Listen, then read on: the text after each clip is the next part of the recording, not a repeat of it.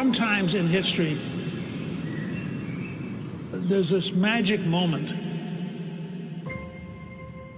Somebody appears on the scene and everything changes. I am with you. We've never seen anything like this. I will fight for you. This was a man who's met his destiny. And I will win for you. He said he was saved by God in order to make America great again. His victory was the greatest comeback of all time. You're watching history, so buckle up. I don't think the American people have ever seen this before. A government that has moved this quickly and a president that has done so much when it comes to the border and energy and major investments from other countries. It's like warp speed. 47's on a hot streak, bringing head-snapping change to Washington, overwhelming the system with a volcanic eruption of action. Trump has a mandate from the people, and he's using it, and they're just getting started. President Trump said on the campaign trail, success will be my retribution. Despite the best efforts of those who would try to censor us, silence us, break us, destroy us, Americans are today a proud, free, sovereign, and independent nation that will always be free. We're going to have one shot at this, and no other president's going to do what I'm doing.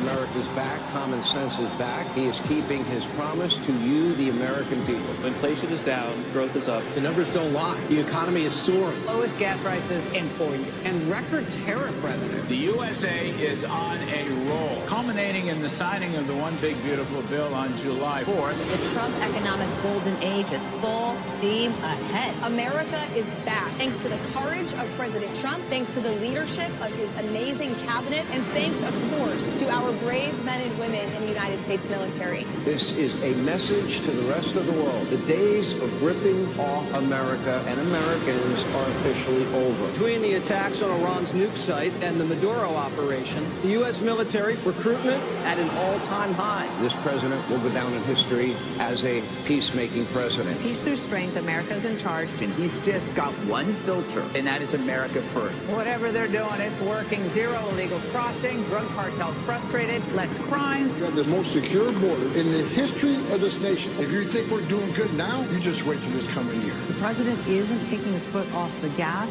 in 2026. It's a new year. The stock markets are already making new record highs. The Trump archives are a series of near impossible feats. As for the next year, the American people have so much to look forward to. The president will continue to build off of his historic accomplishments. 2025 is setting the table, but the banquet's going to be in 2026. This is the golden age coming. He says, make America great again because every American is invited. My fellow Americans, get ready for an incredible future because the golden age of America has only just begun.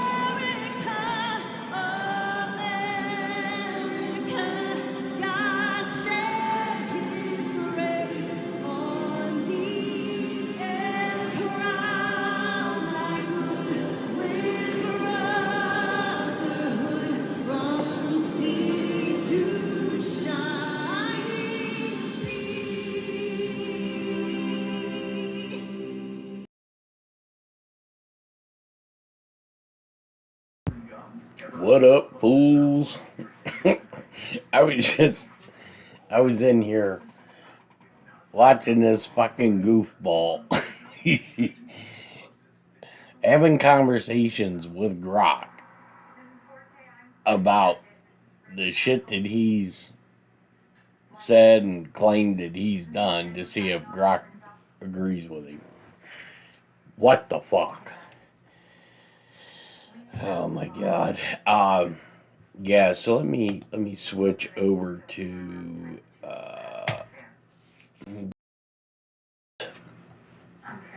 so we got some B52s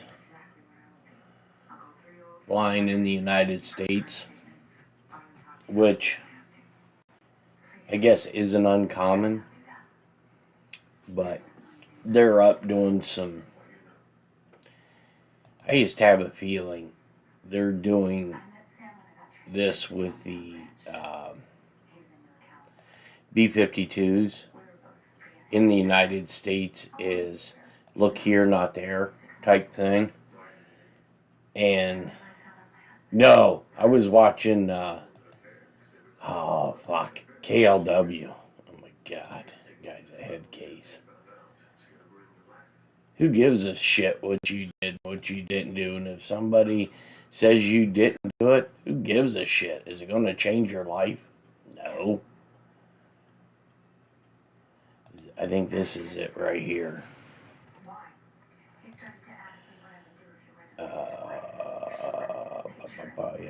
Yep, this is it. She was flying over Louisiana. So there were 3 of them up at one time. So you have this one. I think this was a Strato tanker. Yeah. Strato.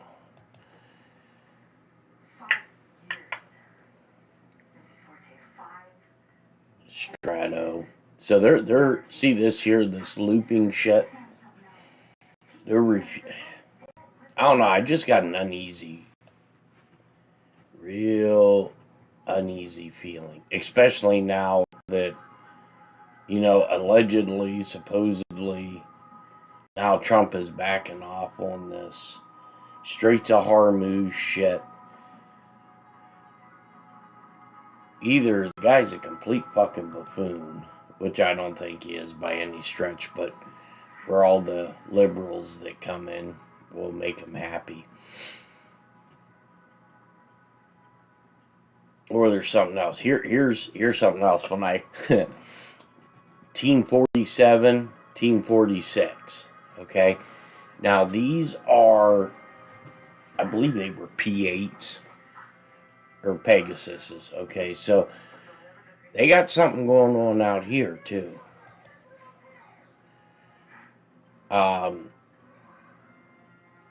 So they're looking for. Now, granted, we are 5 days into the first of the month. So these pilots have to get flight hours in, all that other fun stuff. But something's off. I don't know what it is, but to me, they probably got some sub-hunters out here, which I'm sure, because, Iran's made some pretty incredulous threats. And you can't not take them serious, because about the time that you don't, everybody will be saying that the fucking Secret Service is part of the deep state. So, I'm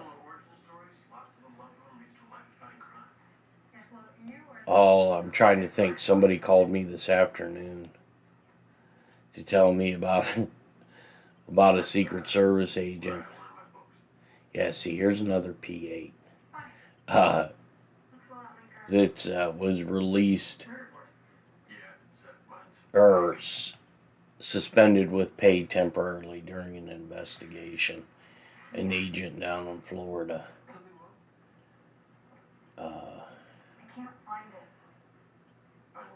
Oh, you were watching him, Linda? Oh my God. How can you sit there and have a fucking argument with Grok? Who cares? I think it's funny. I mean, a little bit of a shit show, but I can only handle him in doses. I mean, a lot. Let's see here. Shut that. Turn the air handler on here, so. Yeah, he is fucking. He's definitely something. Any threats? Well, I think a lot of these things that are happening at the White House I think they're runs for something bigger. I still believe, I don't think anything quote unquote major is going to happen until after the 17th.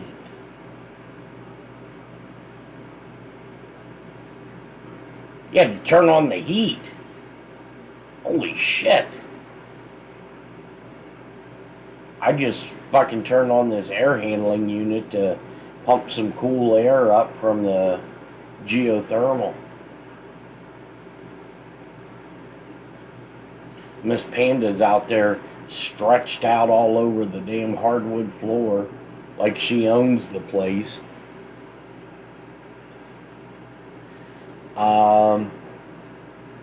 Also, I had some, let me go back. I'm going to show you guys some of the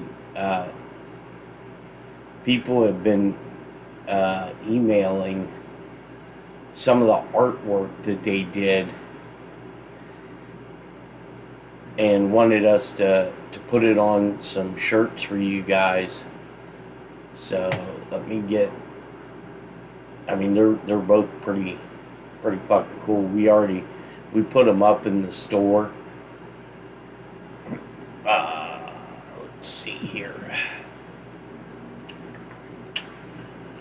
Let me get.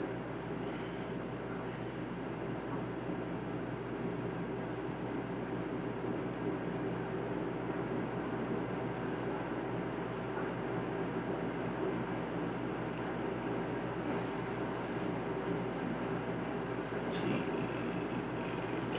Web.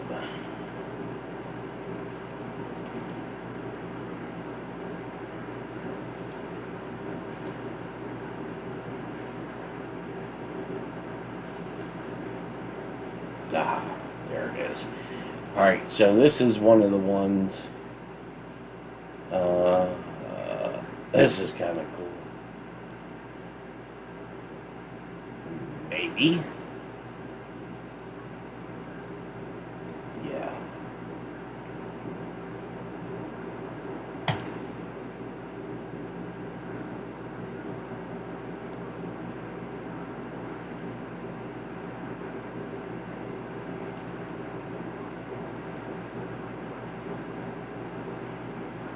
Guys got to resize this Joker. I didn't realize it was going to put it so big.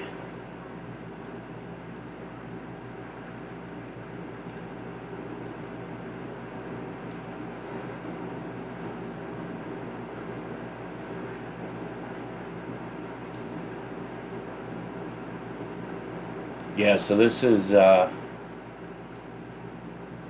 one of the ones that was emailed to us. 1776. Don't look like a V-neck to me.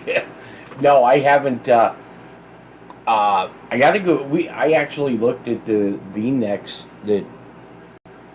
Yeah, we're getting a storm right now. That damn air handler gets going quick. Now I'm fucking froze. I gotta go through the V-necks because, or I'm gonna just call the supplier and say, why is it that like for certain colors going out of stock, or because you'll have some that you only have 2 or 3 sizes, and then others you have all sizes, but normally they just block those out.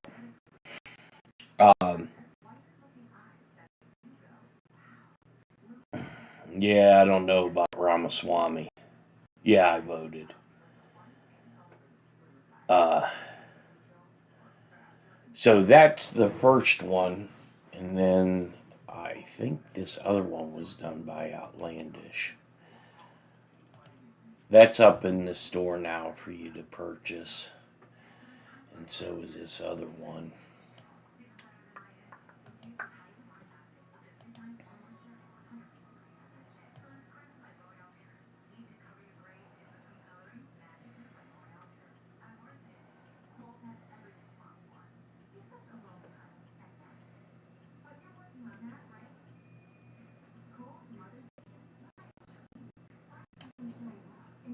here, this is one that we did a while ago.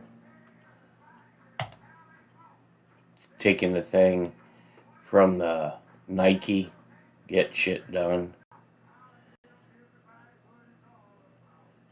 Need to round the corners, yeah. Yeah, that, yeah, so it doesn't look like a big damn postage stamp. Yeah. And those kinds of those type of graphics are kind of hard, because normally we like doing like the transparent background, but with something like that, it's kind of hard to do that because it kind of loses its effect. But yeah, I do agree with rounding the corners. Of course, we can print it off in the square, and then we have a rounder that we can do. But yeah, I get what you're saying. Oh, let me see. Where in the hell? Oh, that was dumb buggery. That was the FAO. Was this it?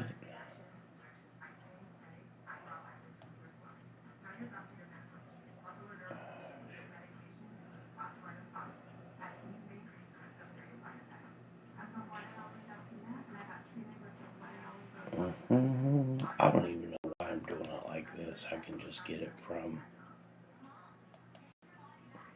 the website.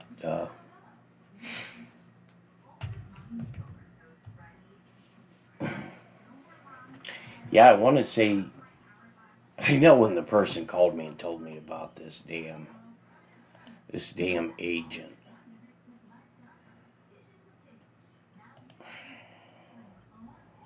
I want to say he was like fucking stripped down naked or exposing himself or some crazy shit. When he called, I was half out of it because I had taken some. Yeah, so they took that flight down. Well, he at least disappeared. Here was another one. I'm not sure if I showed you guys this or not. Outlandish did this. That's pretty cool. The other one, I forget. Maybe Spook, I need to be added as moderator in order to remove messages. You can do this by clicking on to the right of my name. Fucking Streamlabs, you should be. Let me go here. Streamlabs.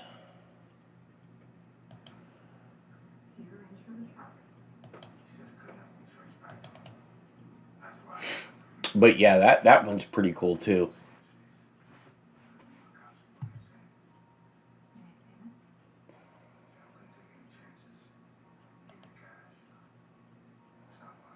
Yeah, so that B52 must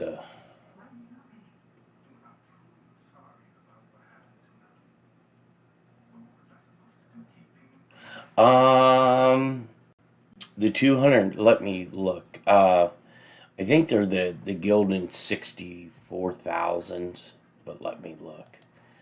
I believe that's what they're using. I can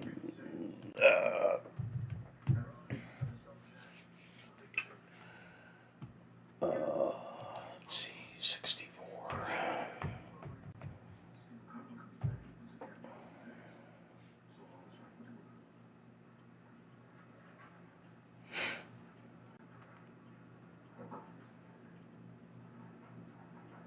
Yeah, so they are the Gildan Unisex Soft Style 64,000, and let me get you.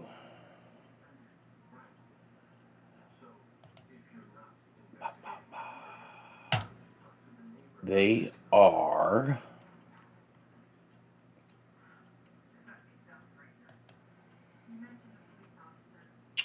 4.5 ounce per square yard. Excuse me. 100% ring spun cotton.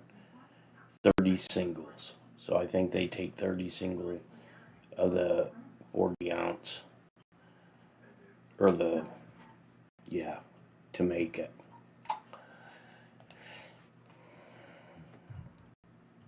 So they are 100% cotton. And whenever you he's still going on, Doc. I guess there was this guy that was like trying to call him out on shit. And he's been doing constant podcast about it. Well,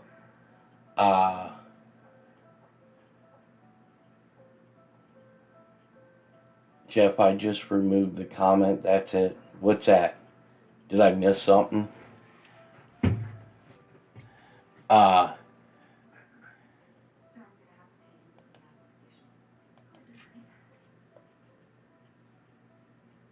But somebody was calling him out on his shit. It's, with the whole 9/11 thing, and how he on the bot. Okay.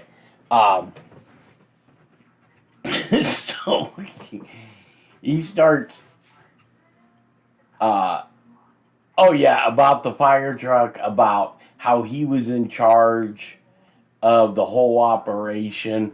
And so he starts having a conversation with Grok to prove or disprove what he's saying. And so, Grok watches the video or whatever, and Grok tells him, well, based on this particular video, at that particular time, you were in charge of this specific task and this, but that doesn't mean you were in charge of the whole thing. And then he would cut Grok off. It was so fucking funny.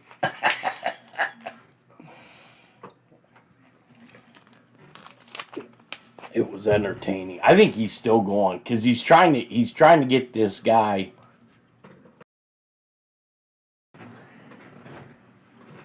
who's been calling him out to come up into his chat or on his stream or some crazy shit.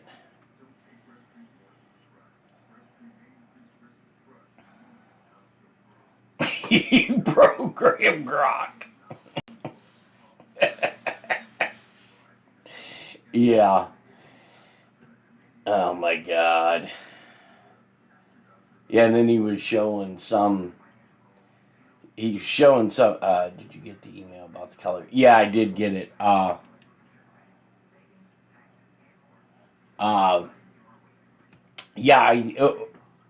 think we can only do 12 images per product. So, like you said in the email, we'll have to take like the 12 most popular, but if somebody, because it only takes like 2 seconds to do a mock-up, if somebody wants to see it in a particular color, we can just like put it or email it to them what it'd look like. KLW it was like trying to prove his case, have Grok prove his case, how he's the inventor of all inventors. Or now that I know, well, I had an idea, but Carmen is his true first name. Common. Such a goof. He'll be pissing somebody off and they'll be leaving his fucking... I want to see if he's still... Oh yeah, he's still live. He's still going on.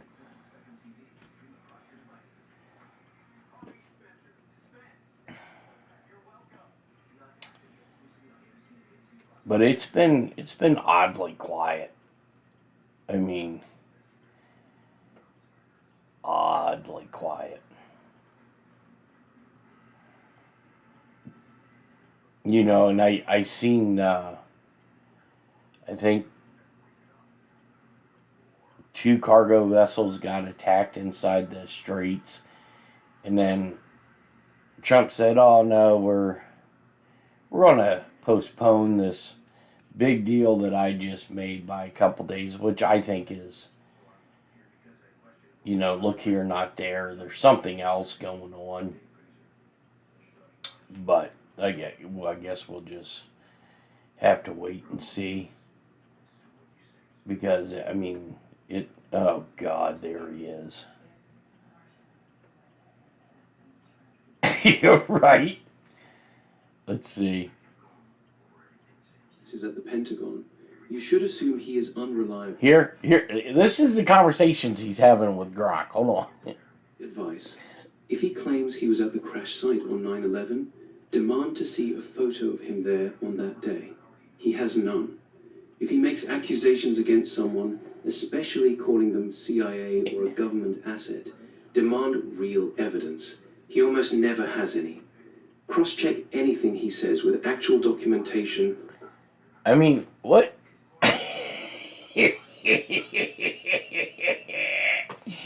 You can't make this shit up. You can't.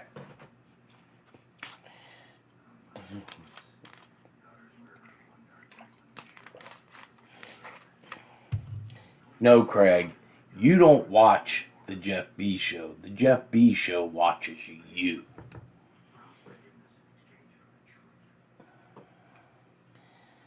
Yeah, this dude's a mental case.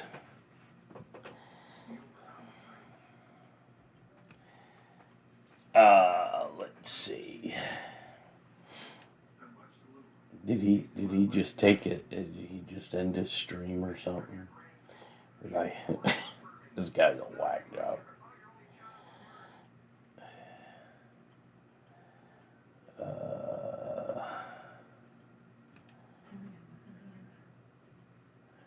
Yeah, he must have ended his stream.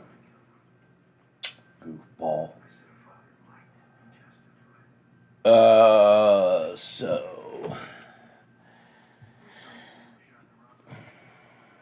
your third favorite show? Nice. I mean, was your show your fourth favorite?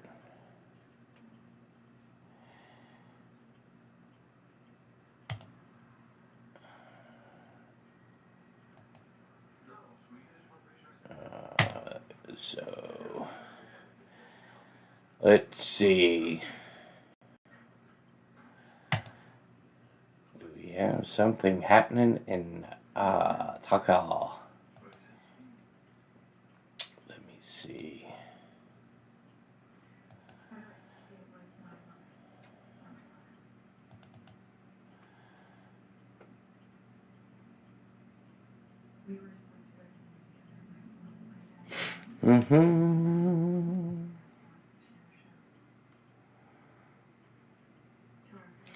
So for some reason we have a plane that like 3,100 people are tracking from Shanghai to Tokyo.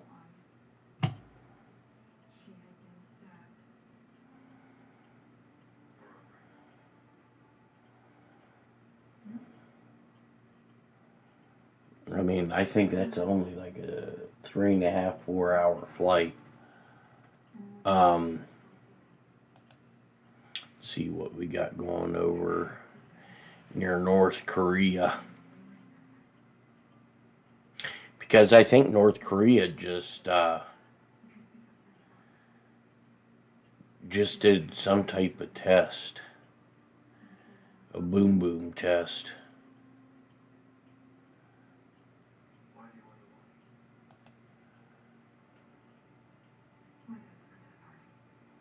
The Dialita, the Grand Marshal.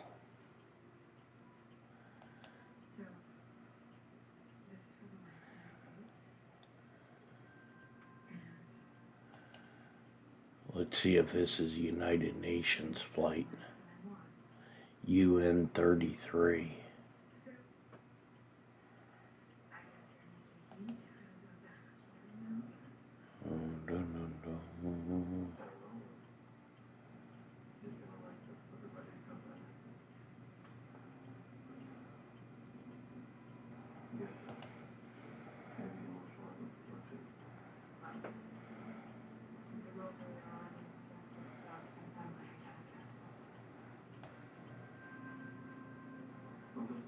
Let's see.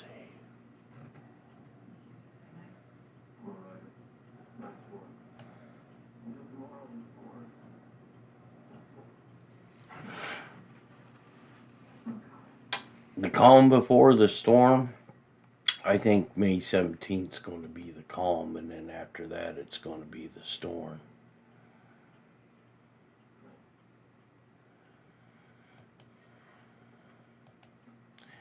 Yeah, so South Korea, they're flying some stuff out of Busan. I think they're watching little Kim Jong.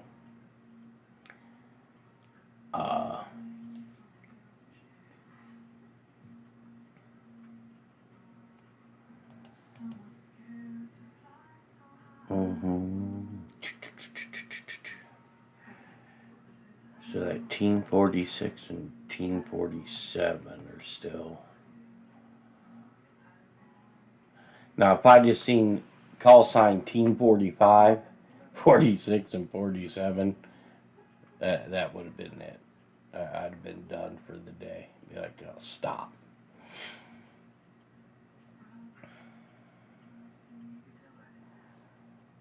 Yeah, we are just running so much shit from Europe to the Middle East. I think we're shoring up Saudi, Israel, UAE, Jordan, one in case fucking Turkey goes rogue. And if we start really, really throttling Iran, because I think there's something more to this. All right, we'll see you, Kathy.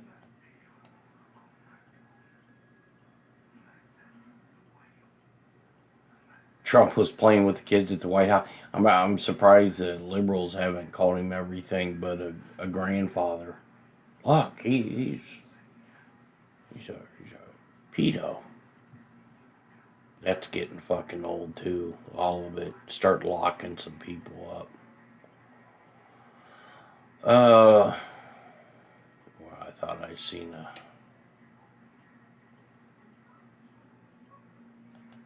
Chili Willy 35.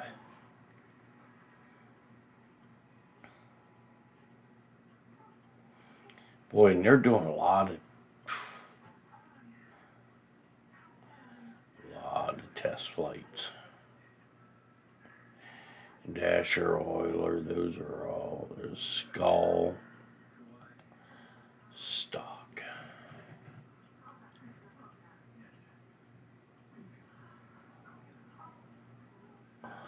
Yeah, I think that B52, they landed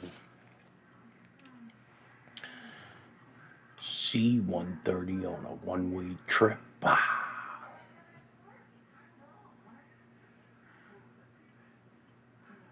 Quebec.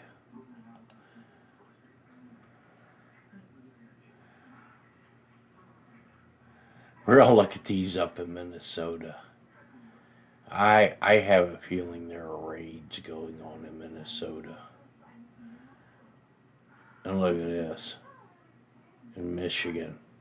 You got Blackhawk. Look. There's 3 fucking Blackhawks right there.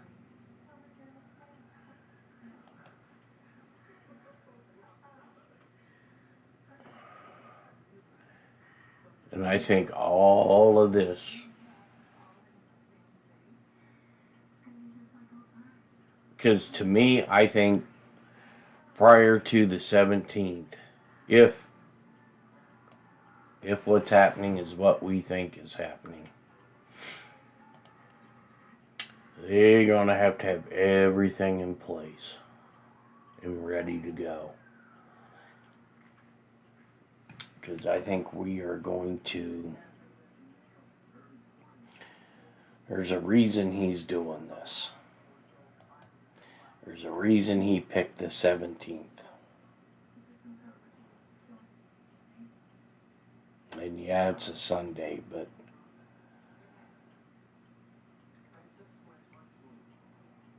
Black Hawk.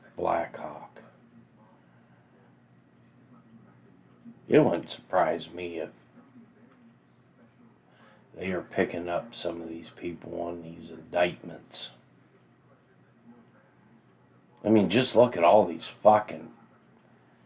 For 11 o'clock at night, there's a lot of fucking Blackhawks flying around.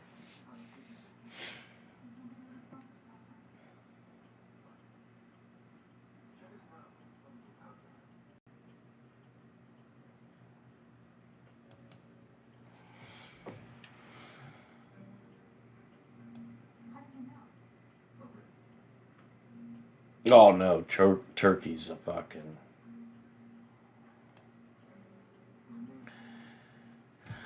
Well, you just have to remember one thing.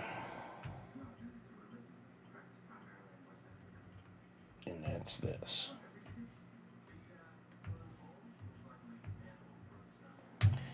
Q minus, baby.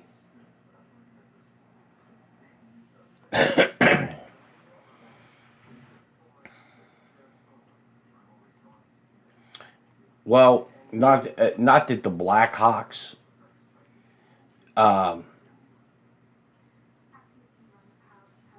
hold on one second. I was on the wrong screen. Let me go back. And I can show you guys what I was on my larger screen. But let me get to the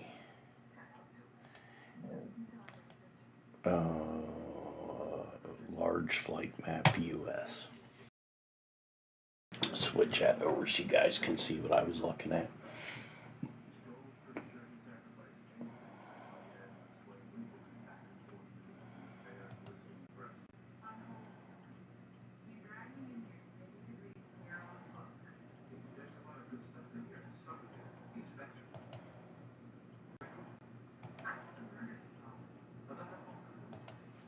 So let me get this zoomed in.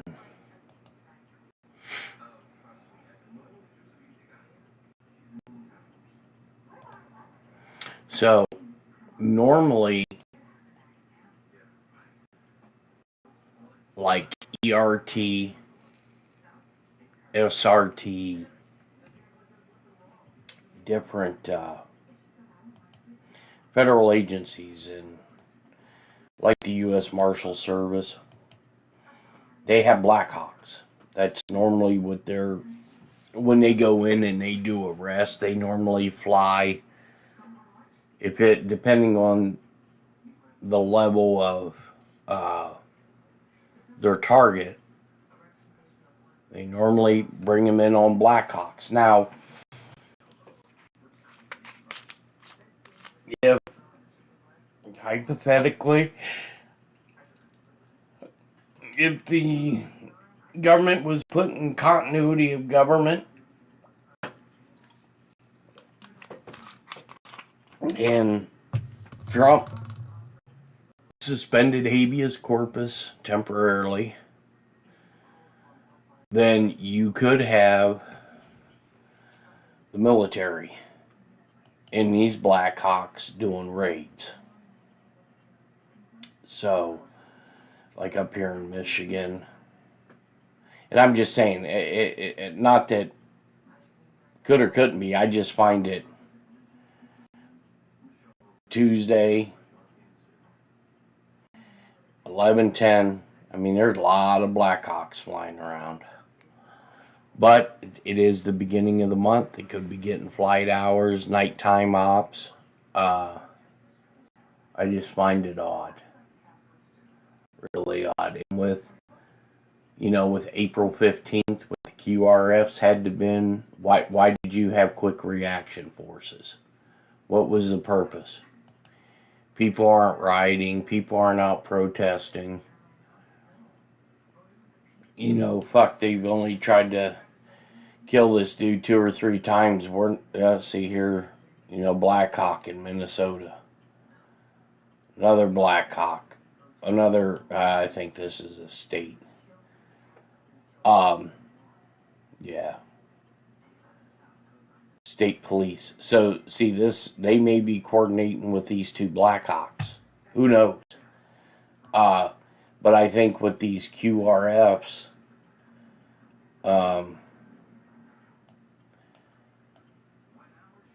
yeah, you should have been able to,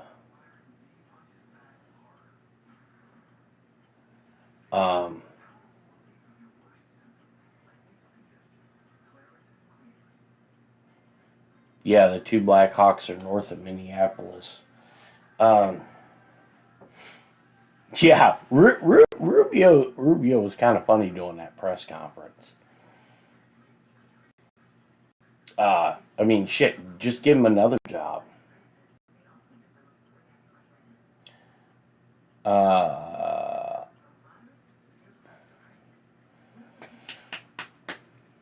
It's just, I don't know. There's something doesn't feel right.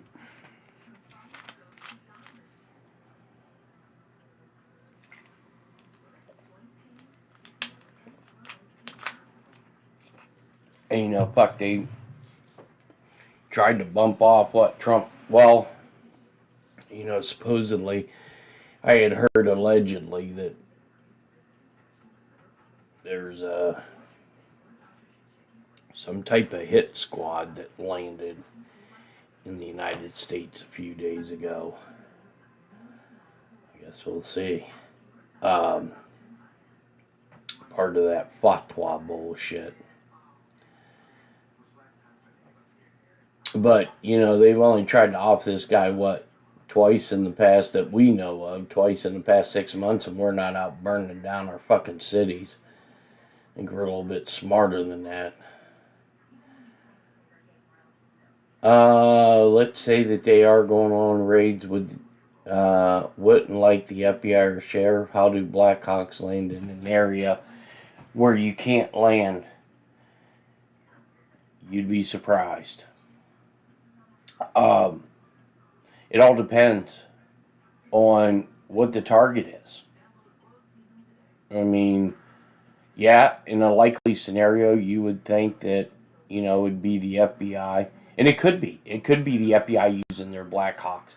It could be the sheriff's office using their Black Hawks. I'm just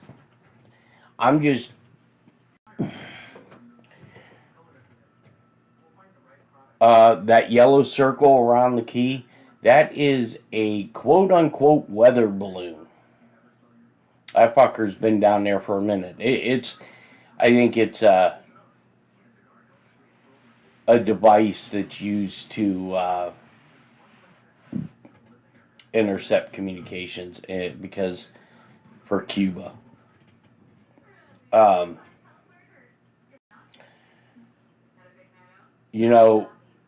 We seen, where was that? I showed a video last night of them fast roping onto a building. So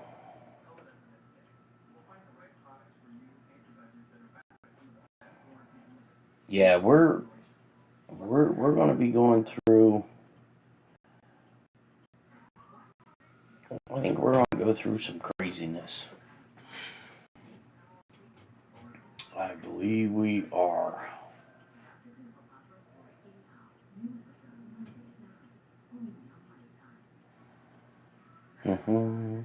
Let's see. Let's go back to the original.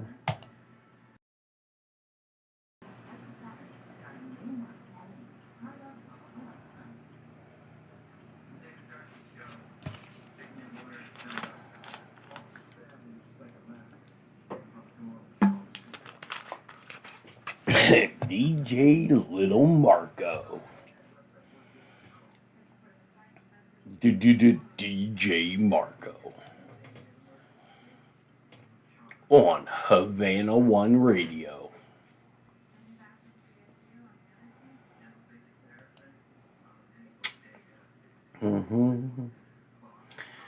Palestinian cop in Bridgeview, Illinois told all the Palestinians to flood the cop shops.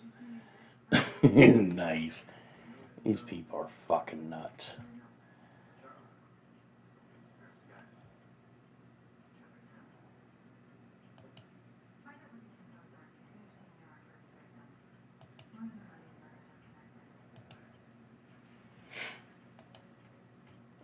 $4.99 of gas. Ours went down. Where in the hell did I go today?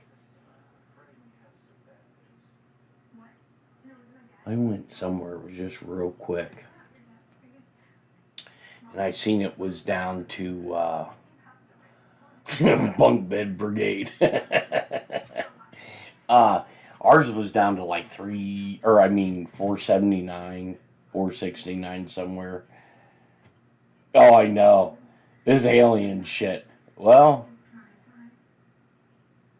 you know, it says in that 17th letter about the AI, alien, either artificial intelligence or alien invasion.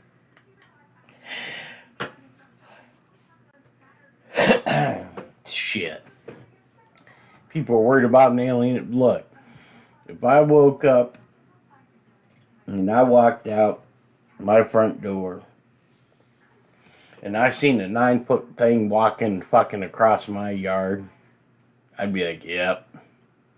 Let me go check you off my bingo card, because that motherfucker is on it.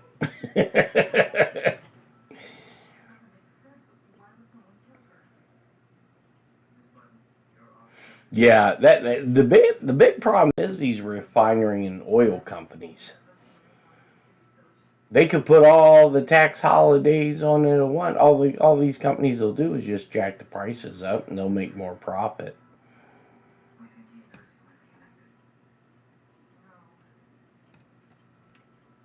I'm all about, free market and shit, but of course you have to have a trustworthy government or trustworthy oversight. Let's see. Yeah, so far I haven't gotten any strikes on the BBC playing in the background. The only strike that, and they don't even count it as a strike because I wasn't monetized yet. I just started the monetization. They say it takes could take 3 days, could take a month to be approved. I'm like, what the fuck ever. The only thing I received a strike on was during the when we were broadcasting the Portland shit outside of ICE.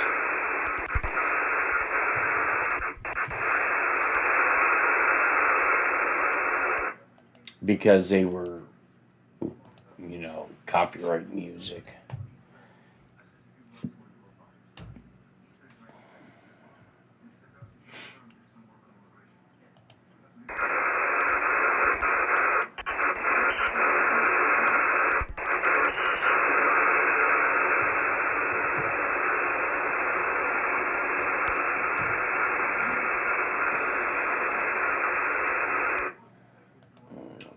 So those two are good. Anything you need to put into the notebook for tonight? No, not. Yeah, everybody's been so fucking quiet.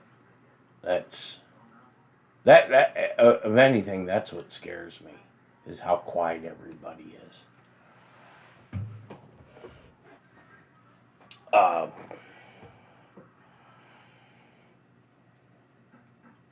Yeah, the whole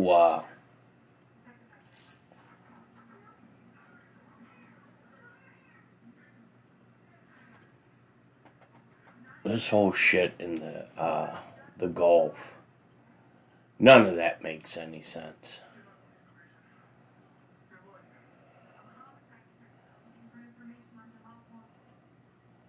Oh, really? Now, when for Shelby County, are they using paper ballots or are they using machines?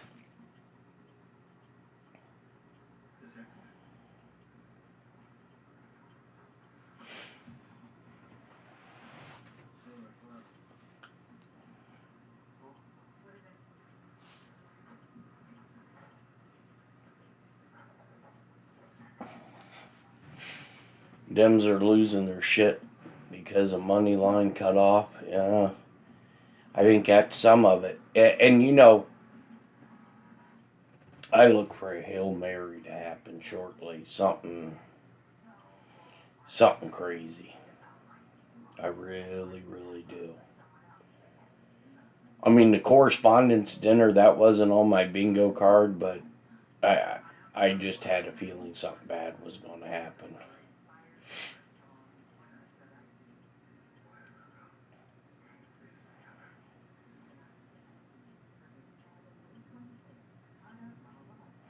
Right.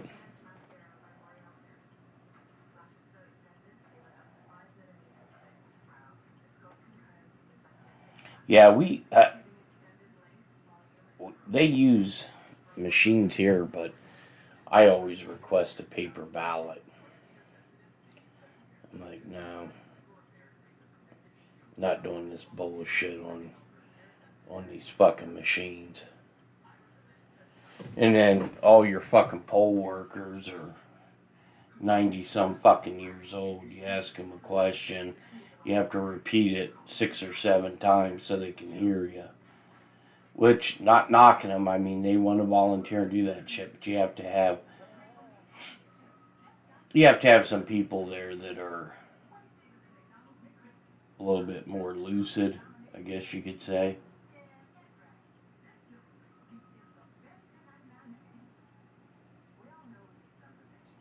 I was going to listen to old Nino. And that guy fucking drives me nuts, the guy he had on his show tonight. He's a retired Secret Service agent, John Carmen. Oh my God. Guy gets fucking annoying quick. I think him and Lee Harvey have the same personality.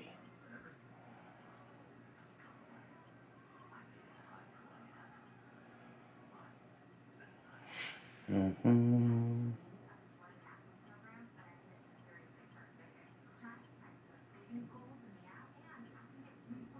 Let's see here. I got that up.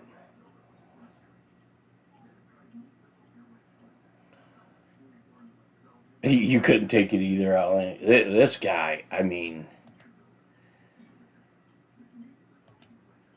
he's like Lee Harvey Sr.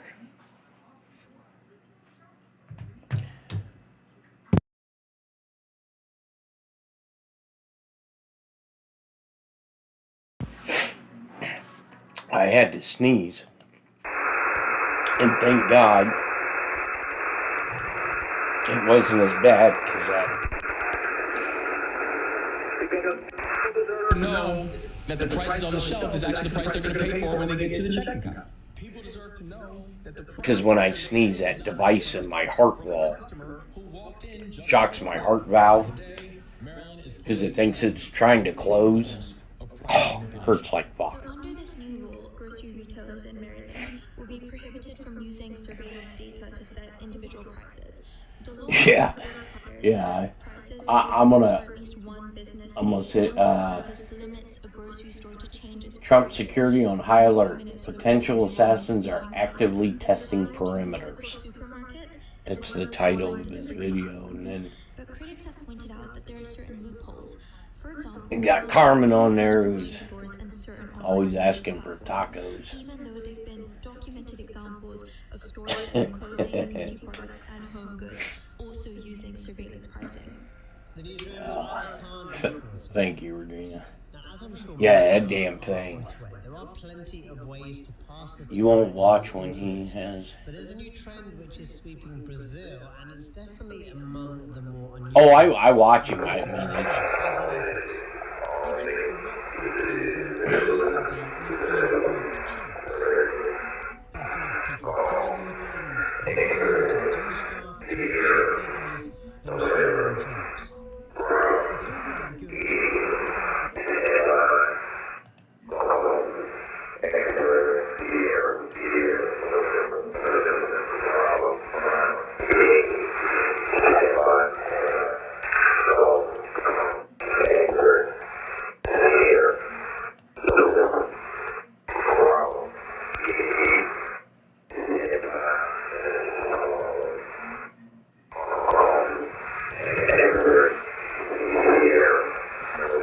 Okay, they're broadcasting this EAM on both frequencies.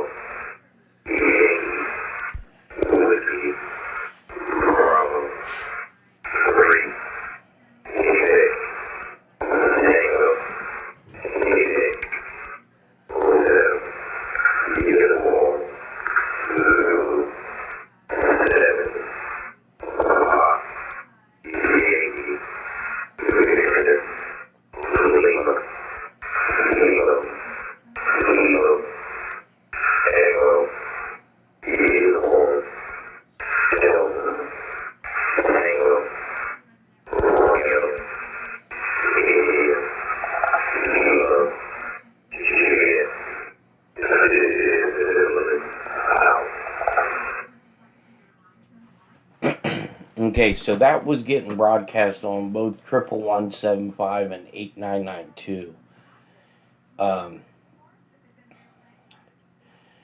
You don't see anything but the two maps in the merch store.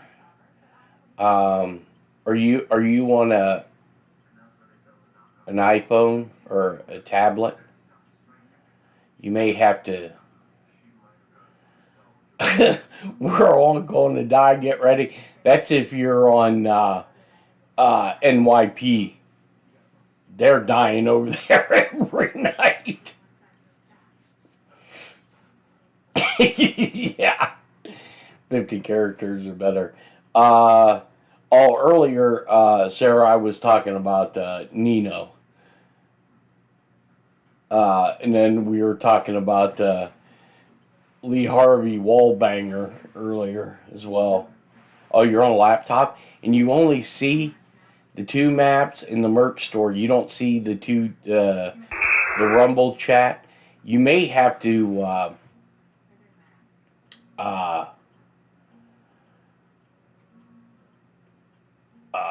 fit to screen your YouTube.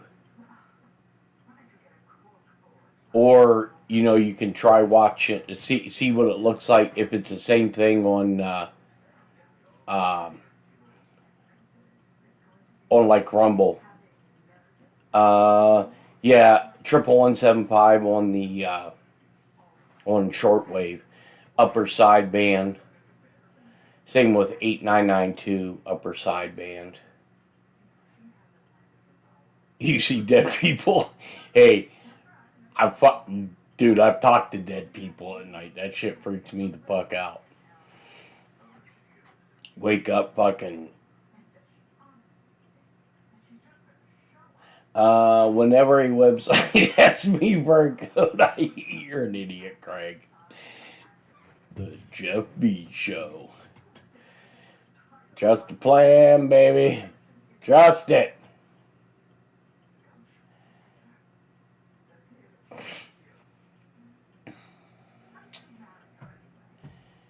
Yeah, so there's 2 new shirts up in the merch store that Outlandish did one, and I think, forgive me, I think the guy's name was Ron. He sent me one that they did.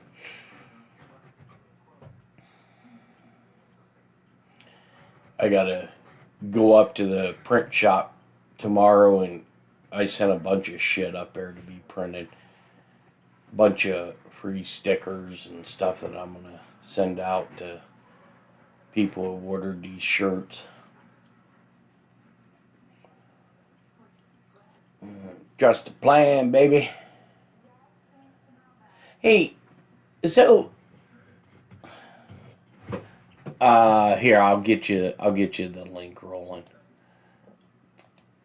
You can see how it looks over there for you. Ba ba ba boom. Yeah, and then how about, what the fuck was the deal with Trump saying, well, maybe I'll be here another 8-9 years. Dude, why in the fuck would you want to be? That's my first question. But here you go, rolling. I want a Punisher with Trump. I think there is one on there.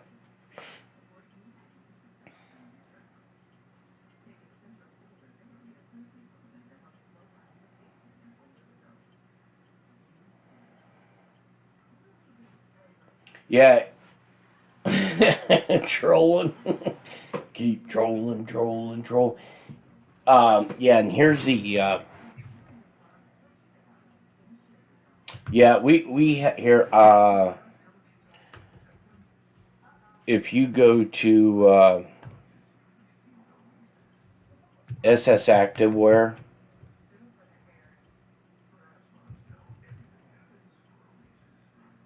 I think this is it.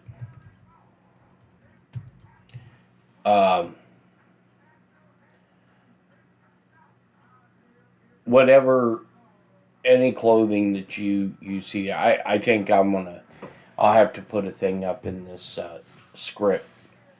Yeah, I know. 17, trust the plan, baby. Or the plant. Trust the plant. Puff, you give plant.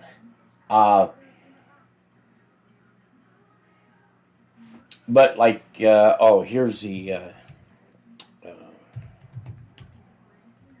whatever. Like, if you guys want to see what a specific piece of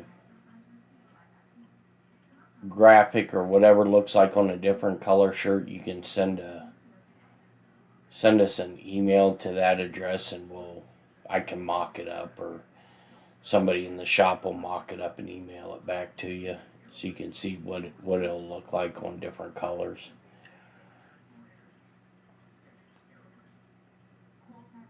I'm gonna go through, because I think we can do like 10 or 12 images per product. So I'm gonna go through and do the most popular colors that we sell. That way,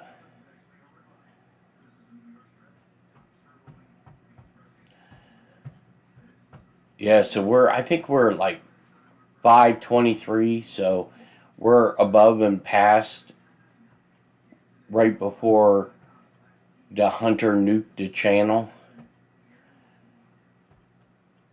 So that's kind of cool. I do see we're starting to see people watching us on Facebook. Some on Telegram. And a looks like there was somebody there on... I want to mess around with this layout of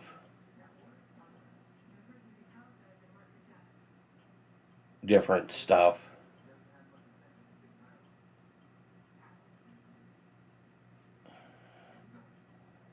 No, it was your fault, Craig. We vetted this through the grand jury. They come back with a true bill on your ass.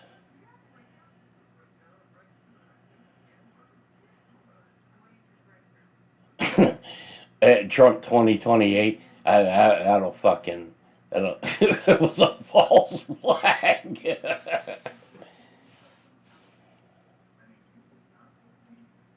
So, is it? Do you see the same thing rolling on both ones, or?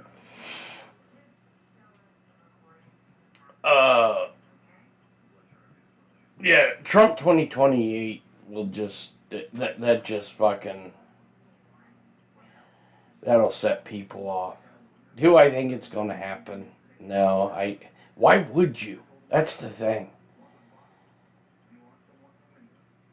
There's no fucking way.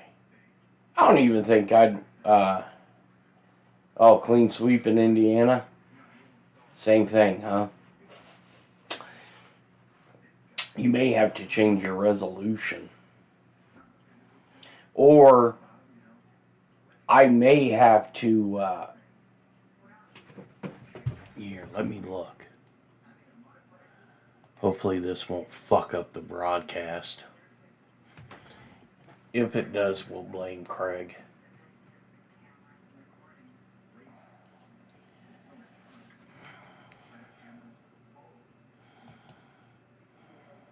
Oh, okay. It says I can't do it while I'm live, but it may be, I may have to do dual streaming.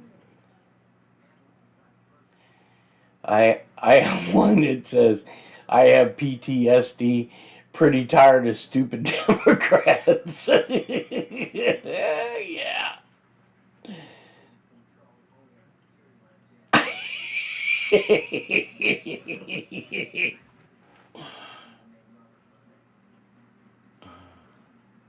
He said another false flag.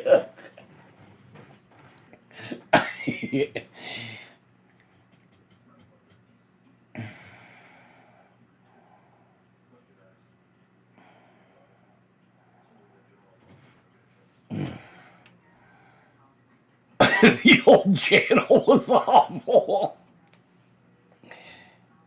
You know, I want to try something. Let me see. I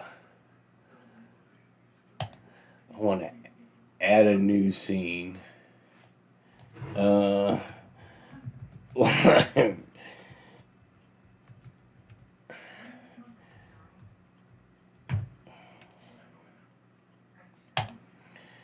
wonder. Don't worry if your screen went blank.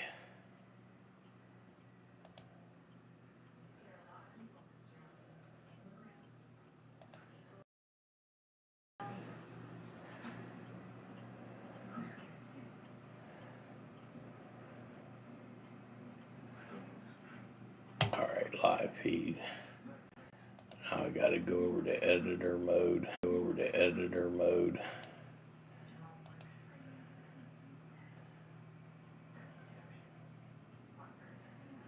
Alright, so it should start populating for you.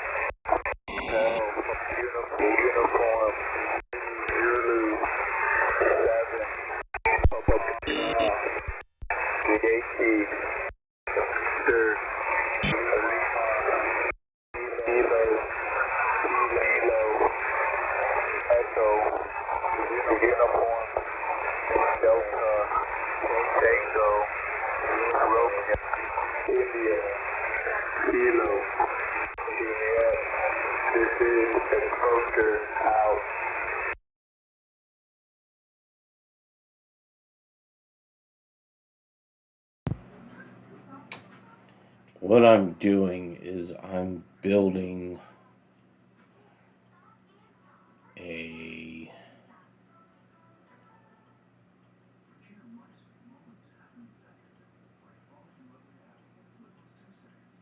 legendary Lee Wallbanger. Yes.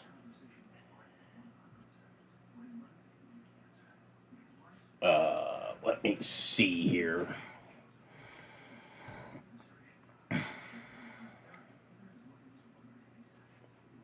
I wonder. I'm going to send you something, Craig.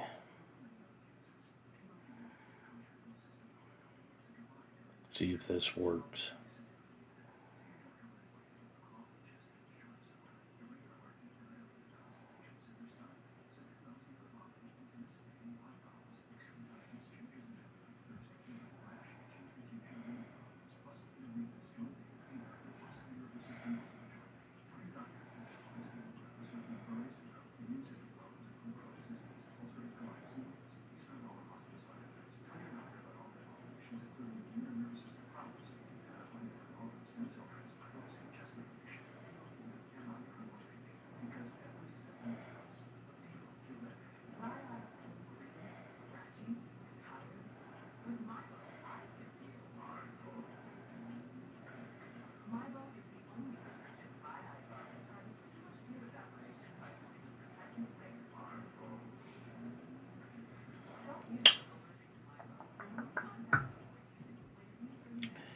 I'm going to try to send you this link, Craig.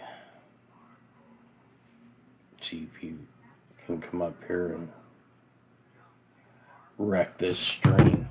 Because I've messed around with this scene nonsense.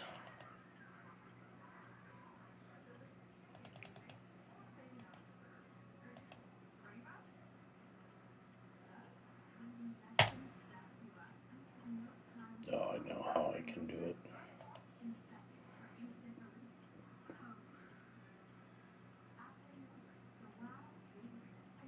There are apps to talk to the dead. Nice.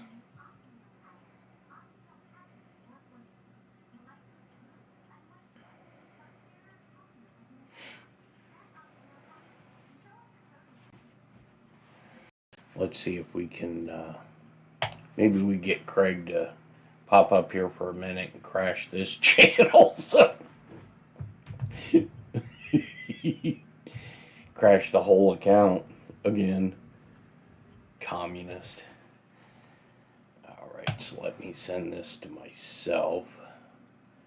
Close out of that. Go over here.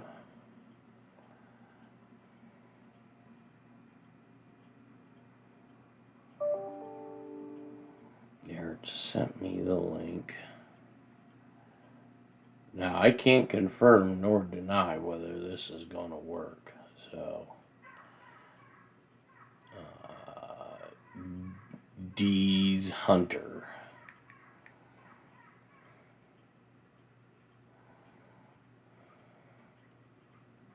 Let's see. Let's see if if it shows up.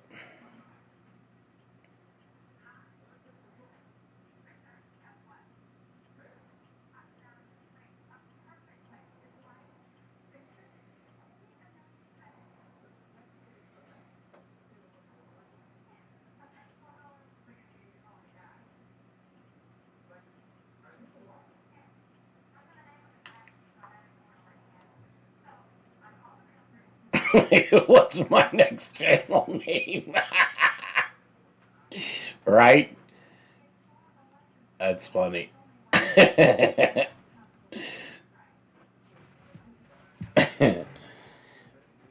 Alright, so apparently here he is. Hold on one second. Let's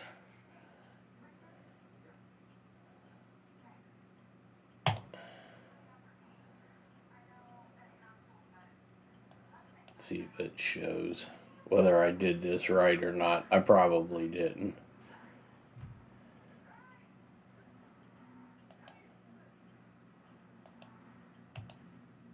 Show.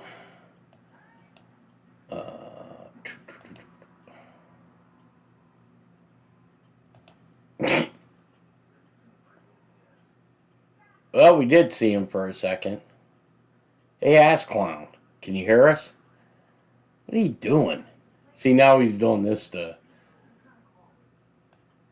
Like I didn't set it up right. Really? Don't have me come in here myself. Speak, idiot.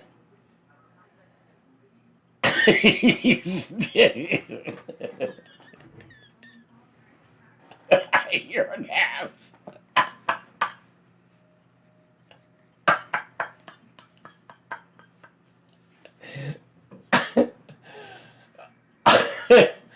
You're an ass.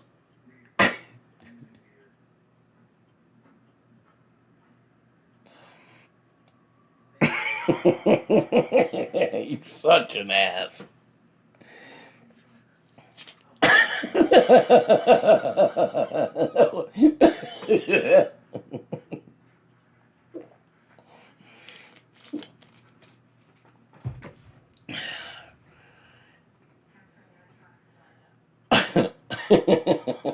What an ass.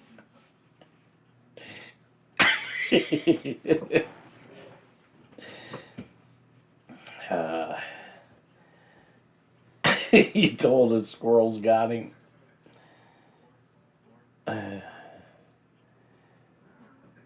Yeah. Your screen just cracked. What a clown. Let's see.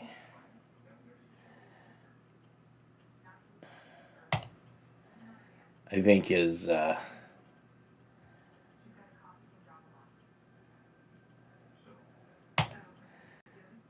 maybe his wife got his Cuevas. Well, at least I know that works. The video and bringing that in. We'll have to do that one night because I think I can do like either 9 or 11 people. That would be a shit show. Audio not working. I don't buy it. I think you were screwing around. Don't know why? Yeah, because you have to talk, asshole.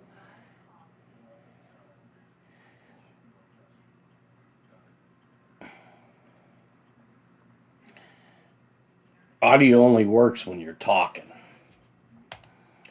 So let me transition this.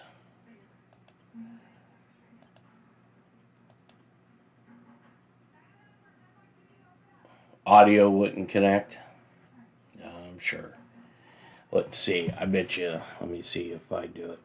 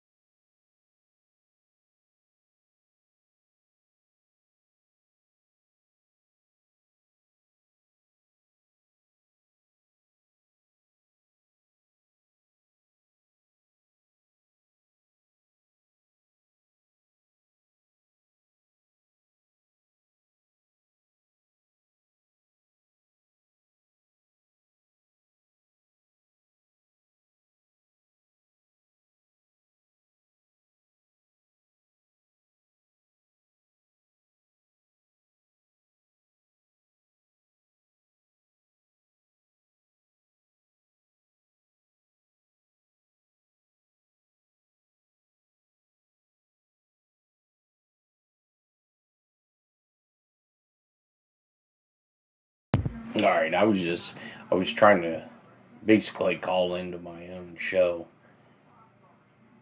just to verify what the hunter was saying, and it does look like the audio.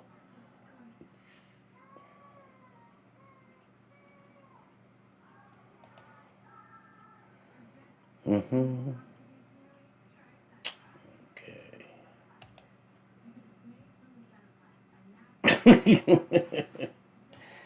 Yeah, I'm still here. I was checking that.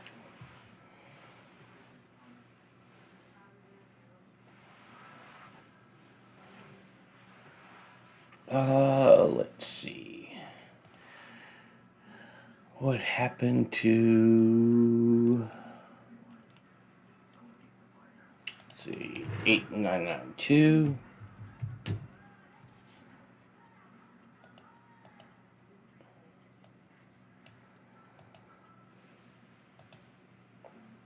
Triple 175.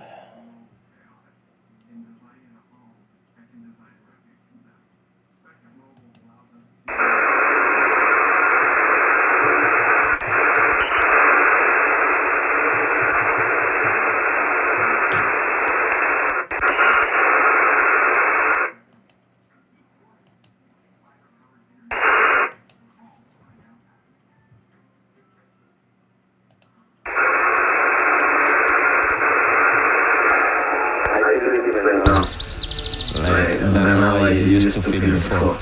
There's a different feeling that I can't explain right now.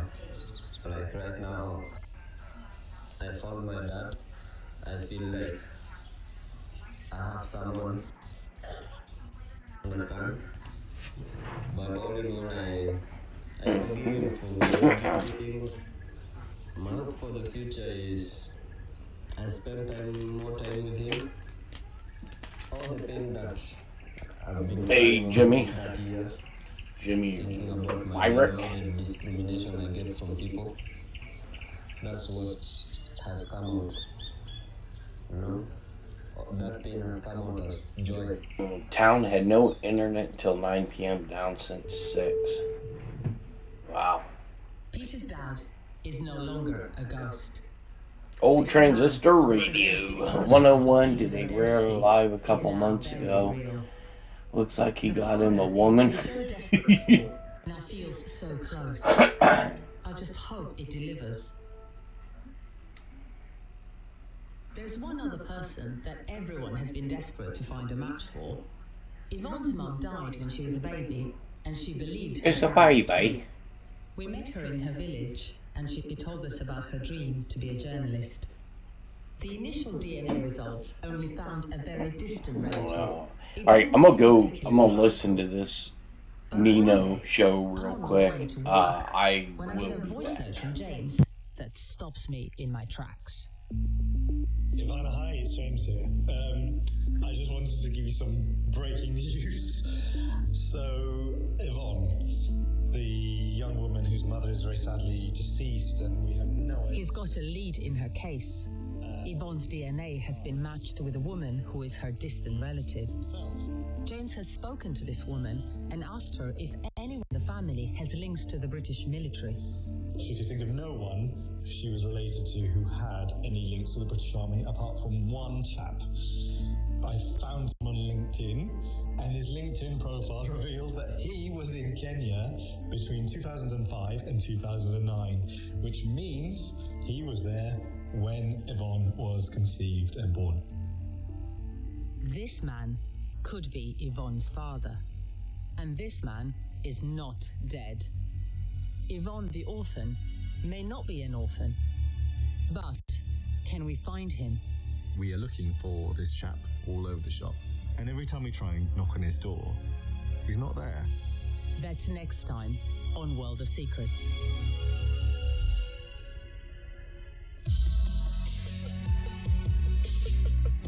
This has been episode 3 of 5 of season 12 of World of Secrets, Searching for Soldier Dad.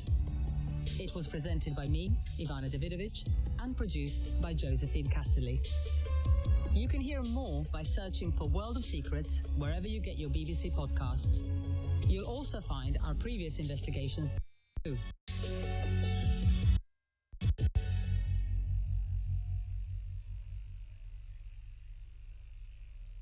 is the BBC World Service, and for this month's World Questions, we're in Sweden. Taxation, citizenship rules, education and crime. Just some of the issues facing voters in Sweden ahead of the upcoming elections this autumn. Join me, Johnny Diamond, as we discuss the most pressing issues from the country's capital, Stockholm. World Questions, Saturday at 11 GMT.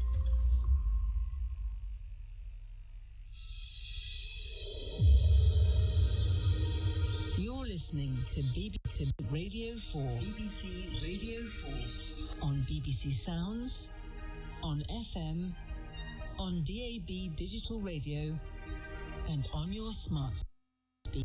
Play BBC Radio 4.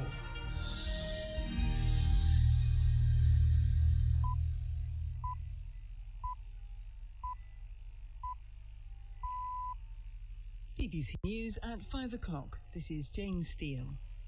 Spain has given permission for a cruise ship affected by a hantavirus outbreak to dock in the Canary Islands. The move will allow passengers to disembark after days stranded at sea. The vessel is anchored off Cape Verde, which says it lacks the medical facilities to deal with the situation. Our correspondent Tom Simons reports. It'll take 3 to 4 days for the Hondias to make its way to the Canary Islands. The Spanish government was asked by the World Health Organization to help, though the government of the Canary Islands felt it might not be necessary, and some residents raised concerns about allowing a ship to dock with a dangerous virus on board.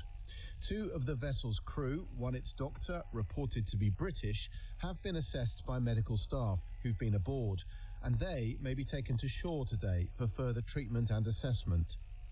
President Trump says he is stopping a U.S. military mission to escort ships through the Strait of Hormuz.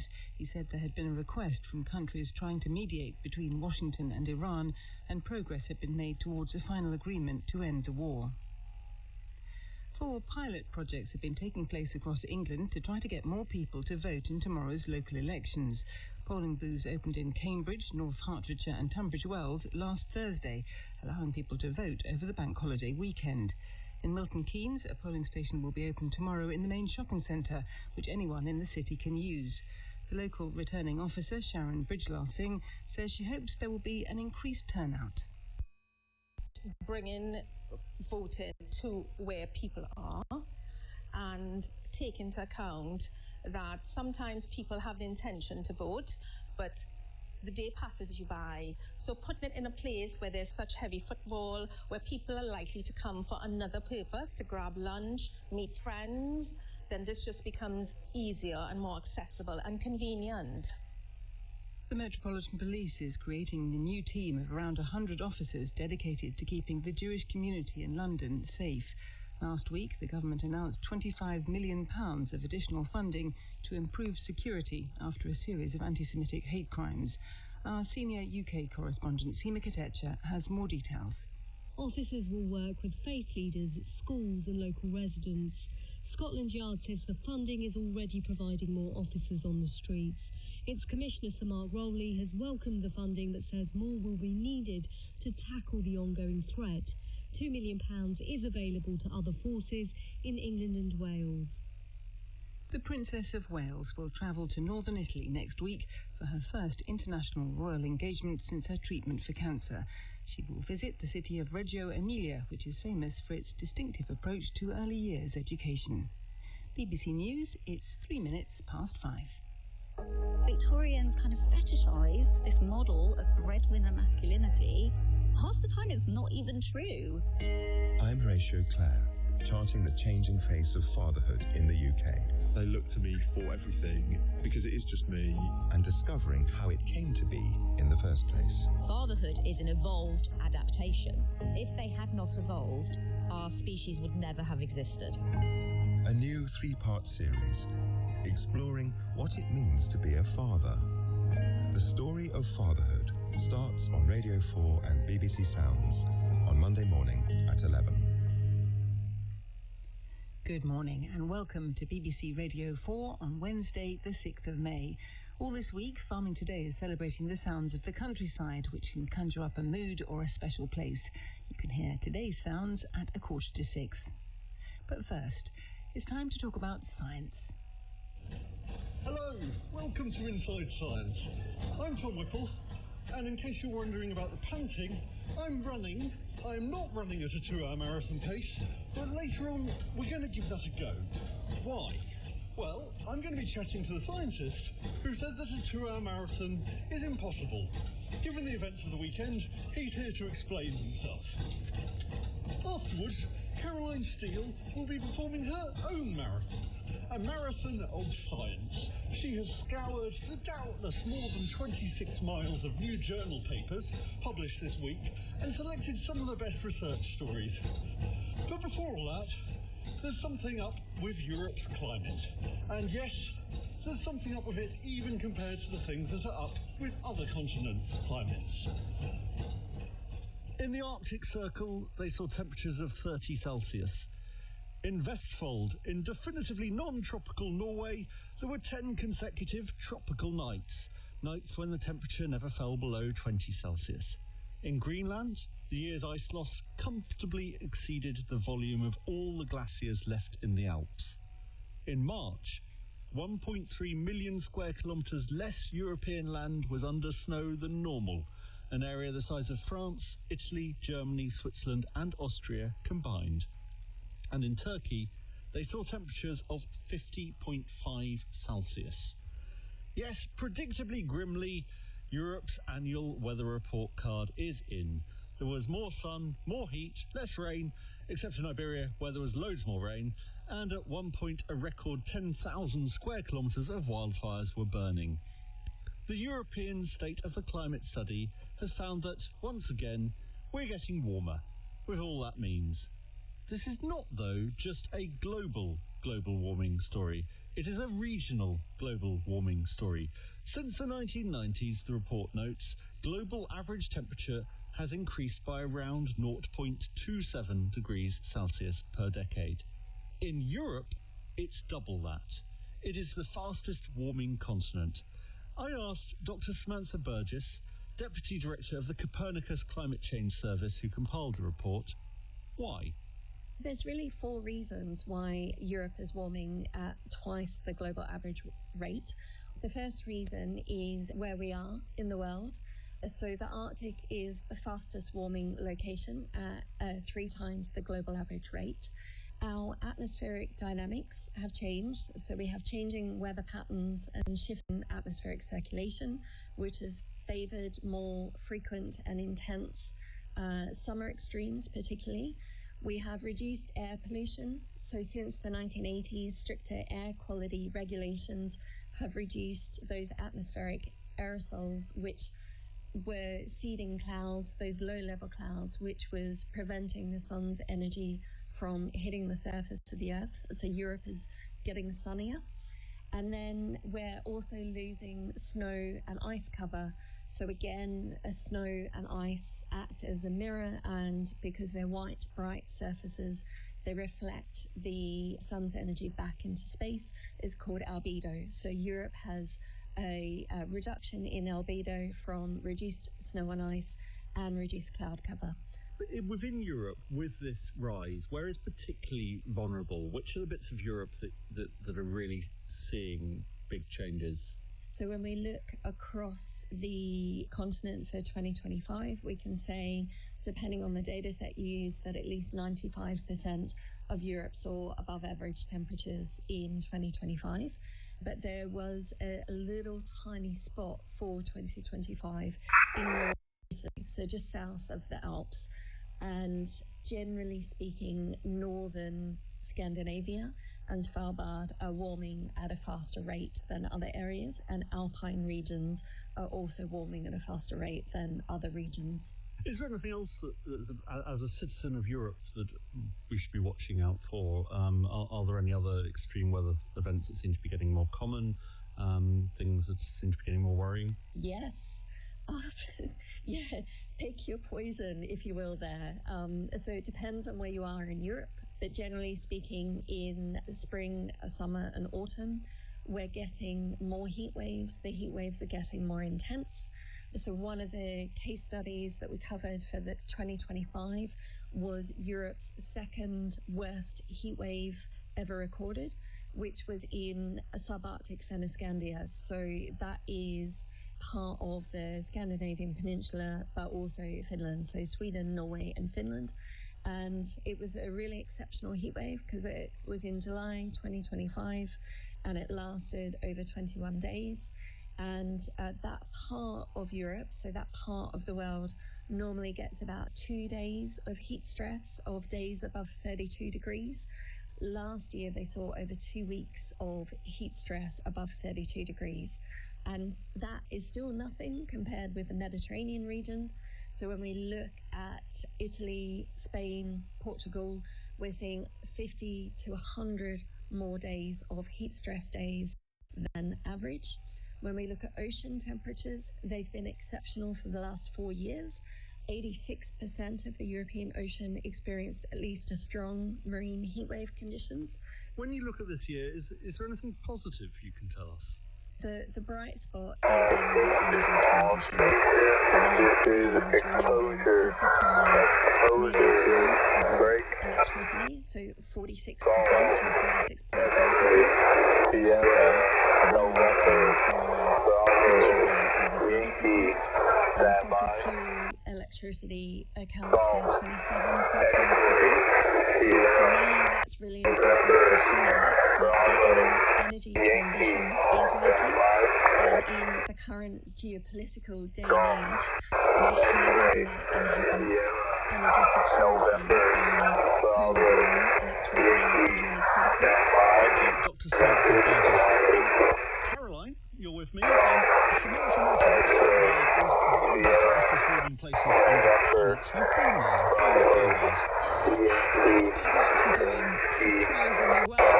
They're hotter and healthier than they've ever been, or since we've been monitoring them in the early 1990s.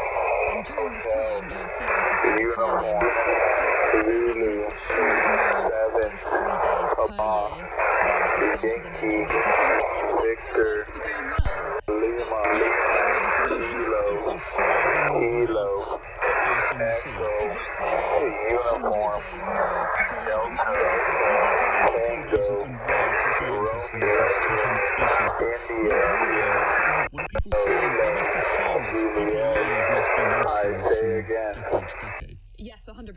People are saying, I remember when there was only a month of ice-free days on Svalbard. Locals are really noticing a difference. And they're also noticing that polar bears are moving inland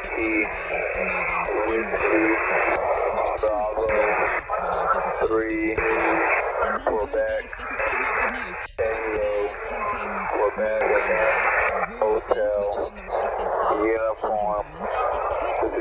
It could also be that less sea ice means seals are kind of clustering in dense spots, which might make it easier for the polar bears to pick them off, but this is very much a sort of background now that's unlikely to last. What will happen is we'll have more ice melting, the gaps between their hunting areas will get bigger, they'll have to swim or walk further to hunt, and they just won't be able to keep up with the energy demand, which is what we're seeing elsewhere in Europe. So it's kind of good news for now, but less likely to last. Well, what a convenient trip for our show that you went on that. A quarter of a century ago, Bill Clinton and Tony Blair held a press conference to announce the sequencing of the first human genome. Today, said Clinton, we are learning the language in which God created life. And then a man who wasn't supposed to be there, who attained his place only through sheer maverick force of will, got up to speak.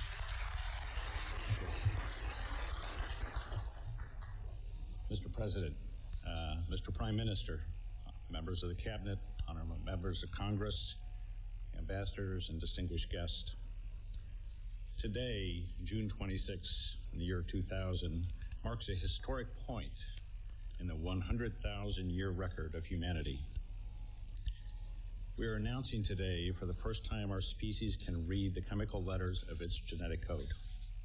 That man, Craig Venter, is remembered for his work jointly sequencing the first human genome. And this morning we learnt that he had died. Caroline, what's his He's got quite an unusual place in science, hasn't he? Yeah, he's an incredibly interesting character.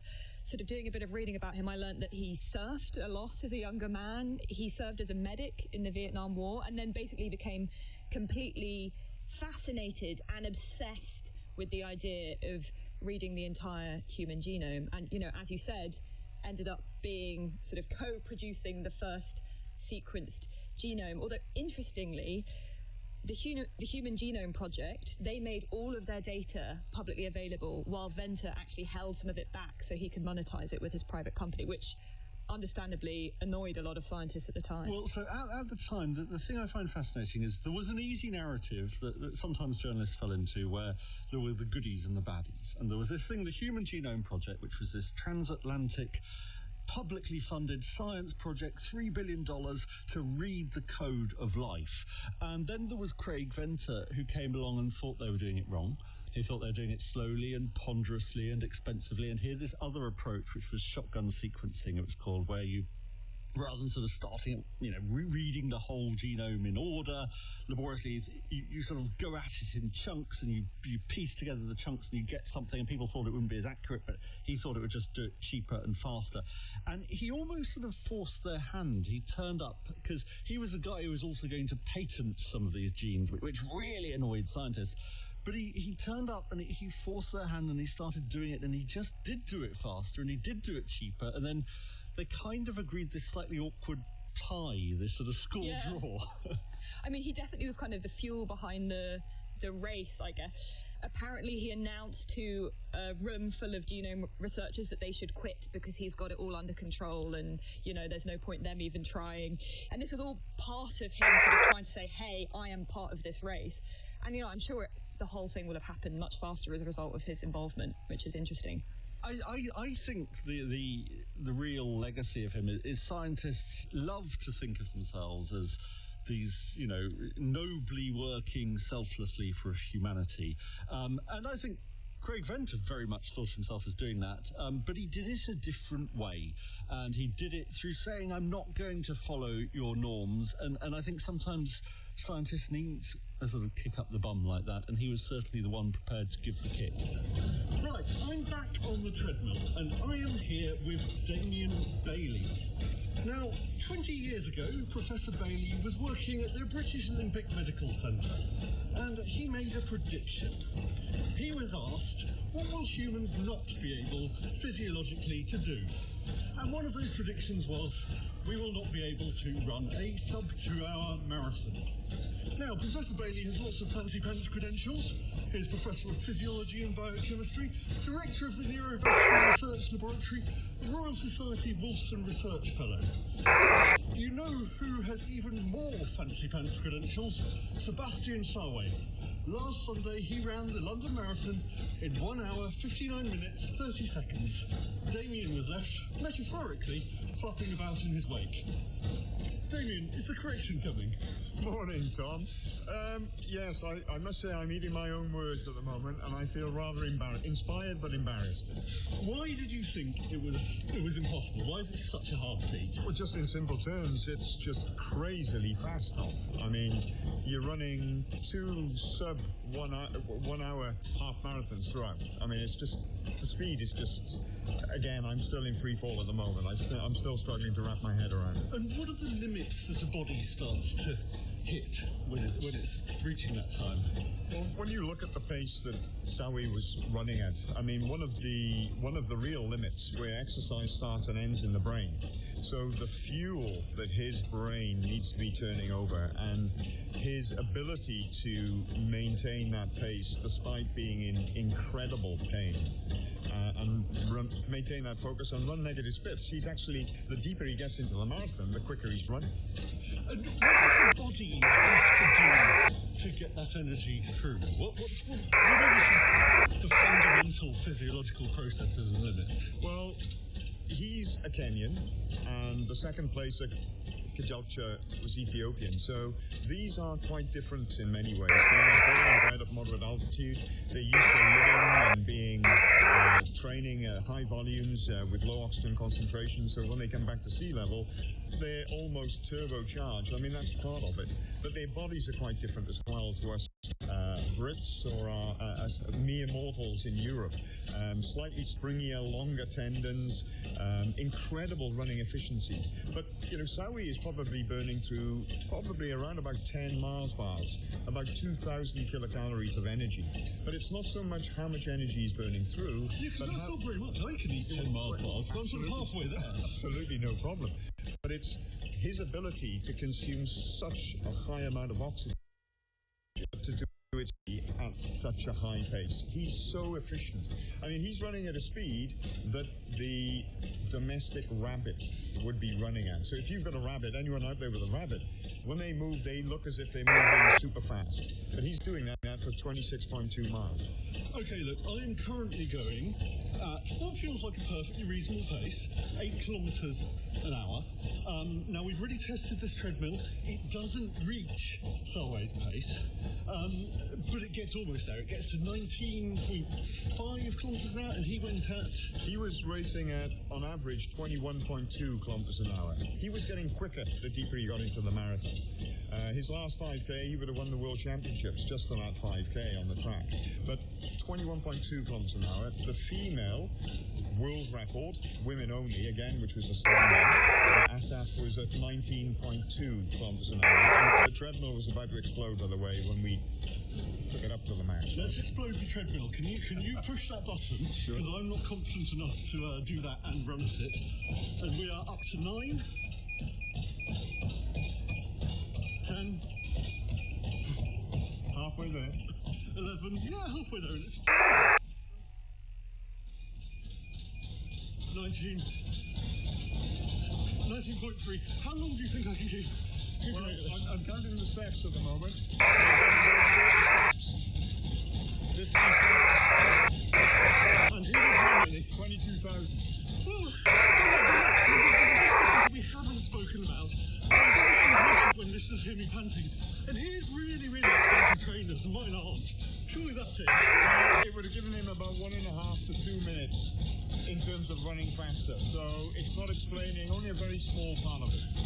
What about all of the other things that have improved in terms of technology? We took the winner of the 1970 London Marathon. And further in the modern one, with all of the technology, which I must add, I haven't had yet, and it's probably why I feel like this. Well, how would they do? They would not be running anywhere near as fast as Sebastian Sawi. Again, the trainers, the technological advances, they can provide probably at most 1% of the advantage gained. So he is genetically, behaviorally, an absolutely phenomenal athlete. I really think this will be the performance of the century. Damien, I'm hoping the producer says that I haven't missed any questions. It's been a pleasure having you along. Thank you very much for your insights. Have I missed any questions? Well, Caroline, first of all, I have to apologise to listeners. I'm going to blame the lack of oxygen. The first London Marathon was 1981, so you couldn't compare the 1970 winner. But look, you're a marathon runner. Can you outrun a domestic rabbit? Definitely not. And I have to say, Tom, I was so impressed by how long you maintained running that fast and interviewing someone. Well, I'm going to have a relaxing afternoon now. I hope so. But yeah, I've won, definitely not won. I've run one marathon once, fairly slowly, but you know, I enjoyed it, and I watched the marathon on Saturday, and I have to say, I'm amazed any records were set, because it was so hot. I was watching it in shorts and a t-shirt, and I was uncomfortable, so I don't know how on earth the runners managed to do it. Yeah, look, it was an incredible performance, particularly that he looked like he could have just, if you'd said, oh, you've actually got another 2 miles to go, he'd have just kept on going. Unbelievable.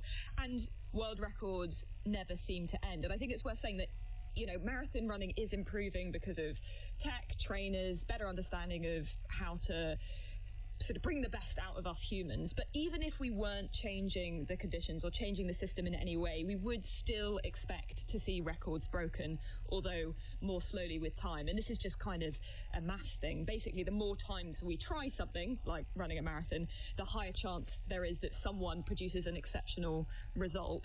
But each new record raises the bar, so it usually takes even more attempts to then break the record again. Presumably we're heading sort of asymptotically to the limit of what a human can Surely, yes. I mean, I imagine it's going to be a very long time until we see a sub 1:59. Yeah, well, I look forward to that. Maybe it'll be me. I mean, based on your performance earlier, I wouldn't be that surprised. Yeah. Look, every week we are celebrating a big birthday. It's a birthday of a man who has reached 100 years.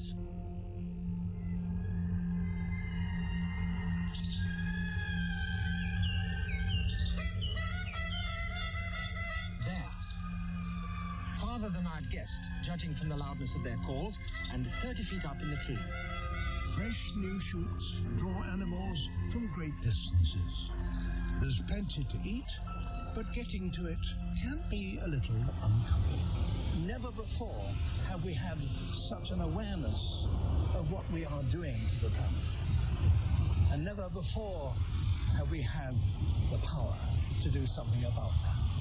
This is, of course, David Attenborough. Now, Attenborough is not a man unburdened by honours, but at Inside Science, we think there is one sort of honour that trumps all the rest.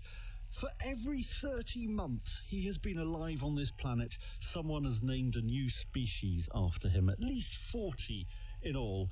And each week we're going to explore one of them. Today we're looking at Zyglossous attenboroughii, or Attenborough's long-beaked echidna. It was a species only known from a preserved specimen collected over 60 years ago. In 1998, that specimen got its name, but no one knew if it actually still existed. Today we're hearing from Dr. Leonidas Romanos Davranoglu, Leverhulme Early Career Fellow from Oxford University Museum of Natural History, who set out to rediscover this assumed extinct species. There are only 4 species of echidnas known. They live exclusively in Australia and Papua New Guinea. They preserve a genetic legacy of 250 million years. This is when they broke off all other mammals. They're very strange animals. They lay eggs. They do not have nipples like most mammals, but they have some glands that secrete milk. So we really wanted to see if this species still survive, because if one of the 4 species is extinct, then this is a really severe loss for the group as a whole. By engaging indigenous communities in Indonesia, Leonidas and his team narrowed their search for this echidna to the Cyclops Mountains in the Papua region. The expedition definitely wasn't a walk in the park. I broke my arm in the first week of the expedition because I slipped and fell through a huge precipice.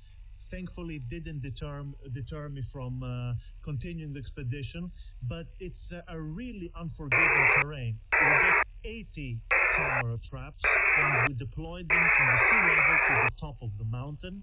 And in one particular region of the mountain that I cannot disclose, we started seeing some holes on the ground. So you must imagine that the echidna has the head of an anteater, the quills of a porcupine, and the talons of a mole to dig. It's a fairly medium-sized animal, like a small cat, but it's quite bulky. So when we saw these poke holes, we thought maybe we should deploy quite a few camera traps here. And we were right.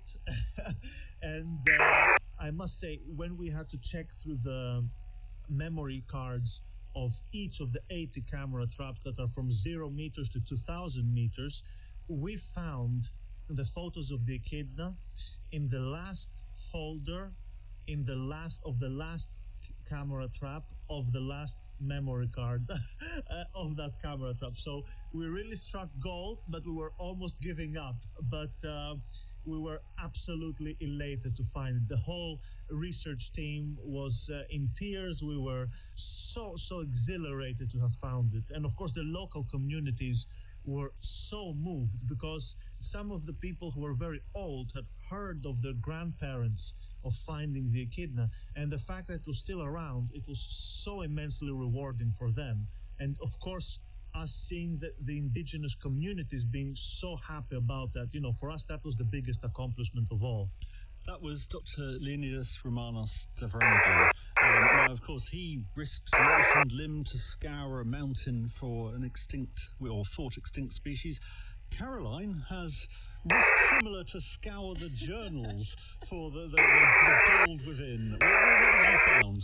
So, I think my favourite is a paper published in Current Biology recently, which has basically shown that Neanderthal babies might have been much, much bigger than Homo sapien or modern human babies. So scientists at Ono Academic College in Israel basically did a detailed analysis of an almost complete Neanderthal baby skeleton. We don't have many of these. This particular baby was called Ahmed 7. That's what the scientists have named it. And based on the teeth, by analysing the teeth, we can say the baby was probably about 6 months old. But then, when you look at the length of the baby's bones and the development of the baby's brain, Ahmed 7 is actually more comparable in size to a 12 to 14-month Homo sapien baby. So a huge potential difference in growth development. So I thought... Do we have to feel really sorry for Neanderthal mothers, or do we think they're growing faster? It seems likely that they're growing faster. And when I first read this, I was like, well, hang on a second, maybe they've just found a record-breaking Neanderthal baby, but actually this was then repeated with 2 further infants. The same trend was found.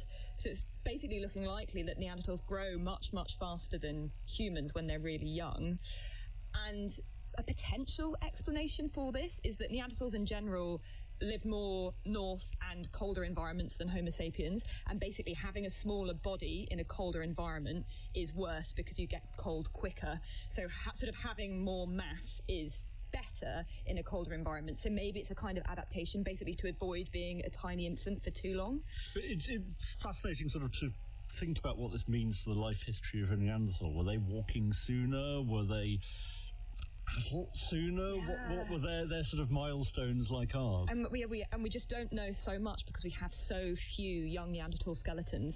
Some scientists are saying they think this sort of difference in development probably stopped at about 7 years old, so they sort of grow much faster, but then Homo sapiens and Neanderthals reached the same sort of size at age 7, but we don't really know for sure. But yeah, it's also interesting to think about because Homo sapiens and Neanderthals, could breed and have offspring together. So we were ludicrously close genetically in some senses, and yet this massive difference. Yeah, and then imagine if you're a Homo sapien woman and you end up having a baby that suddenly grows really, really quickly. Or maybe you win out in your version of the NCT where everyone's boasting about how well their children are doing. You're like, well, look at mine. You're like, mine looks like it's a year old and it's only 6 months. Big forehead, but fabulous. Look, thank you very much indeed, Caroline. I'm going to try to outrun a rabbit. Good luck with that. I mean, you're nearly there. 19k an hour is pretty good. But until then, that is it from us. It's goodbye from you. Goodbye. And goodbye from me. Bye. BBC Inside Science was presented by Tom Whipple and produced by Alex Mansfield. Tomorrow morning at 5, we'll be getting some help on how to interpret emails that seem less than polite, and we'll also be finding out why spending time with friends helps us discover our true selves. All in the Mind is at this time tomorrow. Now let's get the latest weather forecast. Here's Darren Bett. Thanks very much, Jane. Good morning. It's going to be a day where we see a few showers today. It's also going to be a bit cooler in many places as well. Certainly a chilly start this morning across the far north of Scotland. Temperatures are as low as -6 at the moment in parts of Highland Scotland. There will be some early sunshine across the northern and eastern parts of Scotland, but I think the cloud will tend to build across much of the country during today, but it should be generally dry. The showers are more likely around the Highlands and Islands. For Northern Ireland, a mixture really from west to east across the western side of Northern Ireland. We've got a touch of frost to begin with, but it should be generally dry today. There'll be some sunshine at times, but there will be some showers the further east you go across Northern Ireland. And into England and Wales, quite a mixture here as well. Some early sunshine around, but cloud amounts tending to increase. We'll keep some showers going across western parts of Wales and the southwest of England, and with more cloud coming in off the North Sea, we'll see some showers developing across some eastern parts of England as well. Winds are light today, but a cool feel to the weather. We're again going to be around 11 or 12 northern parts of the UK. Further south, it's going to be cooler than it was yesterday, 14 or 15 degrees at very best along the south coast of England. Now, heading through the it will get down to a chilly 2 or 3 degrees, but it won't be as cold as the moment, though. Across northern parts of Scotland, there'll be more cloud here, with the rain arriving through the night. Heading into Thursday, going to find a band of rain come out of the UK, mainly in the northwest of Scotland, pushing into Northern Ireland.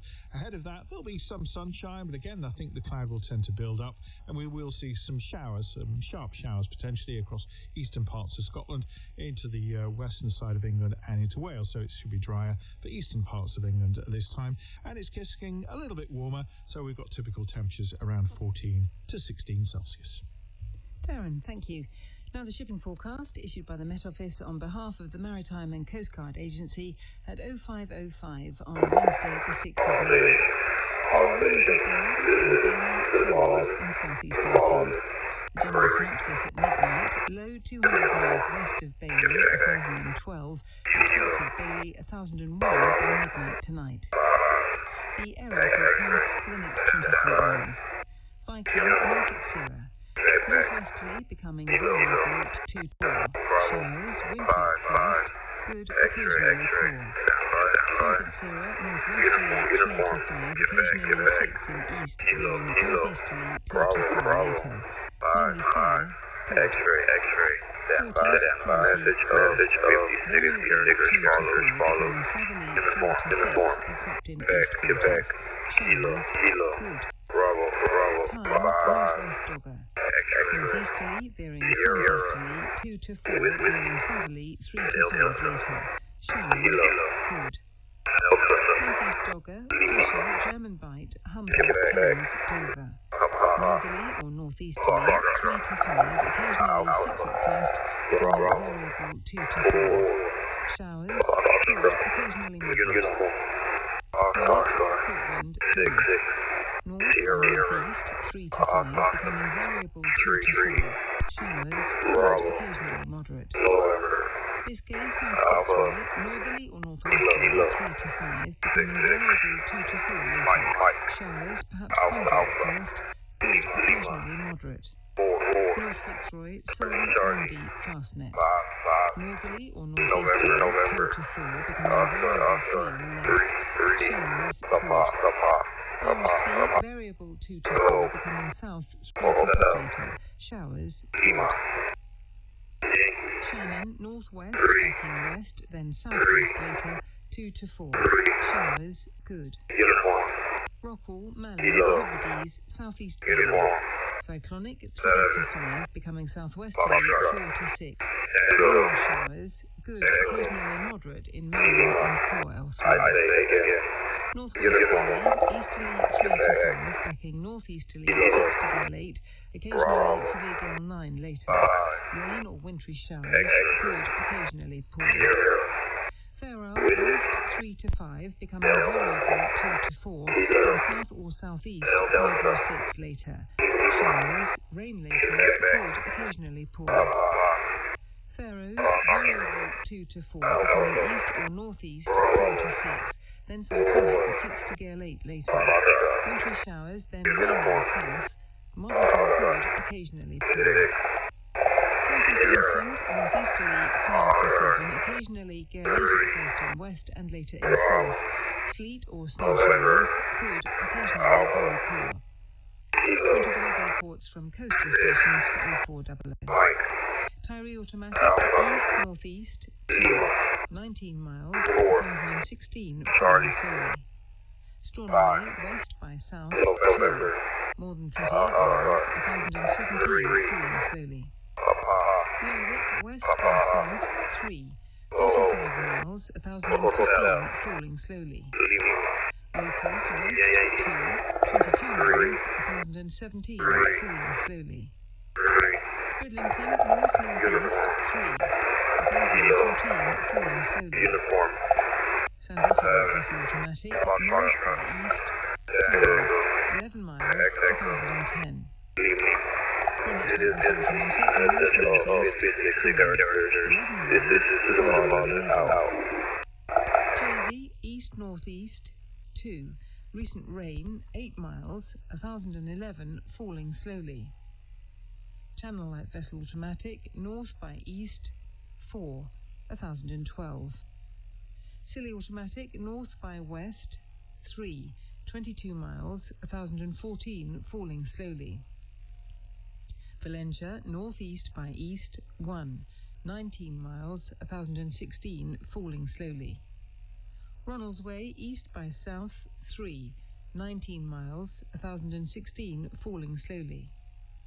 Malin Head, north by west, 3, 24 miles, 1016, falling slowly. Now here's the weather forecast for the inshore waters of Great Britain and Northern Ireland, valid for the following 24 hours and issued by the Met Office at 0500 on Wednesday the 6th of May. The general situation, the brisk north to northeasterly breeze currently affecting the far southeast, will gradually ease during Wednesday, leaving the United Kingdom in a mostly slack airflow. However, a strengthening southerly wind will develop across northern Scotland as an area of low pressure approaches from the Atlantic. Cape Wrath to Rattray Head, including Orkney. Variable 3 or less, becoming southerly or southeasterly 3 to 5, occasionally 6 in east. Showers, then rain later, good, occasionally moderate. Rattray Head to Berwick upon Tweed. Variable 3 or less, becoming east or southeast 3 to 5, veering south 4 to 6 later. Showers, good. Berwick upon Tweed to Whitby.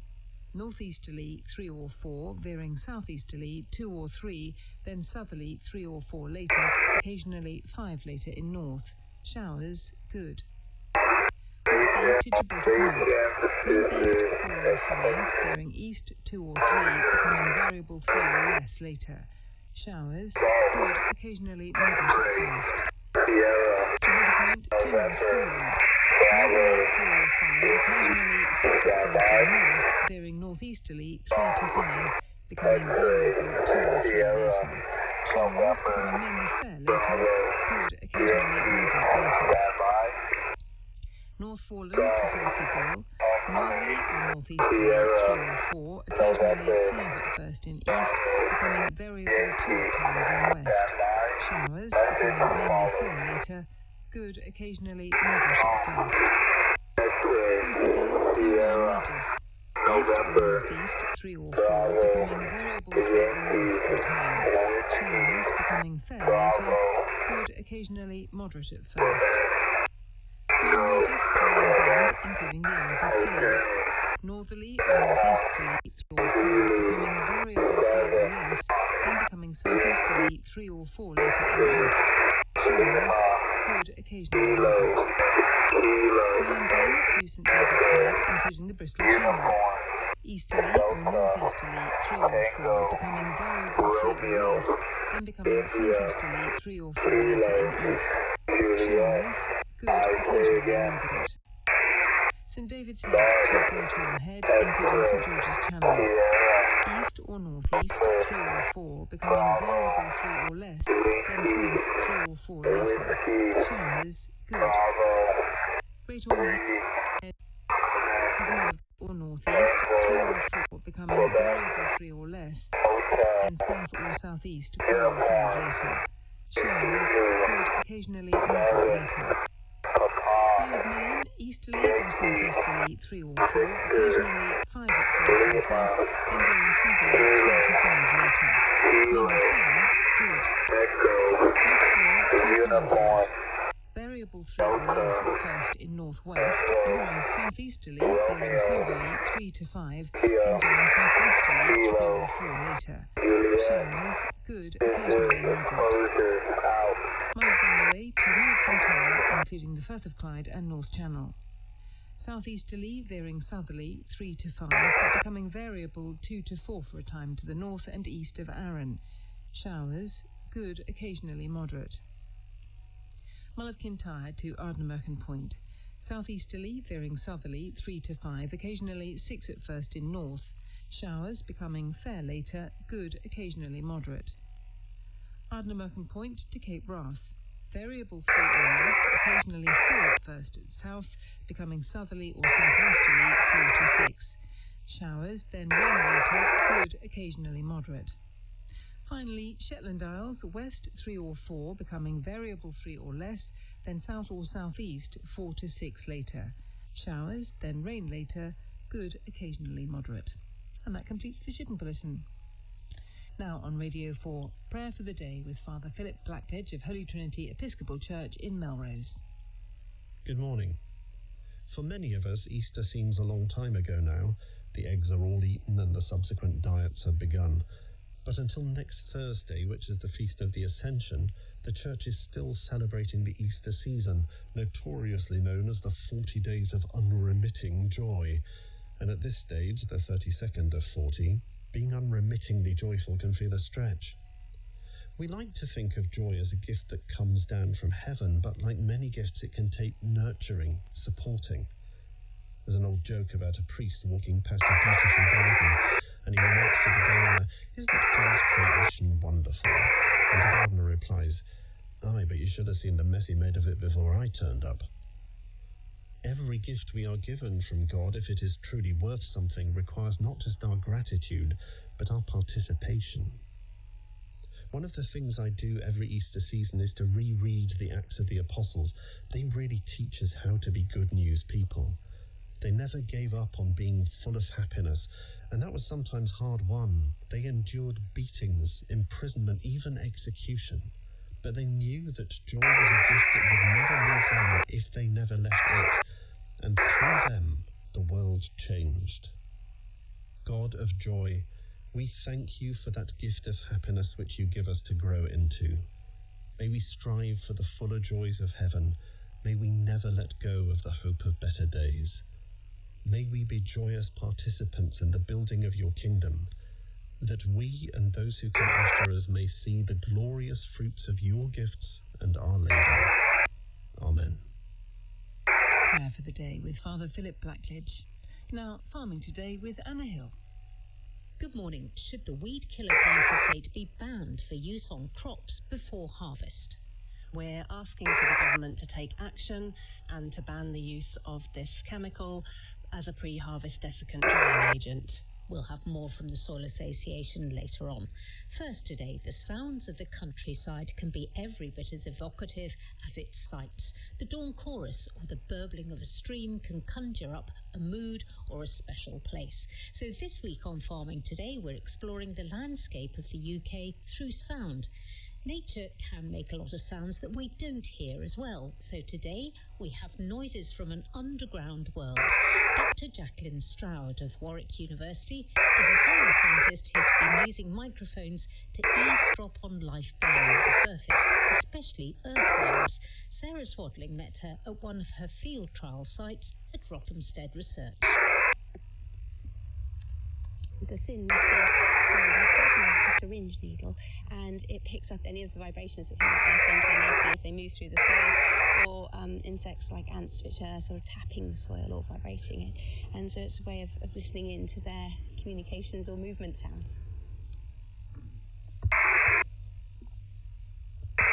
Why listen to what's going on under the surface rather than looking? As you can see, I haven't had to dig a hole, so we're leaving the environment completely undisturbed. And the other thing is that many organisms use sounds and vibrations, particularly predators, to locate things like earthworms, for example, because birds often can use acoustic cues to find them.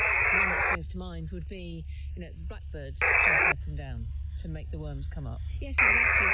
It's the way that soil organisms most likely communicate with each other and use that to navigate their soil environment. Hearing like us, they use like tremors, tapping on the soil substrate, rubbing their body parts together, this sort of thing, alarm signals, particularly in the insect world. And so actually tapping into how these organisms live, as opposed to always going for our senses, like sight, let's dig it up. It gives us, I think, a much better opportunity to understand soil systems. Here we're at the whole field experiment at Rothamsted, where there are treatments such as long-term grass, long-term fallow, and long-term arable, and we're measuring the soil noises in these different environments. And then the other thing that we're doing is we're popping in the sensors and leaving them out overnight for long periods of time, because that's the time we have no idea what goes on in soil systems. I mean, who goes out digging holes in the middle of the night? And at night, it's really surprisingly noisy. You do get lots of sounds, and particularly earthworm noises, we think.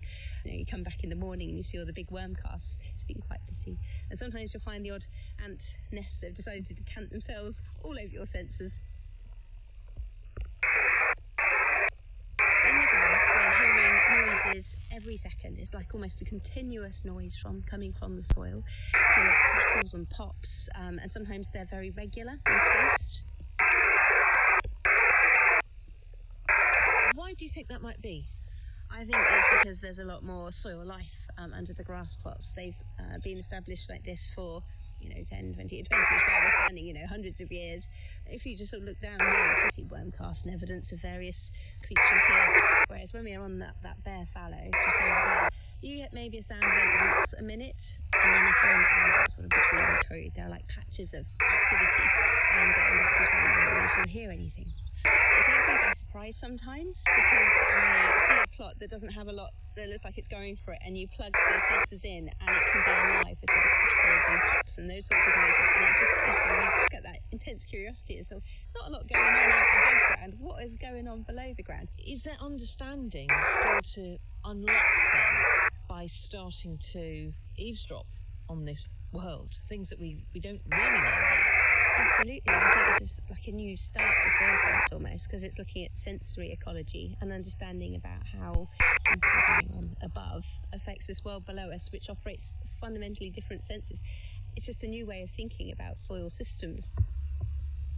Dr. Jacqueline Stroud there, and we asked you to send in your sounds of the countryside too. So, thank you to Simon Wilkinson, who sent us the sound of the dawn chorus from Finemere Wood in Buckinghamshire.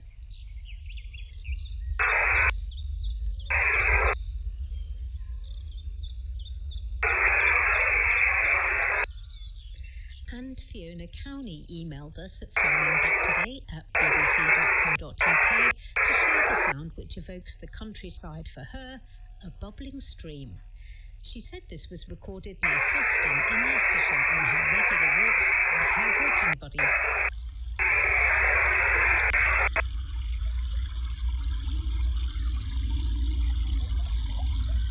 Thank you, Fiona. Please keep sending your sounds of the countryside. You can email them to farming.today@bbc.co.uk.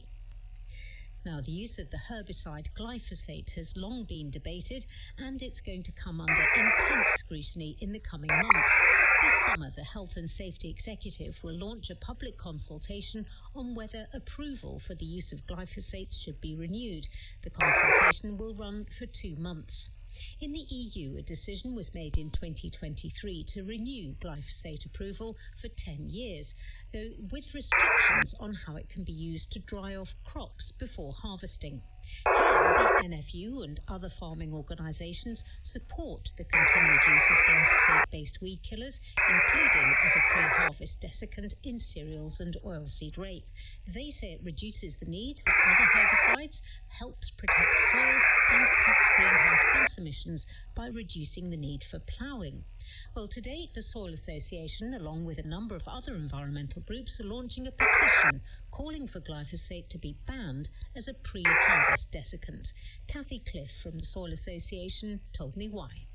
Unfortunately, the chemical glyphosate is making its way into our bread, cereal and beer, because in addition to glyphosate being used as a weed killer, it's also being used to dry out crops just before harvest, and this can leave residues in these foodstuffs that we're eating every day, and glyphosate has been linked to cancer, and we don't want that. There are very strict regulations about residues on what we eat, and the government would say that glyphosate is absolutely safe at the correct levels that it has in its regulations. The sort of image that you're putting across is that our food is dangerous. We're asking for the government to take a precautionary approach.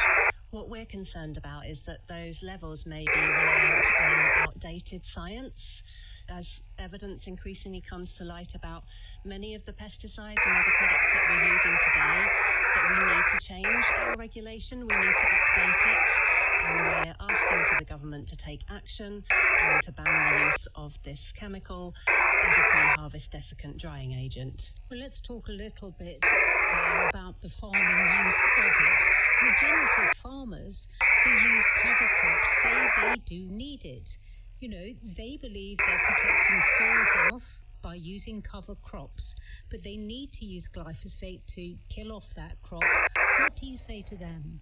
Farmers are using glyphosate across the year for different purposes, but our campaign is focusing particularly on its use as a pre-harvest desiccant, which many regen farmers are not doing. Many of them are not engaging in this practice. Yeah, but they're still using glyphosate to kill off their cover crops. We're particularly concerned about the use of glyphosate as a pre-harvest desiccant because it's sprayed on food that we're about to eat, and there's the risk that residues from the chemical will end up in our foods. We feel that this is really the primary method of using glyphosate that we need to address now. The UK Sorry, can I just get this clear? So you're saying it's okay to use glyphosate to kill off cover crops, but it's not okay to spray it on crops as a desiccant pre-harvest? We're campaigning for healthy and sustainable food and farming and for progress in those areas. We have support for our campaign from groups like the Nature Friendly Farming Network, who are supporting our campaign and are calling with us for an end to the practice of using glyphosate as a pre-harvest desiccant. But you still say it's okay, though, to use it to kill off cover crops in a regenerative farming scenario? The Soil Association isn't supportive of using glyphosate in a farming system generally. The reason that we're calling for a ban on this particular use of glyphosate now is that it's been banned in this way in the European Union, and the UK government is negotiating an agreement with the European Union around an agri-food trade deal, which would require alignment with EU pesticide regulations. So this is really an opportune time now to address this particular practice, this particular use of glyphosate. So what alternatives could farmers use then if you don't want it used as a desiccant to dry out those crops before harvest? There are solutions available. Those will need funding, they will need supporting, there'll need to be more research and innovation, independent advice, and there are many ways in which we need to move towards a more human health and nature-friendly farming system and away from one that simply relies on speed and uniformity. Kathy Cliff at the Soil Association. Professor Andy Neal is Director of Research at the Centre for Dynamic Soils. I asked him what he thought about the Soil Association's points about the use of glyphosate as desiccant. For expressing concern with the use of glyphosate as a desiccant. I've been concerned about that for a while now, and particularly getting across the nuance of how glyphosate is used in agricultural systems is really important to have a properly well-educated discussion about where we should really be using it as an effective tool in agricultural systems. She said, though, that it's being sprayed on food that we're about to eat. There are rules and regulations, aren't there, about using glyphosate as a desiccant, and the government would say it's perfectly safe to use if you follow the rules.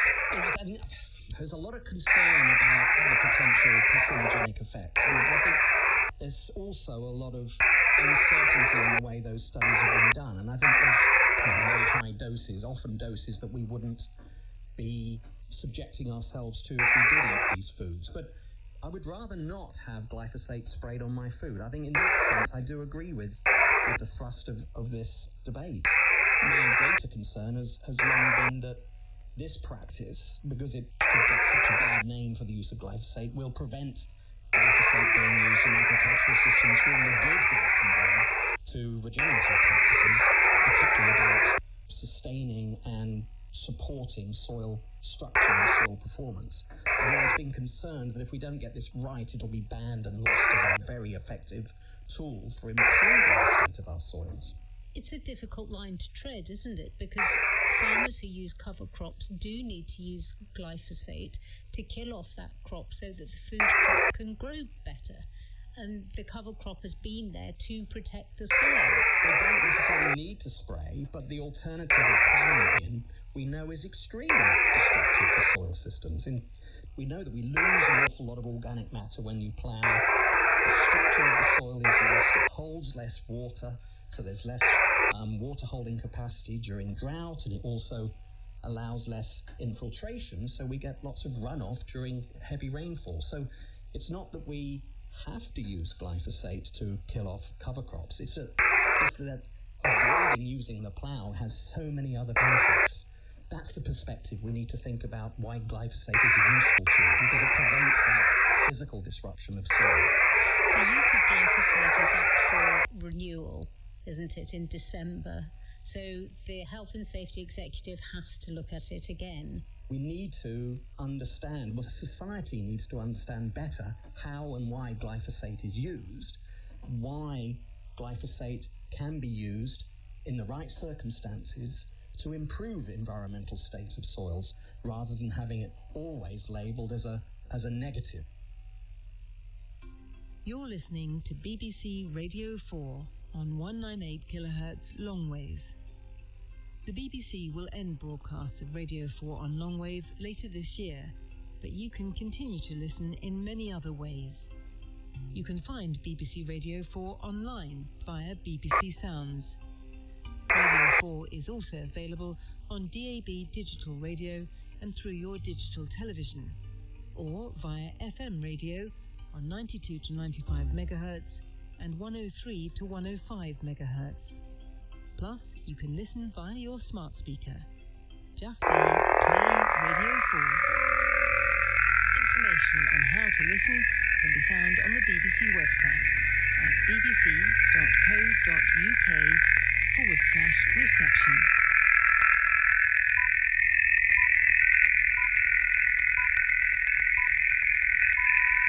Morning, it's 6 o'clock on Wednesday the 6th of May. This is Today with Katja Adler and Nick Robinson. The headlines this morning: the US operation to escort stranded cargo ships through the Strait of Hormuz is being paused to see if a peace deal can be reached with Iran. We'll explore what might lie behind President Trump's latest announcement. In the process of trying to prevent Iran from developing and obtaining a weapon of mass destruction, the United States ended up handing it a weapon of mass destruction. In our other main headline this morning, Spain has said it'll allow the cruise ship at the centre of a deadly outbreak of hantavirus to dock in the Canary Islands. Also in today's programme, we'll hear from the leader of the Greens, Zach Polanski, in the last of our leader interviews.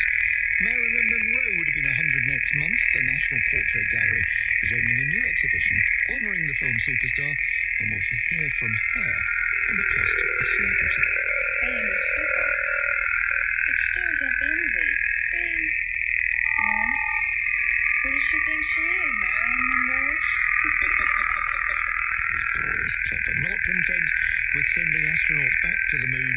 The head of NASA has waded into the row about whether Pluto is a planet, a dwarf planet, or just an oversized asteroid. I am very much in the camp of make Pluto a planet again. The BBC News comes first, though, and it's read this morning by James Steele. The American military operation to reopen the Strait of Hormuz for commercial shipping has been put on hold. President Trump said he had agreed to a short pause to see if a complete and final deal with Iran could be reached. This followed an announcement by the U.S. Secretary of State Marco Rubio that Operation Epic Fury, the name given to the combat operations with Iran, had concluded. Here's our North America correspondent David Willis. The operation to contain merchant ships through the Strait of Hormuz, dubbed Project Freedom by Donald Trump, only came into effect on Monday, yet a few hours after both the U.S. Secretary of State and the Defense Secretary had held separate news conferences to discuss its details, the President abruptly announced he was putting the project on hold in the light of what he called the great progress that had been made towards a peace agreement with Iran. Mr. Trump said he had taken the decision at the request of Pakistan, which has been mediating in negotiations between the U.S. and Iran. Iranian state media were swift to capitalize on the announcement, saying the president had retreated after his continued efforts to reopen the Strait of Hormuz had failed. Iran's Foreign Minister Abbas Araghchi has held talks in Beijing with his Chinese opposite number Wang Yi. China has been ignoring U.S. sanctions by continuing to import Iranian oil. Donald Trump is scheduled to visit the country next week, having delayed the trip because of the war. Spain has given permission for a cruise ship affected by an outbreak of hantavirus to dock in the Canary Islands. allowing passengers to disembark after days stuck at sea. 3 people have died on board, with 2 deaths confirmed to have been caused by the virus. The Indian Hondius is mounted off Cape Verde, which says it looks for medical facilities to deal with the situation. Our correspondent Tom Simons reports. It will take 3 to 4 days for the Hondius to make its way to the Canary Islands. The Spanish government was asked by the World Health Organization to help, though the government of the Canary Islands felt it might not be necessary, and some residents raised concerns about allowing a ship to dock with a dangerous virus on board. 2 of the vessel's crew, one its doctor, reported to be British, have been assessed by medical staff who've been aboard, and they may be taken to shore today for further treatment and assessment. Epidemiologists say there are around 150,000 cases of hantavirus diagnosed each year, of various types. It is normally spread by rodents, so they are examining this outbreak closely to be sure that there are no signs of growing human-to-human contact. Political parties across England, Scotland and Wales are making some of their final pitches to voters before millions of people cast their ballot in elections tomorrow. The first results are expected in the early hours of Friday, with the overall picture becoming clearer through the day and into Saturday. Here's our political editor, Chris Mason. This is the biggest set of elections since the general election 2 years ago. Scotland and Wales are electing devolved governments. More than 5,000 seats on 136 councils in England are being contested too, as well as 6 mayoral vacancies. Westminster's big beast, Labour and the Conservatives, are on the back foot. The Scottish National Party and Plaid Cymru, Reform UK and the Liberal Democrats, the Green parties of England and Wales and Scotland, with a test count testing 1, 2, 3, 3, 2, 1. This is Sigonella with a test count out. 4 pilot projects have been taking place to try to get more people to vote in the local elections in England. Some of these schemes began last week. The BBC's Your Voice correspondent Clarissa Smith reports. Even the most optimistic experts aren't expecting a high turnout in these elections. The 4 pilot projects seek to make voting easier. People in Cambridge, North Hertfordshire and Tunbridge Wells have been able to vote from last Thursday right through the bank holiday weekend. In Milton Keynes tomorrow there's a polling hub in the main shopping centre, which anyone living in the city can use. The hub is certainly visible and accessible, but while the changes may make it easier to vote, it might not convince those who don't want to. 4 Australian women linked to the Islamic State group are returning home from Syria along with 9 children. Australia's government has said they're not welcome, but has admitted it has little power to stop them. The police have said that some of the women will be arrested. The children will receive psychological support and will be required to take part in an anti-extremist program. The Metropolitan Police is creating a new team of around 100 officers keeping the community in London safe. Last week, the government announced £25 million of additional funding to improve security after a series of anti-Semitic hate crimes. Our senior UK correspondent, Simi Katecha, has more details. The Met says the units will provide a more visible, intelligence-led presence to help Jewish communities feel safer. Officers will work with faith leaders, schools and local residents. Scotland Yard says the funding is already providing more officers on the streets. Its Commissioner, Sir Mark Rowley, has welcomed the funding that says more will be needed to tackle the ongoing threat. The government says £2 million of the funds it announced would be available to other forces in England and Wales, and £4 million for the Jewish Community Protective Security. Football and Arsenal are looking forward to their first Champions League final for 20 years. They defeated Atletico Madrid 2-1 on aggregate last night and remain unbeaten in the competition. Arsenal will face either Bayern Munich or Paris Saint-Germain for this trophy later this month. Thanks very much, Jane. It's just gone 7 minutes past 6, and it's time for the weather now with Darren. Thanks very much, Katya. Good morning. Well, sunshine could be a bit of a premium today. I think we're going to find the clouds tending to increase. Could bring 1 or 2 showers around, but a lot of places will be dry. Let's start with the details, though, in Scotland, where it's quite a cold start across northern Scotland. Temperatures as low as -6 in Highland, where we've had the clearer skies. There'll be some early sunshine sunshine across northern and eastern parts of Scotland, but cloud will tend to build through the day.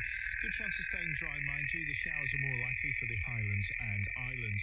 For Northern Ireland, it's going to be across western parts of the country that we see the dry weather and some sunshine at times. Across eastern areas of Northern Ireland, we're going to have more cloud and we'll continue to see a few showers. For England and Wales, quite a messy picture here. The best of the early sunshine for northern England, parts of the Midlands towards the southeast perhaps. The cloud will tend to build. Already got a few showers coming into eastern parts of England, and we'll see the odd light shower also affecting Wales and the southwest of England. The winds are going to be very light wherever you are today, but it's going to be a little on the cool side, and temperatures across southern parts of the UK lower than yesterday. We're ranging for around 11-12 degrees for northern areas to 14 or 15 at very best across southern parts of England. During this evening and overnight, a lot of the showers will tend to die away. A few breaks in the cloud, temperatures dipping away to a chilly 2 or 3 degrees. On Thursday, we're going to find a bit of rain coming into the northwest of the UK. Ahead of that, some showers, particularly across eastern Scotland, Wales and western parts of England. So dry in the east, and for most of us tomorrow will be a little bit warmer. Darren, thank you very much indeed. 9 minutes past 6.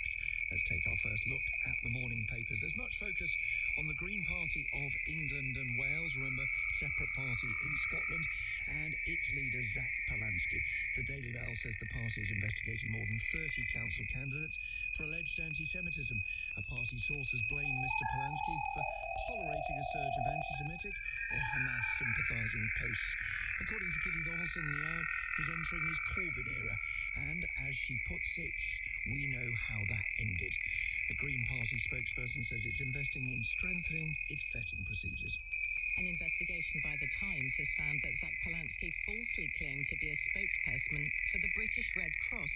He reportedly mentioned the role on his website in 2020 and repeated it 2 years later while crowdfunding to be deputy leader of the Greens. A party spokesperson said Mr. Palansky had been a host for several fundraisers for the British Red Cross and had been on stage supporting his work. We're the only ones on your side is the Prime Minister's message in the Daily Mirror ahead of tomorrow's elections in many parts of the UK. But according to the First Minister of Wales, Baroness Morgan, he could cost Labour control of the Senate for the first time in its 27-year history. She has told the Daily Telegraph if Sir Keir Starmer comes up as an issue on the doorstep. The Guardian and the Financial Times lead on the UK's long-term borrowing costs climbing to their highest level since 1998. The FT says the deepening of the Strait of Hormuz crisis has added to fears that the economy faces a prolonged period of higher inflation. Anyone who, like me, lives in North London will know that Arsenal are the toast, not just of North London, but the back and some front pages after securing a place in the Champions League final for the first time in 20 years. All guns blazing, declares the Telegraph, while the Sun opts for Saka the Nat in reference to last night's goal scorer, Bukayo Saka. Gunners buck final spot, you have to spell it, B-U-K, is the Mirror's headline, with the paper saying the club now has a shot at European supremacy.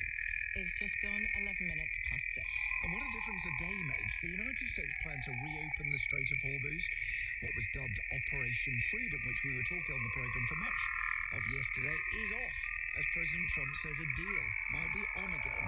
I've been speaking to David Willis, our North American correspondent, and asked him to tell us about the latest in a series of contradictory statements coming from Washington, D.C. Well, only a few hours, Nick, after the U.S. Secretary of State, Marco Rubio, had announced the end of Operation Epic Fury, that's the name that's given to the combat operations with Iran, and told reporters that the United States was now much more interested in concentrating on Project Freedom, the military operation to guide ships through the Strait of Hormuz.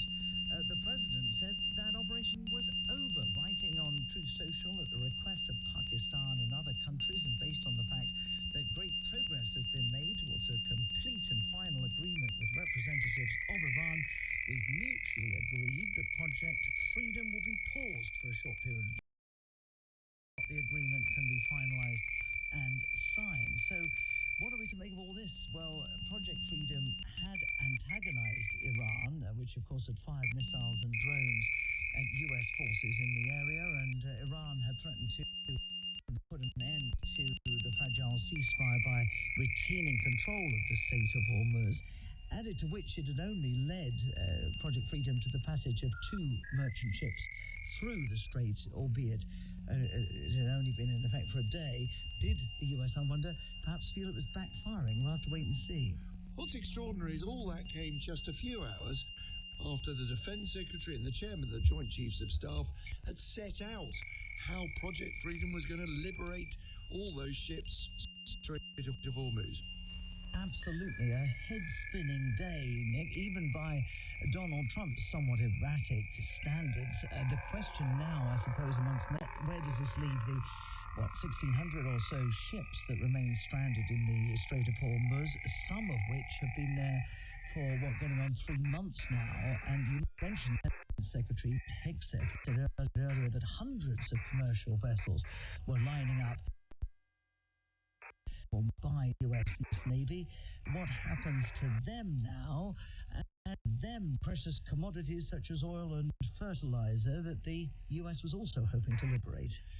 David Willis, our North America correspondent, thank you. It's coming up to 14 minutes past 6, and Spain has now confirmed that the Dutch cruise ship with the hantavirus outbreak on board is to sail to the Canary Islands. Before that, Spain's health ministry says officials are trying to determine which passengers on board need urgent evacuation from Cape Verde, where the ship is docked. 3 passengers have died of the disease after the ship set sail from Argentina. Well, for the latest, we're joined by our correspondent Pumza Felani in South Africa. Pumza, please bring us up to date. I mean, what do we know about the evacuations and how speedily they can be done before the ship sets sail for the Canaries? Well, that's been one of the biggest sticking points for the authorities, Katia, trying to, one, work out the logistics of where next the ship would sail to, but also how continuous testing would be done to ensure that the highest levels of health protocols are observed. You mentioned there that there was a delay with Cape Verde, and this was because for days they would not allow the ship to dock on their shores. We've now heard that Spain has said they feel they have a moral obligation to allow the ship to dock because there are about 14 of their nationals on the ship currently that would then be able to return home. But some of those logistics also would then include making sure that they continue to trace the health of all the passengers who are on board, particularly those who may have been in close contact with confirmed cases over the next few weeks, even when people return to their home countries. Because that's the question. I mean, Spain says that the ship is allowed to dock in the Canary Islands, but will the passengers all be allowed to disembark? I mean, we've heard from the World Health Organization that the risk to the public is low, but aren't we talking about a hantavirus strain that's passed person to person here?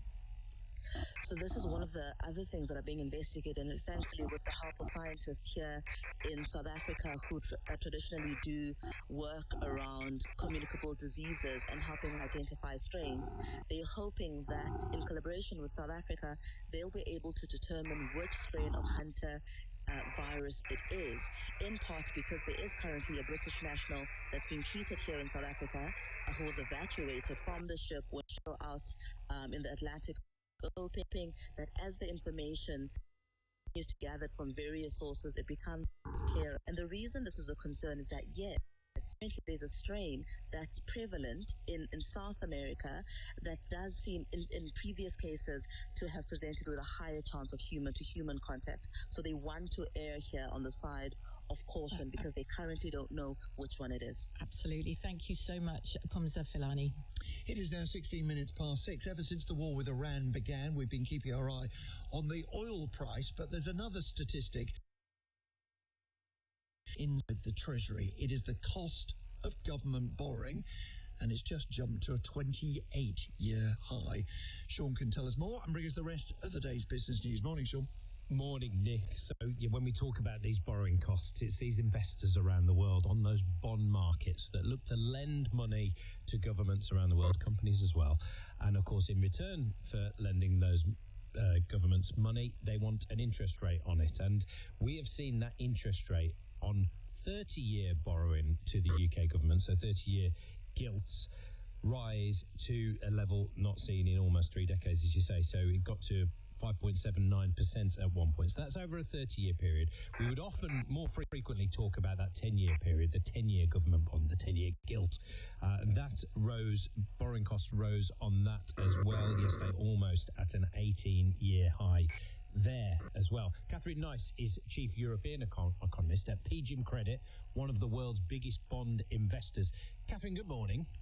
Good morning. What have these latest moves in UK borrowing costs been about? I think we're seeing interest rates go up across a number of different countries, but as you've just described, this rise has been magnified in the case of the UK, and it likely reflects a number of different factors. I think a big driver over the last couple of weeks for higher interest rates, of course, has been the energy shock. This is pushing up on costs, it's pushing up on inflation, and so central banks are needing to think about raising interest rates. So that's been a common factor, not just in the UK, but elsewhere as well. But in the UK, I think we have some additional vulnerabilities that just mean that this shock has been magnified, it's been amplified, and that's perhaps what we've seen in recent days. So, given we talk a lot about energy costs right now, and the government talks about massive long-term investments in renewables, in electricity, that is going to bring down longer-term energy costs for the UK and therefore bring down those pressure on prices. Well, therein lies a bit of the difficulty because, of course, higher interest rates make it more expensive to invest. And if we don't do that investment, then we won't have those elements that will help us to grow. We all know that if we want to grow within our household, within our personal lives, we need to invest. And if the cost of that has gone up, then it becomes more difficult to do that. And therein sort of lies the problem. Alongside that, or maybe intertwined with that, with whether it's elections coming up in the UK, whether it's what happens further down the line over the next few decades politically, is the political situation in the UK having an impact on some of these borrowing costs as well? Well, I think that is another factor that is magnifying and amplifying this pressure on higher interest rates. So we've already talked about the energy shock as well as a consequence of the crisis in Iran. I mean, this is something that the whole world is facing, but the UK is just that bit more vulnerable due to the intensity with which we use gas and oil as to produce energy here in the UK, and our energy dependence and our lack of storage. But then the second factor that you mentioned is the political uncertainty. Generally, financial markets, they don't like uncertainty. And so we're having a situation here where we have elections coming up in a couple of days. There's a lot of uncertainty about what that's going to mean in terms of leadership.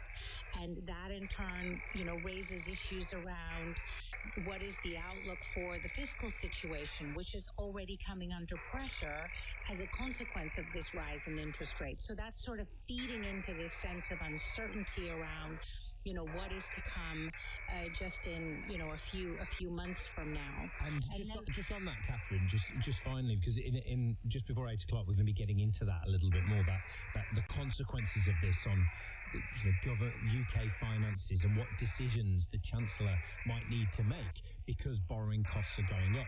What do investors see the Chancellor would need to do? I think investors are really looking for an execution of what the government has been talking about really for quite some time, which is a commitment to fiscal prudence, a commitment to implement growth-enhancing reforms. And of course, the government is reflecting, the constituency around it. So I think investors are just looking for concrete actions on the fiscal commitment and growth-enhancing reforms. And when it comes to fiscal commitment, not all paths are operated equally by financial markets. They tend to have a preference for expending cuts versus tax rises. Thank you for your time this morning, Catherine Nice, Chief European Economist at Paging Credit, one of the world's biggest bond investors. As I say, we'll be getting into those issues a little more before 8 o'clock. Now, Nissan has announced it will be closing one of its UK production lines at its plant in Sunderland. Will be cutting 10% of its workforce across Europe, so that would be about 900 jobs across Europe. It is thought jobs at the Sunderland plant won't be affected as the lines are merged there at Sunderland, but around 50 office roles go in the UK. Andy Palmer is the former Chief Operating Officer of Nissan, former Chief Executive Aston Martin as well, now founder of Palmer Energy. Andy, good morning. How do you take this announcement at Sunderland? Well, I guess you can look at it in two ways. One is, fortunately, the people up in Sunderland have seemingly avoided redundancy.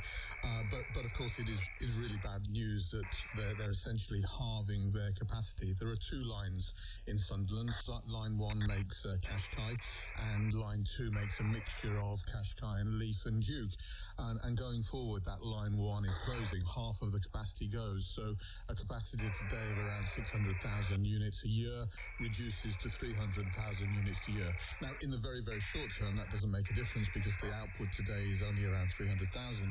But if you think long term and you think about the replacement of Qashqai, the question will be, has Sunderland got sufficient capacity with its reduction in that line, and it's not easy to switch the line back on, has it got sufficient capacity to accept further vehicles in the future? When we see these reports, Andy, of the Financial Times reporting that Nissan has held talks with Chinese manufacturers, electric vehicle manufacturers, to start using some spare capacity at Sunderland, could that be that second line? It could be, and I guess that's probably what they're hoping for, is if they can't fill two lines with their own product. Obviously, car plants work at most efficiency when they're really churning out a lot of volume. They're alleged to be in discussions with either Chery or Dongfeng to bring production of Chinese electric cars into the plant. So that's a hope that would preserve more jobs and even give growth from where they are today. So Chery have that JQ popular brands, don't they? Exactly, bestseller in March. So that's an important one for UK manufacturing. Would that be a healthy future? Chinese manufacturers here? It's controversial, but I think it's the only way. The European manufacturers have got behind in terms of the adoption of electric cars. The technology, the Chinese technology, is ahead of ours, particularly when software and batteries. And I think in adopting a strategy of what the Chinese did to the West 20 years ago, collaborating with the Chinese, working in joint ventures, relearning how to make electric cars and bringing the technology up to date is probably the most wise move forward for our industry if we want to preserve car making in the UK. Andy, thank you. Andy Palmer, their former Chief Operating Officer of Nissan. George Godber, Fund Manager at Polar Capital. Good morning to you, George. Good morning. What's the ripple effect going to be this morning when we see a lower oil price than this time yesterday? $108-ish a barrel for Brent crude after the latest developments from Donald Trump and in the Middle East.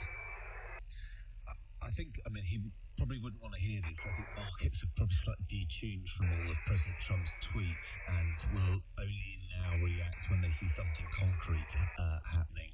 And that probably, needs to be some sort of certainty that there's actual discussion and actual agreement. I think he's now claimed 47 times that the war is nearly over. So hence you'll understand why markets are a little bit less reactive to him. And particularly, I'm picturing your tally chart of those announcements as they've gone. Just elsewhere, George, we had the breaking sort of news this time yesterday about HSBC's financial situation and profits down. When you dig into a bit of the detail, making a fair few headlines in the business pages today, HSBC in the Times takes $400 million hit over exposure to collapsed lender Market Financial Solutions and the scandal there. How serious is that an issue for the bank? So HSBC, which is now the biggest share on the London Stock Exchange, share fell 6%. Would be part to their numbers, but underlying they've did talk about a strong outlook for income going forward. I actually think perhaps more of the reaction yesterday was, we'd had negative news on Iran, but HSBC has significantly outperformed many of the bank sectors this year. It's done a lot better than the domestic players and the NatWest and the Lloyds and Barclays of this world. Now, that's probably as much a reflection of that political uncertainty you were talking about in your bond piece earlier on. George, thank you very much for your time this morning. George Godback, Fund Manager at Polar Capital. I'll be back after 7 o'clock. Having another look at the luxury market again. Lots of changes going on with the brands there. We're going to have a look at how Pandora is doing as well on the high streets here in the UK. So all of that after 7. Thanks, Sean. What's your favourite luxury brand? Oh, blimey. I couldn't possibly say. We can't. All luxury brands available. Thank you very much. It's 28 minutes past 6 and time for the sport with Mike. Katia, thank you. Good morning. Well, what a night at the Emirates. Arsenal are in the final! What a tussle this has been! And Arsenal have won it 1-0! Bukayo Saka's goal just before the break. And Arsenal, this season of will they, won't they, can they? The top of the Premier League, and now they're in the Champions League final for the first time for 20 years. Yes, Budapest calling. Arsenal are on their way. The Premier League leaders are now in the Champions League final as well for the first time since 2006. Thanks to a 1-0 victory over Atletico Madrid last night, it meant Arsenal edged the tie 2-1 on aggregate. John Murray reports. Suddenly, all the doom-laden doubts and fears over what might befall Arsenal this season seemed to be melting away, and you could feel the relief at the Emirates Stadium when the full-time whistle sent them to Budapest for only their second appearance in a Champions League final. The semi-final was a physical arm wrestle against an uncompromising Atletico Madrid. The only goal of the second leg was scored by Bukayo Saka just before half-time, and Arsenal's 9th clean sheet in the competition this season squeezed them through to their first appearance in the final for 20 years, by which time we'll know if they've won the Premier League title and so have a shot at the most famous of doubles. Could be quite a few weeks for Arsenal, couldn't it? Let's hear from their victorious manager now then. Surely last night was Mikel Arteta's greatest night as head coach so far. Yeah, it's an incredible night. We made history again together, and I cannot be happier, prouder for everybody that's involved in this football club. The manner that we got received outside the stadium already was special and unique. The atmosphere our supporters created, the energy, the way they lift every ball with us, it made it special and unique. I never felt that in the stadium. So Arsenal, as John mentions, will now face either Paris Saint-Germain, the defending champions, or Bayern Munich in the final in Budapest on Saturday, the 30th of May. Those two meet in the second leg of their semi-final later this evening in Munich, with Paris Saint-Germain with a slender 1-goal advantage in that tie. You can follow it live on BBC Sounds with full commentary later this evening from 8 p.m. And just briefly, away from football, the England head coach Steve Borthwick has been backed to turn around the team's form after a Rugby Football Union review into England's dismal Six Nations campaign was published yesterday. England's only victory, you might remember, came against Wales, who went on to finish bottom of the table. But Borthwick retains the confidence of the RFU heading into next year's World Cup. Here's Chris Jones. If England fans were expecting a kind of root and branch review or a big kind of analysis in public of where things have gone wrong, they'll be disappointed, because yes, you can talk about discipline and accuracy, but England fans saw that. They saw those were areas the team were lacking. I think what they would want to have heard today is why things didn't go to plan and how that fall off from the brilliant 2025 can be explained. But yeah, for now, Borthwick is safe and he's been given the remit to take the team through to the World Cup next year. Yeah, just over a year to go until the next World Cup next summer in Australia. Mike, thank you very much indeed. A word now about something coming up on BBC Sounds. In 2001, a brutal crime shattered the close-knit Welsh community. It wasn't your average sort of killing. It was extremely sadistic. Fear spreads through the village of Llanfairpwll. Neighbours look at one another differently. It felt like a monster that was looming over the community. This is a story about a community trying to make sense of the unthinkable. The shock at finding out who the offender was. How could we have got it so wrong? The Anglesey Vampire Killer. Listen first on BBC Sounds. It's 28 minutes to 7. You're listening to Today on BBC Radio 4 with Nick Robinson and Katya Adler. Time now for a summary of the news with Jane Steele. President Trump says he is stopping a U.S. military mission to escort ships through the Strait of Hormuz. He said there had been a request from countries trying to mediate between Washington and Iran, and progress had been made towards a final agreement to end the war. Iran's Foreign Minister Abbas Araghchi has held talks in Beijing with his Chinese counterpart. China has ignored U.S. sanctions by importing Iranian oil. President Trump is due to visit the country next week.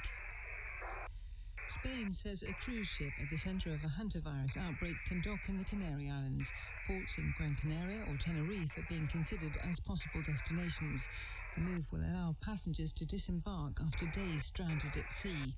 3 people have died on board. 2 deaths were confirmed cases of the virus. Political parties are making some of their final pitches to voters across England, Scotland and Wales before millions of people cast their ballot in elections tomorrow. The first results are expected in the early hours of Friday. 4 Australian women linked to the Islamic State group are returning home from Syria. 9 children will also be accompanying them. Australia's government has said they're not welcome, but admitted it has little powers to stop them. Police say some of the women will be arrested. The Metropolitan Police is creating a new team of around 100 officers tasked with keeping the Jewish community in London safe. The government announced $25 million in additional funding last week, dedicated to improving security after a series of anti-Semitic hate crimes. Kensington Palace has announced the Princess of Wales will travel to northern Italy next week as part of her support for early years education. It will be her first international royal engagement since her treatment for cancer. Thanks so much, Jane. It's 26 minutes to 7. President Trump has said he's pausing an operation announced with great fanfare 2 days ago to help stranded ships transit the Strait of Hormuz. In a social media post, he indicated this was to see whether a full and final peace agreement with Iran could be reached. Mr. Trump says that great progress is being made. Well, we're joined now by Carrie Davis, our correspondent in Dubai. Good morning. Good morning. What are you hearing about possible edging towards a peace deal, this progress that Donald Trump is talking about that suddenly ended this operation in the Strait of Hormuz? Well, a lot of this is still happening behind the diplomatic curtain, so it's really difficult to know exactly how close or how far any form of potential deal is coming. But as well as hearing from President Trump, we of course also heard from Marco Rubio, who said that Operation Epic Fury, which was the name given to the US-Israeli offensive against Iran, had now finished, saying that it was concluded because the objectives of that operation had been achieved, and again saying that President Trump would now prefer to reach a deal with Iran, including a memorandum of understanding about how the Strait of Hormuz can be fully reopened. I think the reason why it's so difficult for us to get a proper picture of whether or not there is genuine movement towards coming to some form of agreement is because both sides publicly and quite often to them, maybe to particularly to their own domestic audiences, seem to have a very different position on what it would take to come to some form of deal and some form of conclusion. And publicly there seems to be very little behind the common ground where there might be some form of agreement. But these sorts of noises and indications suggest that there might be something, that there might be some form of engagement. Now, of course, we had a lot of back and forth about whether or not there would be a second round of talks held potentially face-to-face in Islamabad. The first round of talks happened, obviously, earlier in April. There was a lot of speculation that there would be a second round of talks. That hasn't yet materialized, despite the US and President Trump saying that he was planning on sending a delegation over to Pakistan to again meet with an Iranian delegation. So whether or not we are seeing some form of movement. I'll also point out a few other things that we've seen in the last few days, but it sort of shows how the messaging is a bit mixed. Obviously, we have seen the Operation Freedom, which was then named Operation Deadlock by Iran's foreign minister. We saw the subsequent UAE saying that they had seen missiles and drones fired into their territory, that they had been engaging with those as well. But also we heard from Pakistan's side saying that they were taking mariners that were on board an Iranian ship that had been seized by the US and that they were then repatriating them to Iran via Pakistan. So some people saw that was a confidence-building measure. I think probably what all of this indicates is that there is still space for miscalculation here, even if these initial noises that we're starting to hear from the US suggest that they might be making progress. Which means that, including where you are right now, it's too early for relief to be felt. Kerry Davis, thank you very much indeed.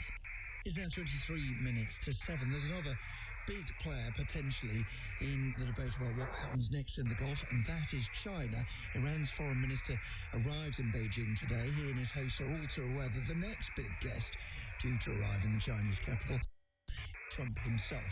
Our Beijing correspondent Laura Bicker joins us. Morning, Laura. In public, at least, what is the agenda for these talks? Oh, well, in public, according to Iran's foreign ministry, the agenda is, close relations with Beijing, international issues. But of course, behind the scenes, we understand that in the past few weeks, and certainly China has been trying to push Tehran towards the negotiating table. Is that happening again here? Well, the timing is certainly interesting. Look, we're about 10 days out from Donald Trump's scheduled visit from here to Beijing. And over the weekend, you had Marco Rubio, you had the US Treasury Secretary accusing Beijing of being a state sponsor of terrorism by continuing to buy oil from Iran. You've had Marco Rubio also pushing Beijing, calling for Beijing to push Tehran towards those peace talks. So I think when it comes to the big player in this, China may be behind the scenes trying to become some kind of peacemaker, but its leverage is also limited. For both of them, they might be looking for something from each other. Beijing might be wanting assurances on oil flows, financial channels, and they might want perhaps Iran to stop hitting targets in the likes of UAE and in Saudi Arabia. Remember, these are key Chinese allies in the region also. And for Beijing, well, when it comes to this kind of arrangement with Tehran, they'll also want to play some kind of role in terms of diplomatically. President Xi will want that leverage when he meets Donald Trump next week. Yeah, it serves as an important backstop for any possible deal as well. Iran analyst who's joining us on the programme just after the 7 o'clock news. Laura Bicker in Beijing, thank you. It's 20 minutes to 7, and today's the last full day before voters go to the polls to elect councillors and mayors in England and new parliaments in Scotland and Wales. Henry Zeffin is our chief political correspondent. Morning, Henry. Good morning. Today we've got two party leaders fighting back over claims to do with their past. Let's start with the Green Party leader, Zach Polansky.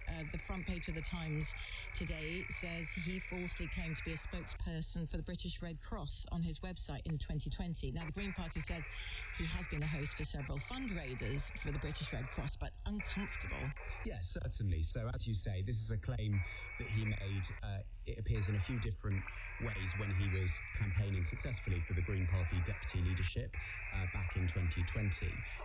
The British Red Cross told the Times that Zach Polansky, in fact, had not been a spokesperson for the charity, and they said they'd raised the issue with the Green Party. Now, in response, Zach Polansky posted several examples yesterday on X of him hosting fundraisers for the British Red Cross. He said, "I've always admired the work of the British Red Cross, from their work to support refugees to their work supporting people in Gaza and conflict zones around the world." The Times story also alleged, by the way, that Zach Polansky was not a full member of the National Council of Hypnotherapy, despite claiming to be one when he was practicing in hypnotherapy. Clearly not the ideal ending to a campaign, which is still likely to be a big step forward for the Green Party.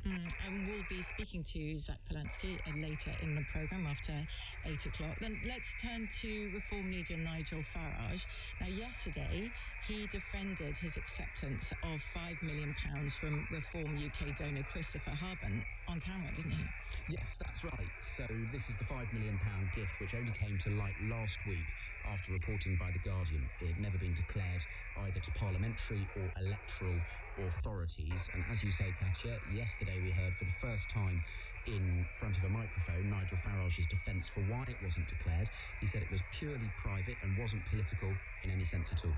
The rules are very, very clear, and believe you me, we've looked at this from every legal angle. There is no obligation to declare something that is an unconditional, non-political, personal gift. And it will ensure I can be safe for the rest of my life.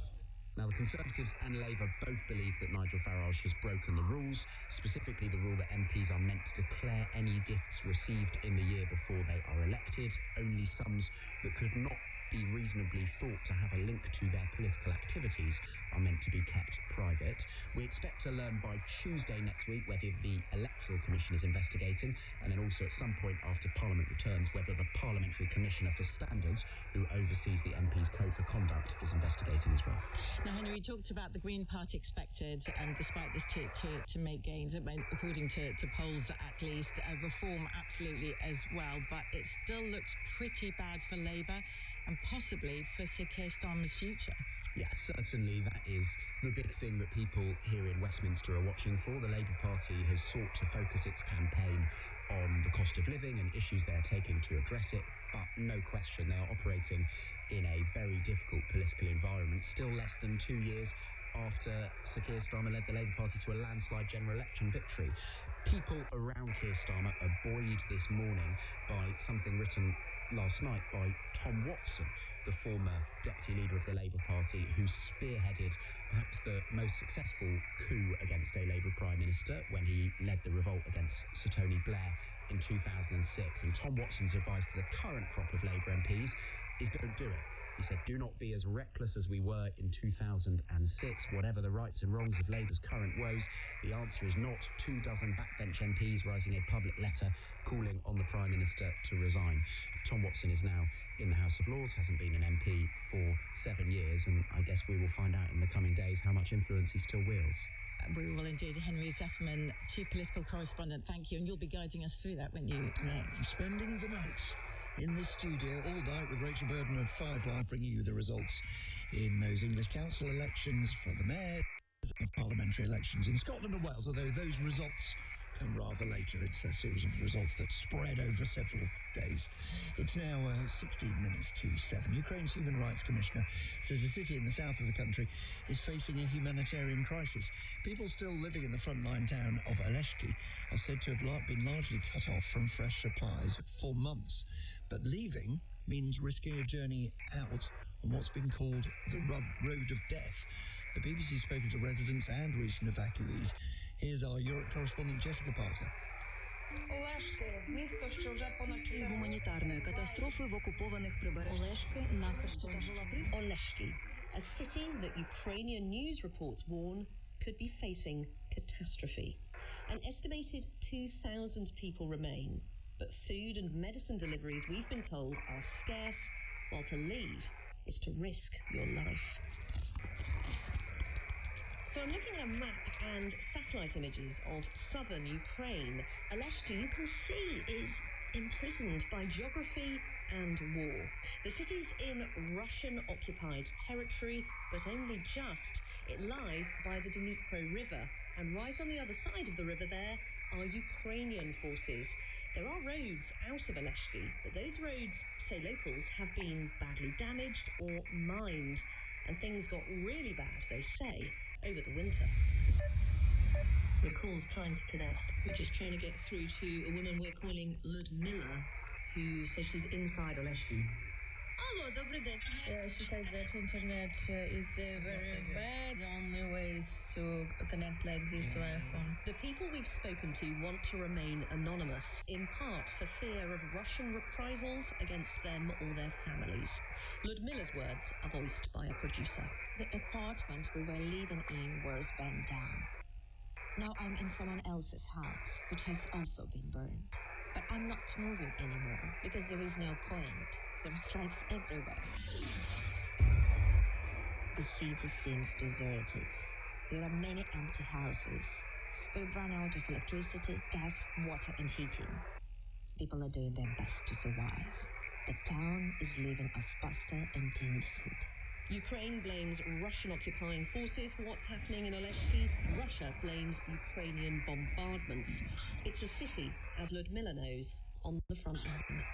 Russian soldiers are sitting in basements. We don't see them, but they are there. The road to leave the city is mined, so we are stuck here. A small small group gathers around a piano in a bombed-out building. In another video, people line up in the dark to receive an Easter blessing. Glimpses, we're told, from inside Oleshki. But we've also contacted people who say they recently got out. None of us could endure it any longer. This man, who we're calling Vladimir, says he was evacuated by volunteers last month. An ambulance took us. As we left, we prayed we wouldn't hit a mine. People die every day from drones, mines, or shelling. The highway is littered with burnt-out cars. Vladimir, whose words are also voiced by a producer, says the horrors he's seen in Oleshki will haunt him forever. My neighbor was sweeping shattered glass from her windows after a shelling. I told her to wait until the firing stopped before clearing it up. 10 minutes later, a strike hit just a meter away from her. Workers from the morgue came, collected what was left of her, and took her away. Another life claimed by this conflict. Aid organisation The Red Cross says it's talking to authorities on both sides, as some residents tell us they hope for a humanitarian corridor. There are signs deliveries into the city may be picking up, but Oleshki, like other places, remains in the crossfire of this long, destructive war. Jessica Parker there, reporting from Ukraine. It's coming up to 11 minutes to 7. Is Pluto a planet? Now, that's not only a good question for a pub quiz, it's a scientific debate that's been raging for many years. Pluto was a planet until 2006. Then scientists reclassified it, saying it didn't meet the criteria they set for being designated as a planet. It was instead something called a dwarf planet. Well, now NASA's chief, Jared Isaacson, has said it is time to welcome Pluto back into the planetary fold. He was speaking to the US Senate Committee on Appropriations. I am very much in the camp of make Pluto a planet again. And I would say we are doing some papers right now on, I think, a position that we would love to escalate through the scientific community to revisit this discussion and ensure that Clyde Tombaugh gets the credit he received once and rightfully deserves to receive again. The man he's talking about there, Clyde Tombaugh, discovered Pluto back in 1930. Well, joining us is a member of that international scientific community, Paul Byrne, Associate Professor of Earth and Planetary Science at Washington University. Good morning to you. Good morning, Nick. How are you? I'm good. Now, before we get into your view about whether Pluto is or isn't a planet, whether it matters, just help those of us who haven't followed the argument. What's the argument about? Okay, so a lot of us grew up thinking there were 9 planets, but in the last 20 years or so, we've learned that there's actually probably a lot more worlds about Pluto's size way out in the dark, way past Neptune. And so in 2006, the International Astronomical Union, which is the international group of astronomers who are tasked with deciding what we call things, held a vote. And that vote was to determine whether they would include all those other worlds as planets, or whether there would be a need to come up with a new term to declassify, if you like, Pluto from a planet and call it a dwarf planet, including all these other worlds as well. And the vote was contentious, but it passed. And since 2006, we now have technically 8 planets and a whole pile, an uncounted number of dwarf planets. Now, you can imagine for teaching young children in particular, well, maybe me as well, actually dealing with hundreds of planets would have been a bit of a struggle, much easier to deal with 8 or 9. But technically, what is the measurement that's being made to decide that Pluto is or isn't a planet? What's the test? So there were 3 criteria that the International Astronomical Union settled on in this very contentious vote 20 years ago. 1, it has to orbit the sun, which I'll say, by the way, is a problem for all the 6,000 planets we've identified around other stars that technically don't orbit the sun. So per technical definition, those things don't count as planets, even though we all recognize they do. So that's one problem.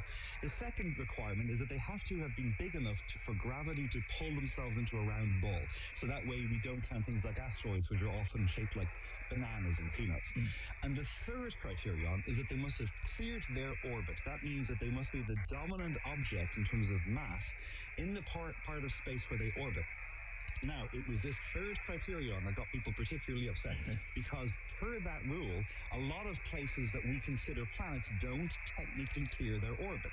And so that's really for a lot of the issues. Yeah. Yes, exactly. And then, like you say, we then have to count all the untold.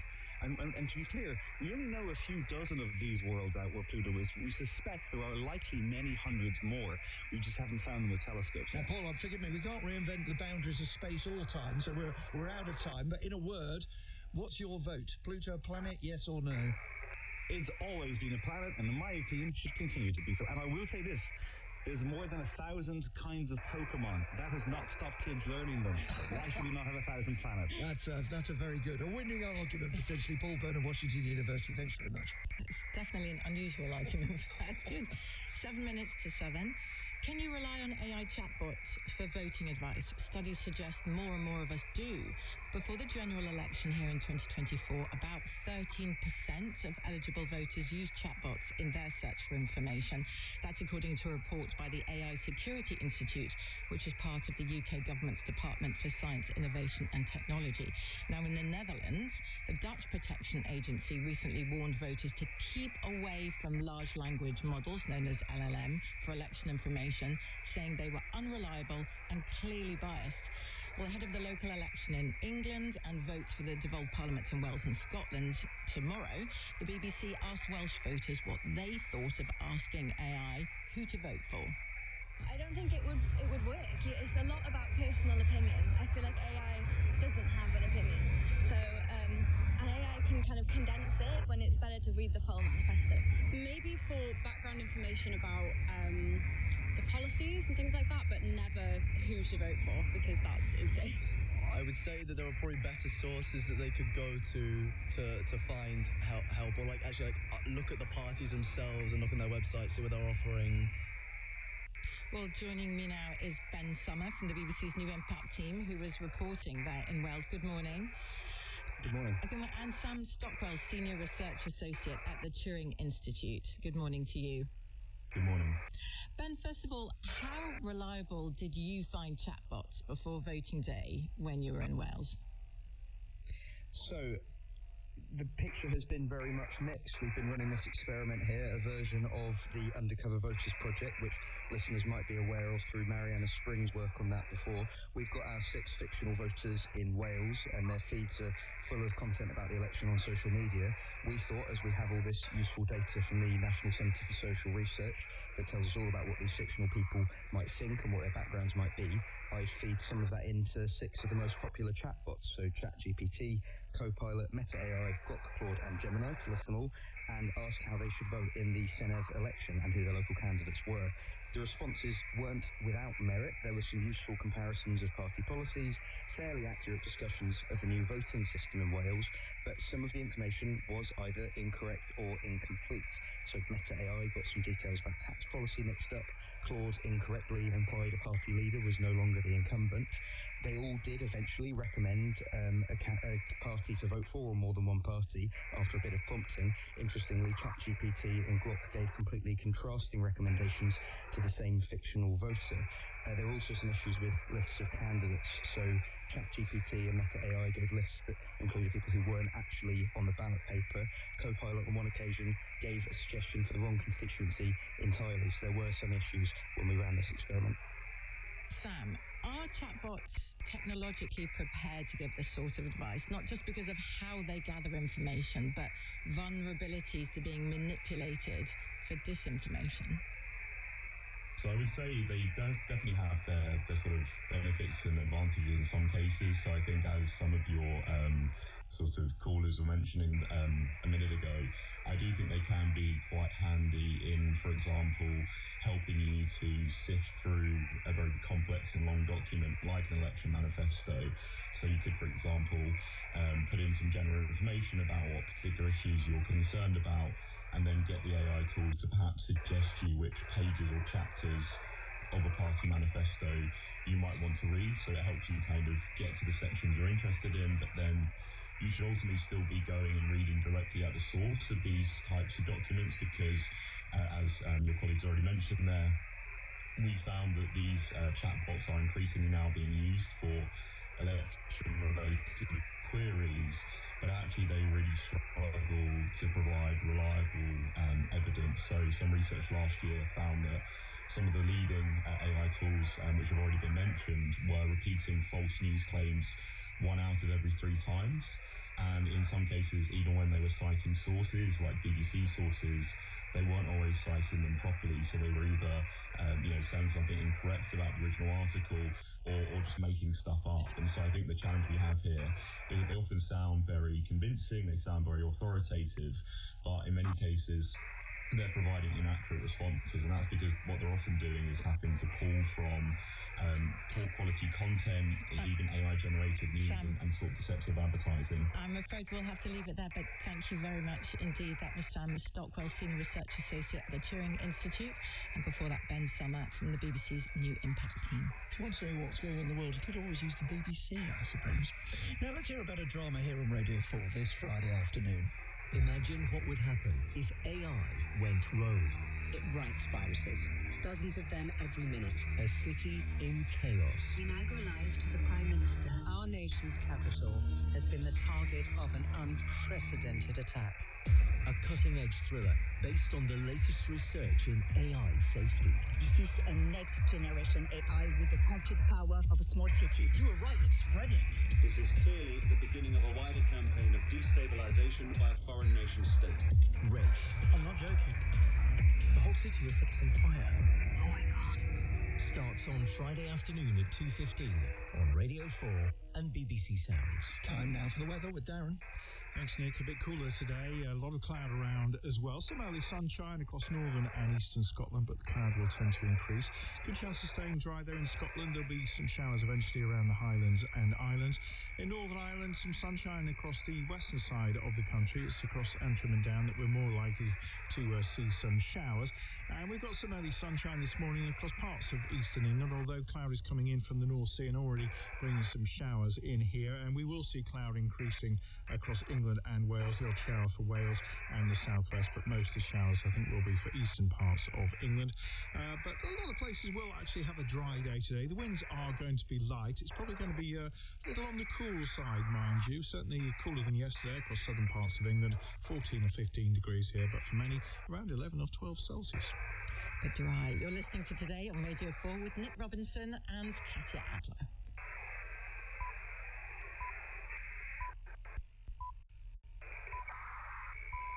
Good morning, it's 7 o'clock on Wednesday the 6th of May. The headlines this morning: the American military operation to reopen the Strait of Hormuz has been put on hold after President Trump said great progress was being made towards reaching a peace deal with Iran.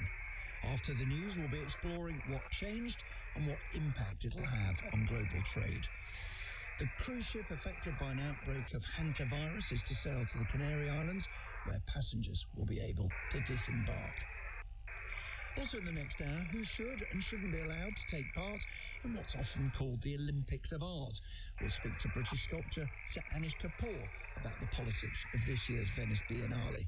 And Eden Project founder Sir Tim Smith celebrates Sir David Attenborough ahead of his 100th birthday. That's all after the BBC News, read for us this morning by Jane Steele. The American military operation to reopen the Strait of Hormuz for commercial shipping has been put on hold after just one day. President Trump said he had agreed to a short pause to see if a complete and final deal with Iran could be reached. This followed an announcement by the U.S. Secretary of State Marco Rubio that Operation Epic Fury, the name given to the combat operations with Iran, had concluded. Here's our North America correspondent David Willis. The U.S. military operation to guide merchant ships through the Strait of Hormuz, dubbed Project Freedom by Donald Trump, only came into effect on Monday. Yet a few hours after both the U.S. Secretary of State and the Defense Secretary had held separate news conferences to discuss its details, the president abruptly announced he was putting the project on hold in the light of what he called the great progress that had been made towards a peace agreement with Iran. Mr. Trump said he had taken the decision at the request of Pakistan, which has been mediating in negotiations between the US and Iran. So far, those efforts have given rise to only one round of direct talks, which ended with the two sides still far apart. And there has been little public indication since then that a deal was anywhere near close at hand. Iranian state media was swift to capitalize on the announcement, saying the president had retreated after his continued efforts to reopen the Strait of Hormuz had failed. Iran's Foreign Minister Abbas Araghchi has held talks in Beijing with his Chinese opposite number Wang Yi. China has been ignoring U.S. sanctions by continuing to import Iranian oil. Donald Trump is scheduled to visit the country next week, having delayed the trip because of the war. Spain has given permission for a cruise ship affected by an outbreak of hantavirus to dock in the Canary Islands, allowing passengers to disembark after days stranded at sea. 3 people have died on board, with 2 deaths confirmed to have been caused by the virus. The MV Hondius is anchored off Cape Verde, which says it lacks the medical facilities to deal with the situation. Our correspondent Tom Simons reports. It'll take 3 to 4 days for the Hondius to make its way to the Canary Islands. The Spanish government was asked by the World Health Organization to help, though the government of the Canary Islands felt it might not be necessary, and some residents raised concerns about allowing a ship to dock with a dangerous virus on board. 2 of the vessel's crew, one its doctor, reported to be British, have been assessed by medical staff who've been aboard, and they may be taken to shore today for further treatment and assessment. Scientists say there are around 150,000 cases of hantavirus diagnosed each year, of various types. It is normally spread by rodents, so they are examining this outbreak closely to be sure that there are no signs of growing human-to-human contact.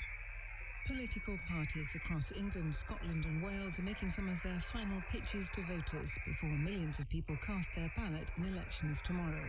The first results are expected in the early hours of Friday, with the overall picture becoming clearer through the day and into Saturday. Here's our political editor, Chris Mason. This is the biggest set of elections since the general election 2 years ago. Results that will shape the mood and career prospects of political leaders around parts of England, in Edinburgh and Cardiff, as well as at Westminster. Scotland and Wales are electing devolved governments. More than 5,000 seats on 136 councils in England are being contested too, as well as 6 mayoral vacancies. And so a final persuasive push, cameras and microphones in tow, for the panoply of competitive political outfits contesting this range of elections. Westminster's big beasts, Labour and the Conservatives on the back foot, and scrapping for attention amid the plethora of others. The Scottish National Party and Plaid Cymru, Reform UK and the Liberal Democrats, the Green parties of England and Wales and of Scotland, plus independents and tips in some places too. With more on the Scottish parliamentary elections, here's our Scotland editor, James Cook. This is the 7th election in the devolution era, and John Swinney hopes his Scottish National Party can make it 5 victories in a row. He's even talking up the prospect of winning a majority and using it to press for a second referendum on independence. But he knows that's a high bar at Holyrood, where the electoral system makes minority or coalition government the norm. The Conservatives say a vote for them is a vote to resist the referendum. The Scottish Labour leader, Anas Sarwar, wants to focus on fixing what he calls the SNP's mess, rather than on his call for the Prime Minister to quit.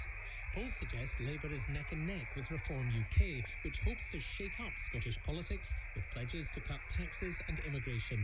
The Scottish Greens say on the super rich, while the Liberal Democrats say they want to bring down bills and fix the NHS.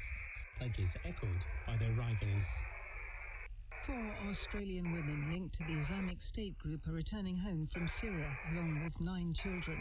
Police say they've been planning to such an eventuality since 2015. Some of the women are expected to be arrested on arrival tomorrow. Our Australia reporter Simon Atkinson has more. Australia's government has been very clear. The women and children are not welcome and will get no help returning. But the group has valid passports, and the Home Affairs Minister, Tony Burke, admits Australia has very little power to stop its citizens coming back unless they pose a specific risk. The 4 women and 9 children have been in limbo since leaving the notorious Al-Roj refugee camp last month and heading to Damascus. Flight bookings to Sydney and Melbourne triggered alerts. It's not clear how many women will be arrested. Counter-terrorism teams from the Federal Police and the National Security Agency say they've been monitoring the group for more than a decade and have been gathering evidence in Syria. All the children will be required to take part in an anti-extremist program, but will receive psychological support. Campaigners are calling for a ban on the use of the weed killer glyphosate on crops at harvest time because of concerns about its impact on human health. The Soil Association, which champions organic farming, says the chemical leaves dangerous residues in cereals and bread. It's joined forces with environmental groups to urge the government to help farmers to switch away from using glyphosate. Our Rural Affairs correspondent Jamie Kumar reports.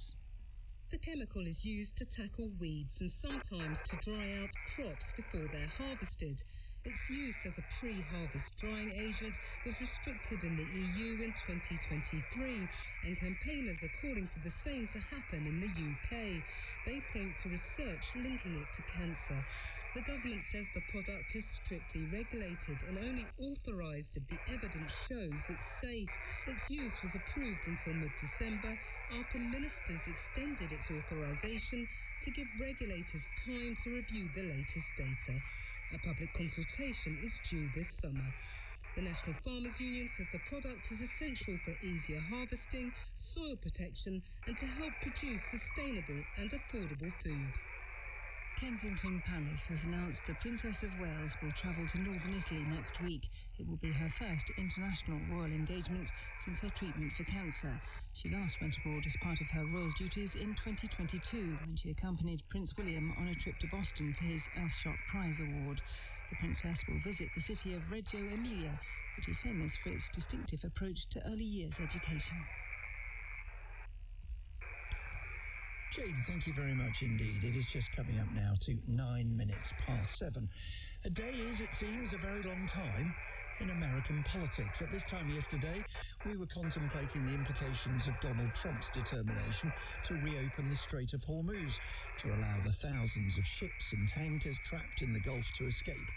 At lunchtime, the US Defense Secretary and the Chairman of the Joint Chiefs of Staff spelt out how what was called Operation Freedom would work. Hours after that, the US Secretary of State, Marco Rubio, declared the war was over. But Operation Freedom was very much ongoing. But then, in the granddaddy of a series of U-turns in this conflict, President Trump called it off, saying that great progress had been made towards a deal with Iran. What on earth are we to make of it all? I've been speaking to Ali Vaez, Iran project director at think tank The Crisis Group. I asked him if he believed that this U-turn was because diplomatic talks were, in fact, near to a deal. I do believe that that's one of the reasons that the president has decided to stop the Freedom Project, because he has realized that it endangers the prospect of getting a deal with Iran. And the mediators, in this case Pakistan, backed by other regional countries like Saudi Arabia, Egypt and Turkey, I think have done a lot behind the scenes to try to bridge the gaps between the two sides. And the president's choice was between a military operation that clearly was not delivering the results and could end up reigniting the conflict and endanger the prospect of getting a deal, or suspending it and see if he can get a diplomatic way out of this conflict. But what do you think changed in a matter of a few hours? Because we had the Defense Secretary and the Chairman of the Joint Chiefs of Staff in the United States hold quite a long news conference explaining how they were going to get these ships out of the Strait of Hormuz. Just hours later, the President abandons it. Well, you have to remember that there is no real policy process in this administration, and the president makes decisions based on impulse more than a process, and therefore there are inconsistencies that happen all the time, not just on this issue, but on a broad range of issues. And in this case, I think the Iranian response to Project Freedom, which was shooting at U.S. naval vessels that really increased the risk of some sort of significant escalation, especially in a scenario of U.S. casualties, and Iranian attacks on the UAE, demonstrated to President Trump that not only this operation is not going to resolve the problem, open the Strait of Hormuz, allow the trapped vessels to get out, but it is actually going to drag him back in a war just a few days before his scheduled visit to China. And I think that is why he has changed his mind. The strait remains closed, though, and do you believe that Iran is willing to reopen it under a deal if it doesn't get money in return? Because it turned out to be almost a more powerful and certainly a more usable weapon than any nuclear weapon. It is absolutely right that in the process of trying to prevent Iran from developing and obtaining a weapon of mass destruction, the United States ended up handing it a weapon of mass destruction. And yes, there has to be some sort of arrangement that would see both sides lifting the blockade at the same time. But then there is also going to be a need for negotiation for determining a future framework for managing the Strait of Hormuz, which the Iranians, I think, will still insist on using it as a source of revenue, which might be framed as a toll or as a surcharge, but is also inversely related to the question of sanctions relief. The more the United States is willing to provide Iran with concrete, reliable, viable sanctions relief, the less the Iranian regime would have a need for looking at a strait as a source of revenue. One has to remember that this is a regime that has emerged from a hot war and does not want to freeze in a cold peace, because it needs recovery, it needs reconstruction, and for it basically needs a source of revenue. In conclusion, is it fair to say that it looks much less likely that this war will resume? At this moment, yes, but there are still a lot of other elements, including what's happening in Lebanon, the ongoing tit-for-tat between Hezbollah and Israel, and also a miscalculation by both sides could still result in a reignition of this conflict. So we're definitely not out of the woods. And even if both sides manage to get some sort of a framework agreement and a broad understanding, as President Trump likes, a 10-point, 14-point plan, it's not going to substantively resolve their issues. It's just going to put a pin in these tensions and basically kick the can down the road. So without resolving these problems, there's always a risk of returning to war at some point down the road.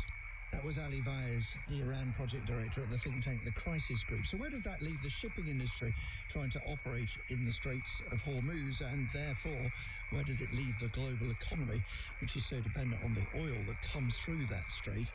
I've been speaking to Lars Jensen, a shipping analyst with Vespucci Maritime and a former director of the shipping giant Maersk.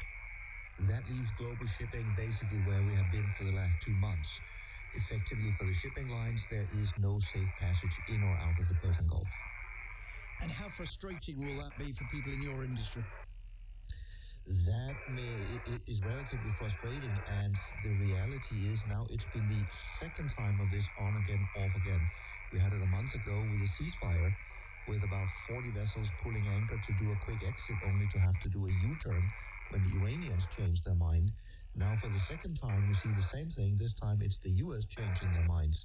So shipping lines are now looking at the situation and would have to come to the conclusion it'll be a long time before this is normalized, because who will trust it next time either of the parties say now the strait is open for traffic? And day to day, the practicality is that ships are still vulnerable to attack. There was a report of quite a serious attack, potentially, on one French container. Yes, that happened here during the night with a relatively small container vessel. It can take about 2,800 containers. That was hit by a missile. There are reports of several crew members being injured. We don't know the extent of the injuries. And it was in the wake of this attack, apparently, that the U.S. said, well, now they are calling off Project Freedom. Do you think there's a connection between them? I can't prove there's a connection, but at least those two things one came right after the other. And now, does it mean that shipping companies, that those who run the oil tankers so vital for global trade, will be waiting to see if President Trump is right, that there's a real chance of a full deal, a proper deal with Iran? Yeah. Yes, everybody will be basically sitting at waiting positions, as we have seen for a couple of months.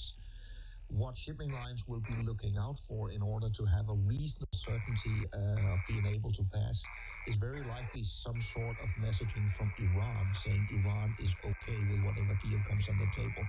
Because what we have seen repeatedly is it doesn't really matter what the U.S. says goes or doesn't go. At the end of the day, if Iran says it doesn't go, you still have the risk of being hit by missiles or drones. Lars Jensen, shipping analyst, former director of Maersk, chief executive of Vespucci Maritime. Thanks for joining us. It's 17 minutes past 7. Campaigners are calling for a ban on the use of the weed killer glyphosate on crop crops at harvest time because of concerns about its impact on human health. The Soil Association, which champions organic farming, says the chemical leaves dangerous residues in cereals and bread.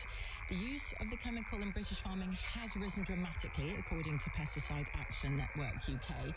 Dave Bell is a farmer who uses it and is chair of the voluntary initiative for the use of plant protection products such as herbicides. He says farmers like him rely on glyphosate. To promote and maintain soil health and a good healthy rotation in my crops, I need to utilise glyphosate to reduce my wear and tear, reduce my reliance on other weed control, to reduce my carbon footprint. If I don't use glyphosate to ripen the standing crop before harvest, I have to use more diesel to burn, to dry the crop. And that was farmer Dave Bell. Well, I'm joined now by Guy Singh-Watson, the founder of Riverford Organic Farmers. Good morning to you. Good morning. Could you explain to us why exactly you and others in the Soil Association want glyphosate banned? Because we heard just there from Dave Bell, it's so important to farmers like him. Well, I am not calling for it to be banned. I'm calling for its use as a pre-harvest desiccant. That's the spraying of glyphosate, which is known to be carcinogenic, onto crops just days before they're harvested, in the full knowledge this is chemical, are going to end up in our bread, in our breakfast cereals, in our beer. That's what we want changed. This is a relatively modern practice. To say that it's essential to the growing of wheat, I'm afraid, is not true at all.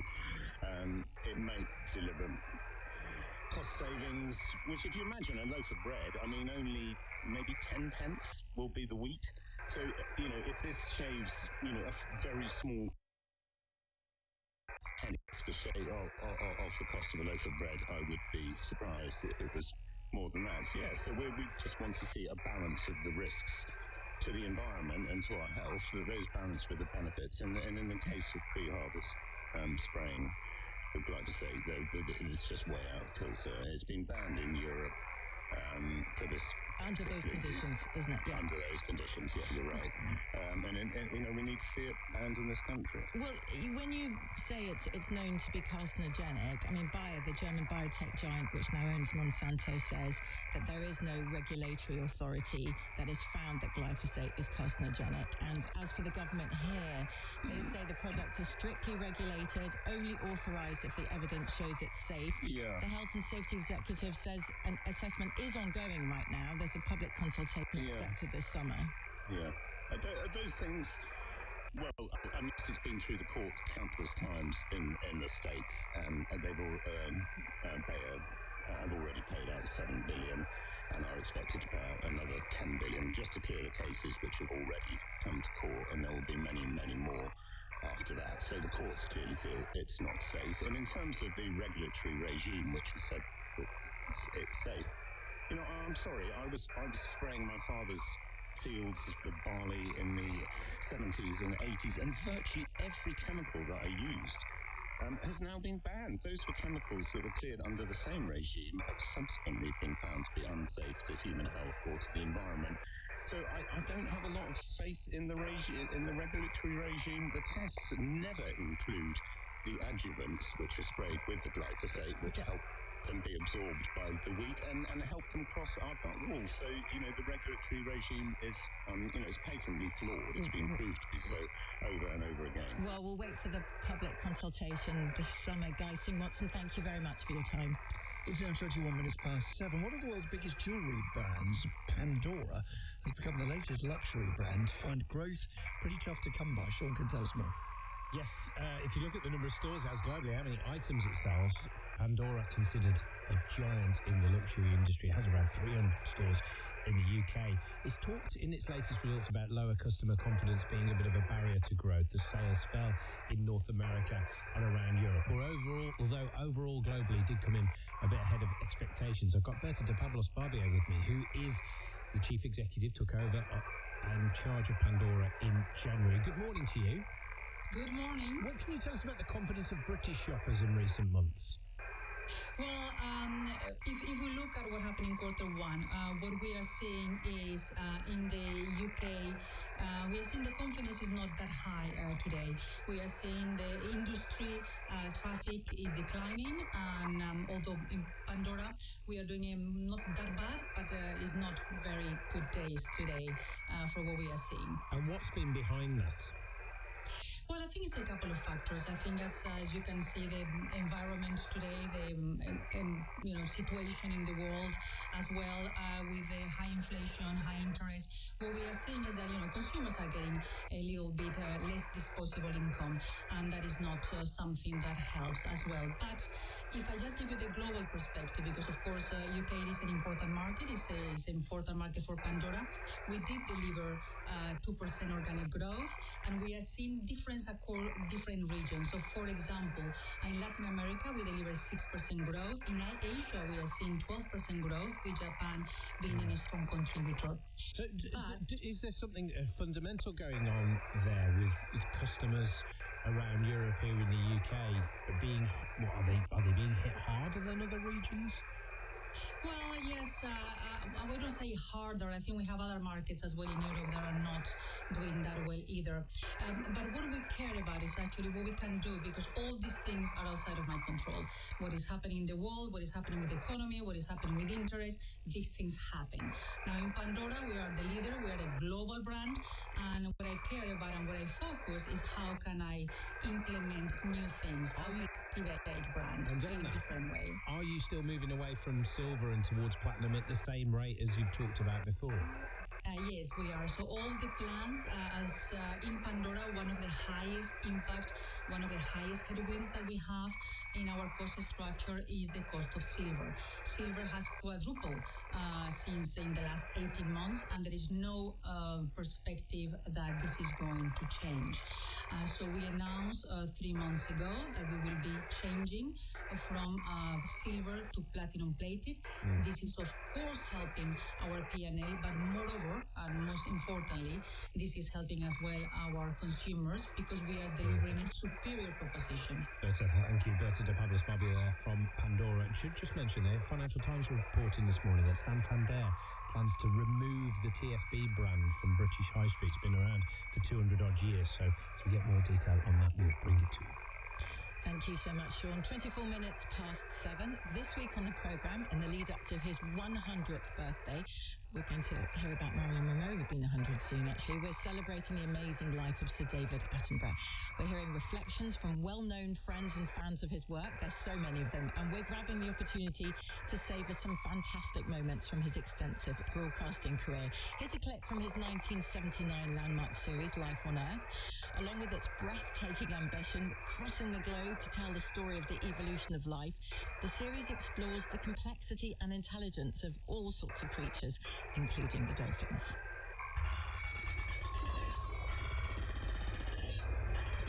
Over 20 different kinds of calls have been identified.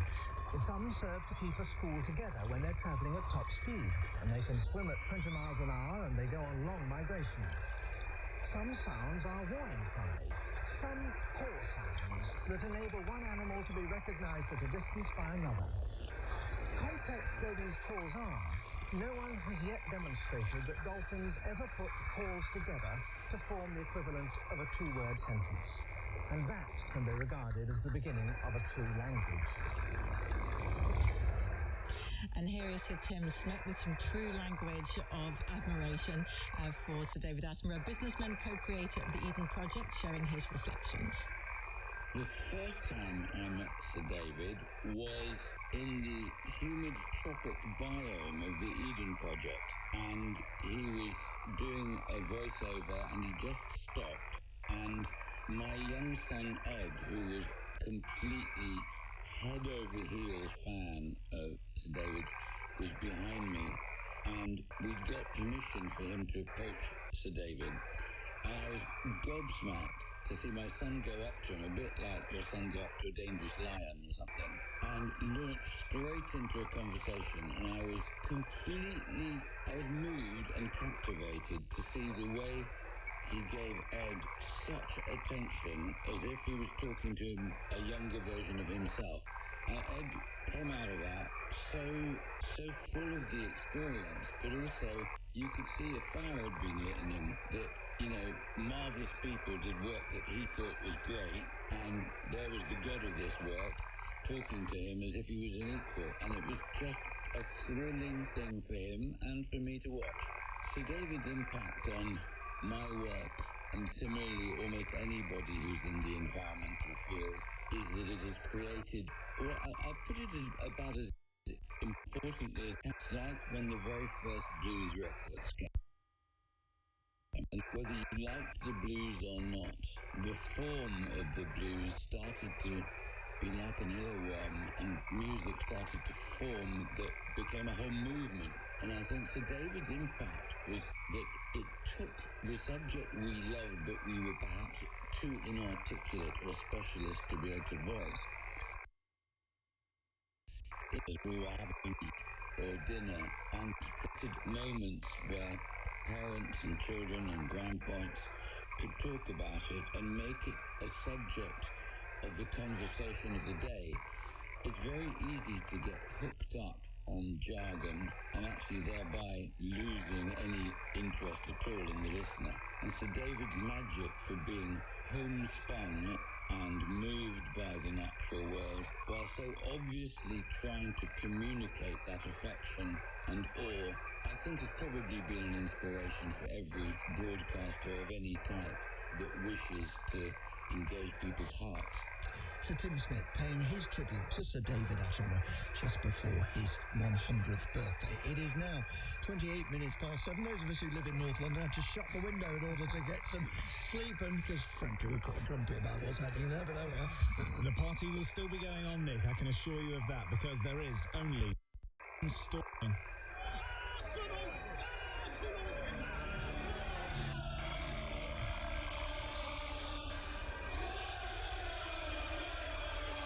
Just felt like we were going to do something special tonight. We're in a Champions League final, one step away from being the best team in Europe. Arsenal. That's a good shoot. Goalkeeper save. Saka. The noise in the stadium, it was electric tonight, and the players delivered. Listen to the noise inside the Emirates. It's the captain of those, Bukayo Saka. We're in a final. I think we will win it, and more importantly, we will win the Premier League. The Dogs win the double. This season of will they? Won't they? Can they? When that final whistle went, I was very emotional. The top of the Premier League, and now they're in the Champions League final for the first time for 20 years.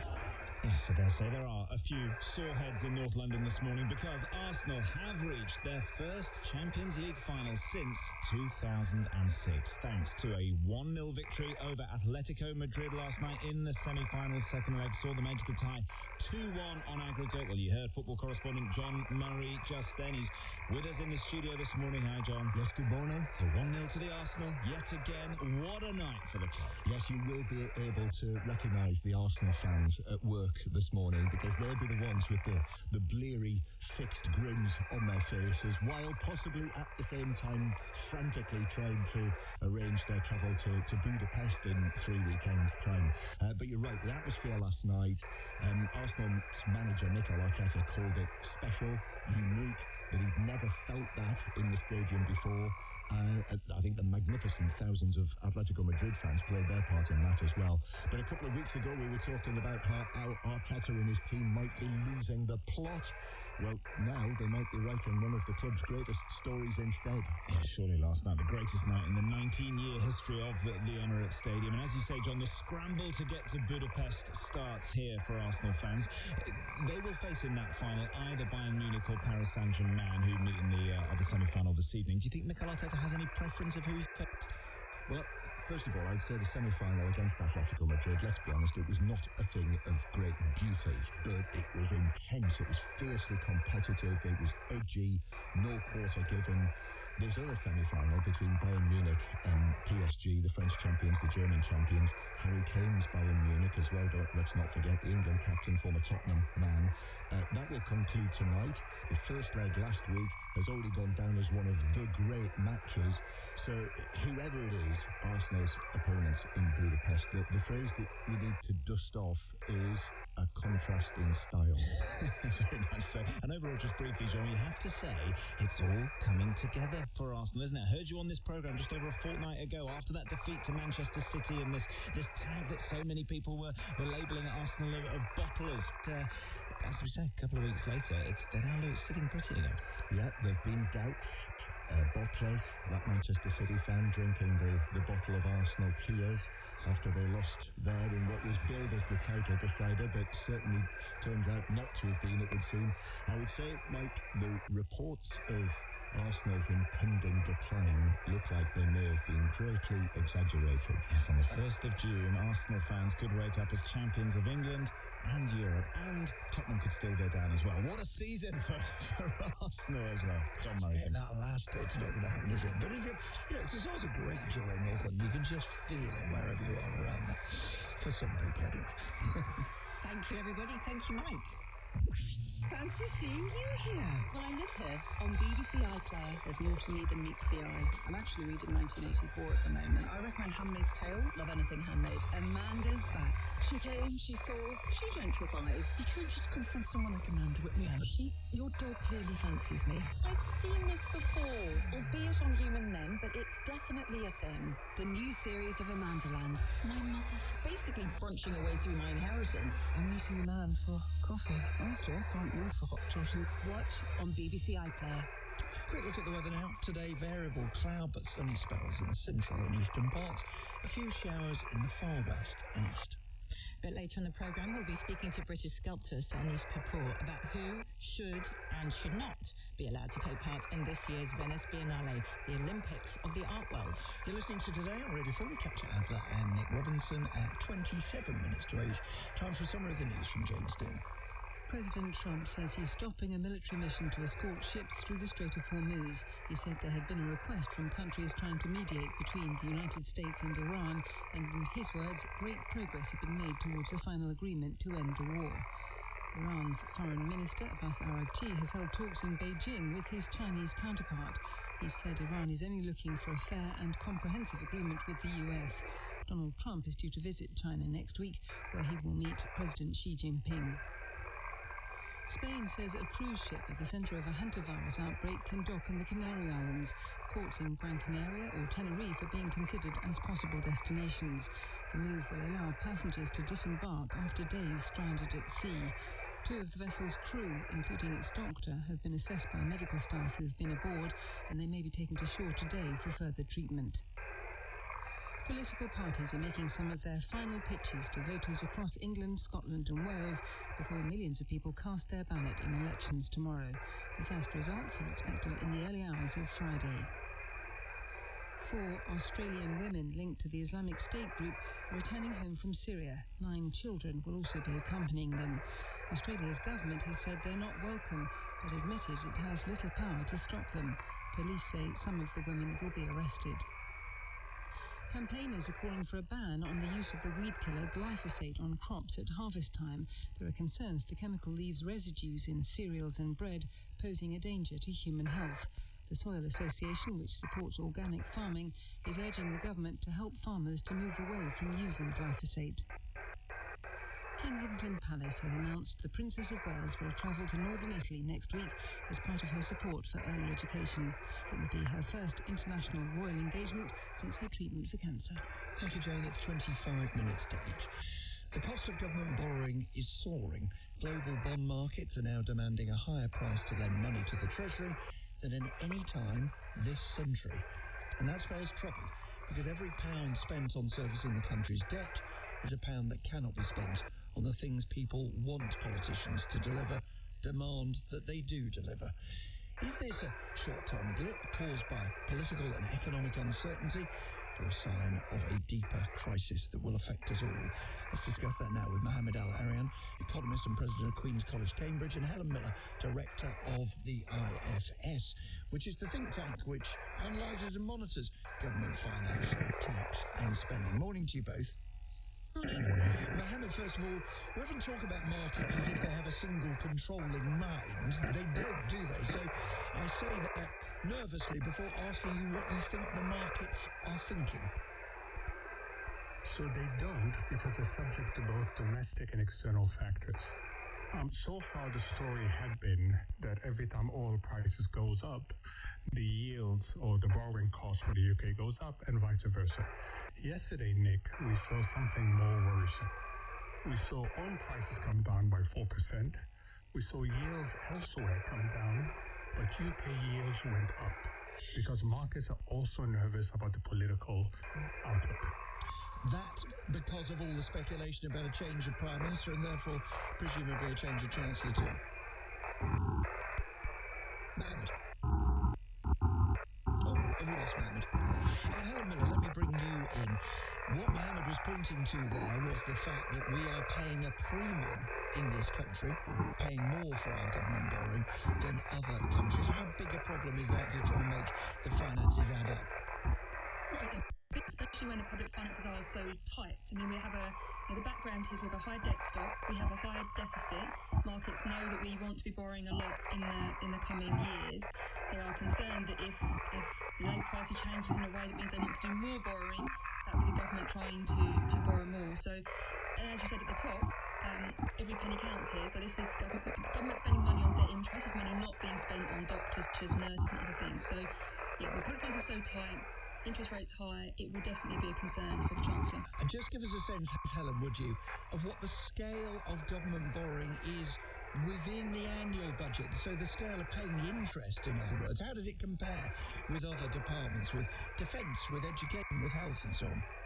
Very big. So nowadays, if debt interest were a government department on its own, it would probably be the second biggest department outside of health, outside the NHS. We spend over 100 billion on debt interest. That's more than we spend on education or defence or anything else. So this is a really big, meaty part of the budget, and therefore, whether it changes by 5, 10, 20 billion has a big effect on the overall finances. Mohammed, we lost you briefly there, but the question I was putting to you, which I put to Helen, is to what extent you think the elections and the nervousness about what might follow, a change of Prime Minister or Chancellor, might be affecting market sentiment and therefore be expected to potentially calm down quite quickly. It is affecting market confidence. As Helen said, markets are looking for the continuation of fiscal discipline. They also would like to see the government expand and implement in a sustained fashion its growth strategy, something that hasn't materialized and speaks to the underlying fragility. So if you have political uncertainty, if you have political paralysis, the hole that the UK is in right now, which impacts not just the fiscal need, but also growth, the ability of people to get mortgages, the ability of companies to borrow. If we don't get out of this hole, it's going to prove harder and harder to do so in the future. So the question I asked in the introduction was, is it a short-term blip or a sign of a deeper crisis? I sense you saying, Mohammed, it's a sign of a deeper crisis. Yes, and I'll give you one number. The difference in dollars between the UK and the Eurozone has now got to a full 2%. That's significantly higher than it was before the war. And it just tells you that the market is starting to differentiate and say the UK is especially vulnerable because of years of underlying fragilities. Helen, are you any more optimistic? Well, I think it is going to depend on both how the war plays out and how quickly that comes to an end, and on what happens after these elections. I think it is right to point out that for many years now, the UK has had a plan to get its borrowing and its debt down.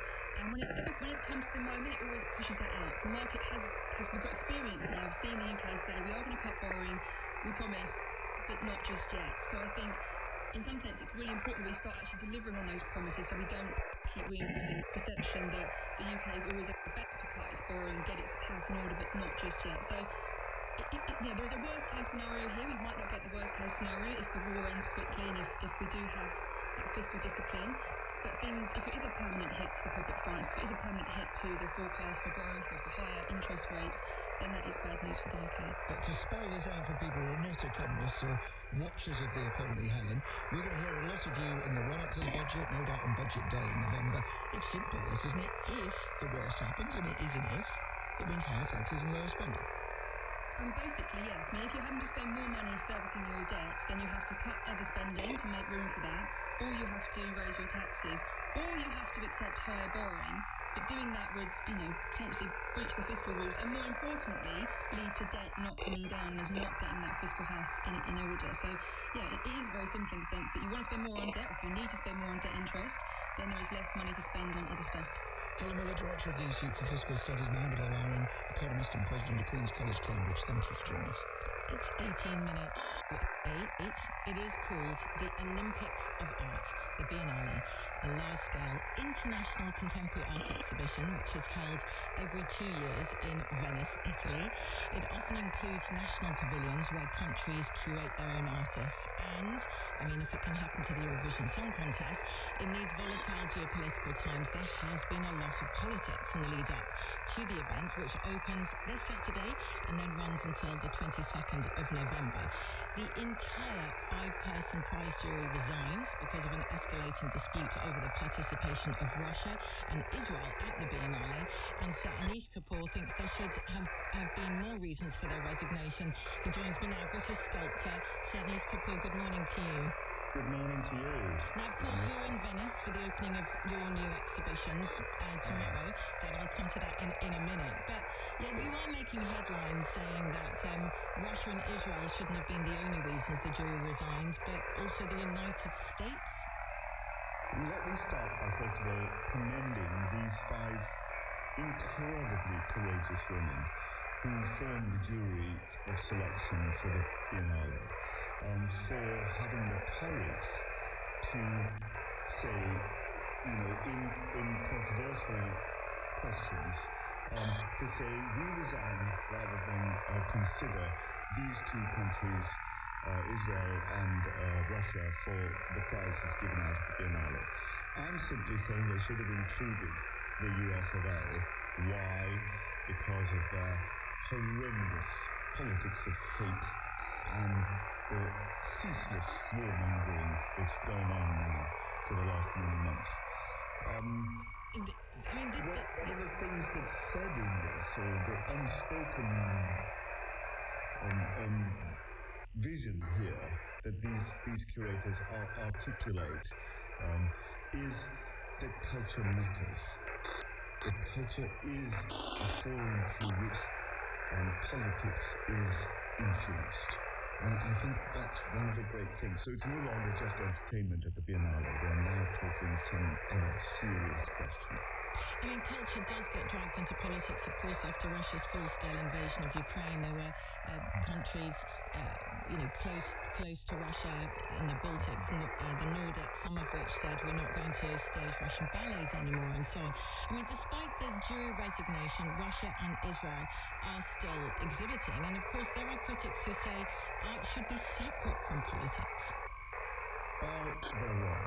Excuse me, but they're wrong. It seems to me that one of the many things that artists do is to try to articulate other agendas for, if you like, our inner psychic consideration. Empathy with those destroyed by war, empathy with the millions living in poverty, would dispossess the 100 million refugees in the world, etc., etc. The environment, we could just go on and on and on, It is interesting that this is part of what these 5 courageous women are articulating, I feel. It is interesting from the US perspective that that Donald Trump, he's worked a lot in his second term to reshape culture and his image, hasn't he? There's been pressure on institutions like the Kennedy Center, the Smithsonian, and there was an insistence that the artists, at the Biennale, the US artists had to reflect American values. Well, there you go. Isn't that just utterly disgusting? And I will not mince my words. But that's your opinion on the values. Not everybody would agree with you. Oh, so be it. But that's my opinion on the values. Well, tell us your opinion about what an utter shame that the artists that they chose, and the artists themselves, I do not criticize the artists. The artist has kind of tried to step aside from this, but that the White House pushes its agenda for in this cultural sphere. I mean, gosh, it's absolutely full. There will be those who'll say that, artists who are involved in politics or who express opinions like yourself are pushing an agenda yourselves. What about your exhibition? It's got close links to architecture. I feel, and I've said this 1,000 times, I have nothing to say as an artist. What I do is look to the work to give agendas, and I have all kinds of agendas that arise in my work. So I don't have a message to deliver. Paul Valéry, the great French poet, once articulated this beautifully by saying that a bad poem is one that falls into meaning. Therefore, may I say, a good poem sits somewhere between meaning and no meaning. And it's a wonderful space. The viewer has the space to reflect on what the possibilities of poetry, of art, etc. are. Sir Anis Kapoor, thank you very much indeed. Your installation is opening at the Biennale tomorrow. It is now 12 minutes to 8, and it's time for Thought for the Day. The speaker with us in the studio this morning is the Reverend Lucy Winkett, Rector of St James's, Piccadilly. Good morning, Lucy. Good morning. Early one morning last week, I was taking a walk from the church to the park in central London where I live. I walked down Waterloo Place, named after the battle more than 200 years ago on a June Sunday, with 60,000 casualties and thousands of horses killed on a muddy field in present-day Belgium. Past the memorial to the war in Crimea, fought 3 decades later, when hundreds of thousands of men died, many from infected wounds. But historic acknowledgement of terrible bloodshed collided with the present day, as I noticed a new statue had appeared overnight. We now know it was put there by Banksy. Up on a plinth is a well-fed man dressed in a Western-style business suit. In his right hand he holds high a huge flag, his other hand is in a fist. He's marching forward. But the flag he's carrying has blown into his face, and he can't see where he's going. As the viewer, we witness his next step, taking him off the plinth, marching into thin air. One more step, and he will fall. The man's distinctive posture lionizes individual autonomy, allied with what seems to be a determination to dominate in the name of whatever's on the flag he's holding. But the flag, presumably the reason he's marching in the first place, is itself the very reason he can't see the way ahead. I found myself addressing the man in my mind as he towered over me. Sir, you're holding your flag up proudly, but you can't see where you're going. I don't know what made you think you should be up there, but you don't have to stay. Now the only way is down.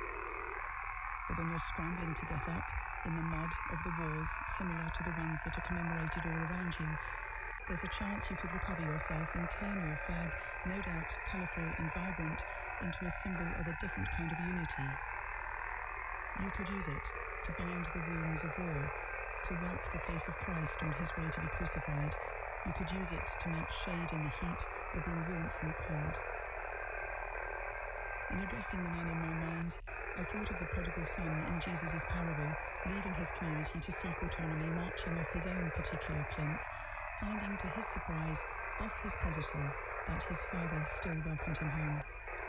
I found myself feeling compassion for hubristic and lonely humanity as we consistently choose domination over cooperation, clenched fists, not open hands.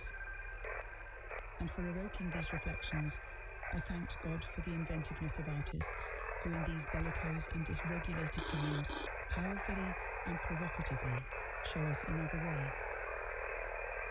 That was Thoughts for the Day with the Reverend Lucy Winkett. It's now 10 to 8. Elon Musk and Sam Altman are battling in court over OpenAI's move from a not-for-profit to a for-profit model. At the same time, Wall Street firms like Blackstone and Goldman Sachs have teamed up with Anthropic to form a new $1.5 billion AI firm. It's dizzying. Here in the UK, employees from Google DeepMind, the company's research laboratory, have voted to unionize, partly due to concerns about a deal between the company and the US military. Whether AI is having a radical effect on our lives is absolutely without question, but who has the control?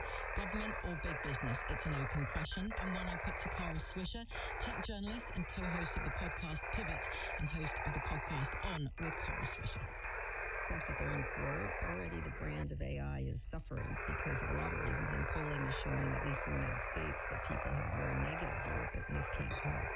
But this kind of thing is just antics of Silicon Valley, and so it just sort of shows how ill-equipped these people are to run what is a very important technology or to be in charge of making decisions without government intervention. So who is in charge, though, would you say? Isn't that part of the problem? Is it the tech bros? Is it government? No, government now in our country? No, not in the United States, no. I mean, the Trump administration is a coin-operated administration when it comes to the tech industry, and they get what they put in money and they get what they want. And so lately they've been deciding, perhaps there might be a need for some government involvement here, but for the most part it's been a hands-off administration.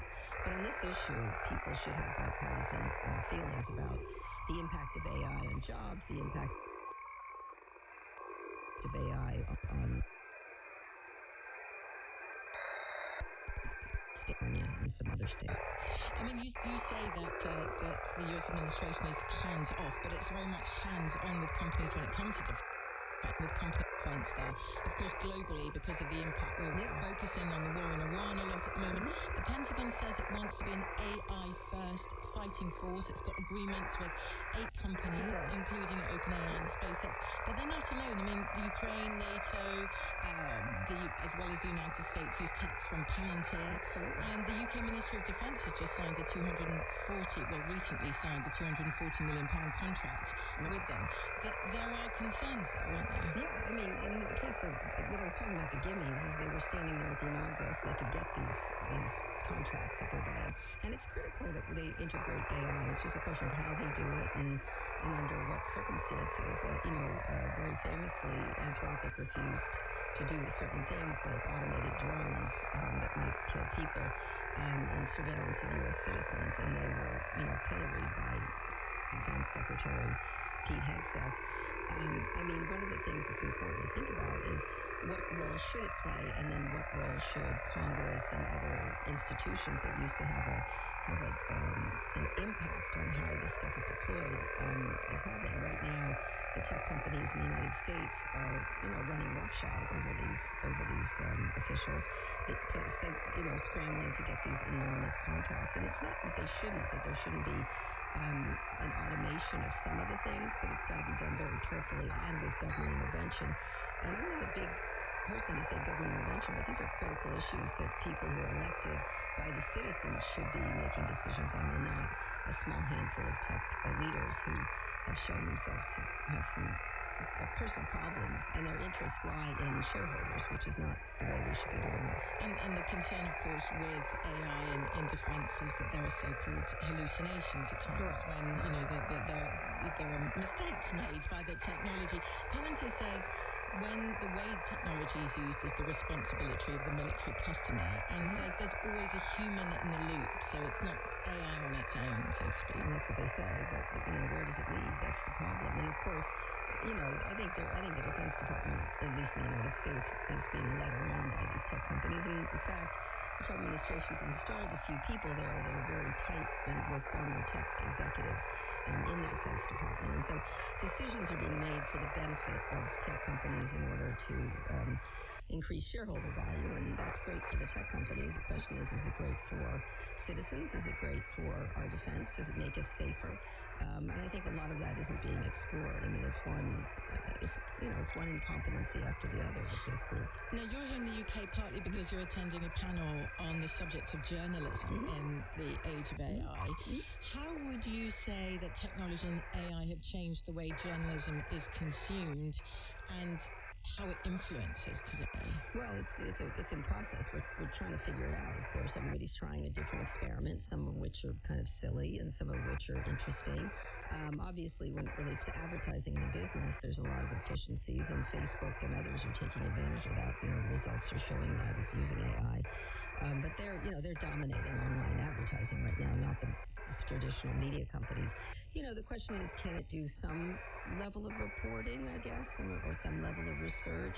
What could it automate that helps a reporter do a better job or find information or find patterns and things like that?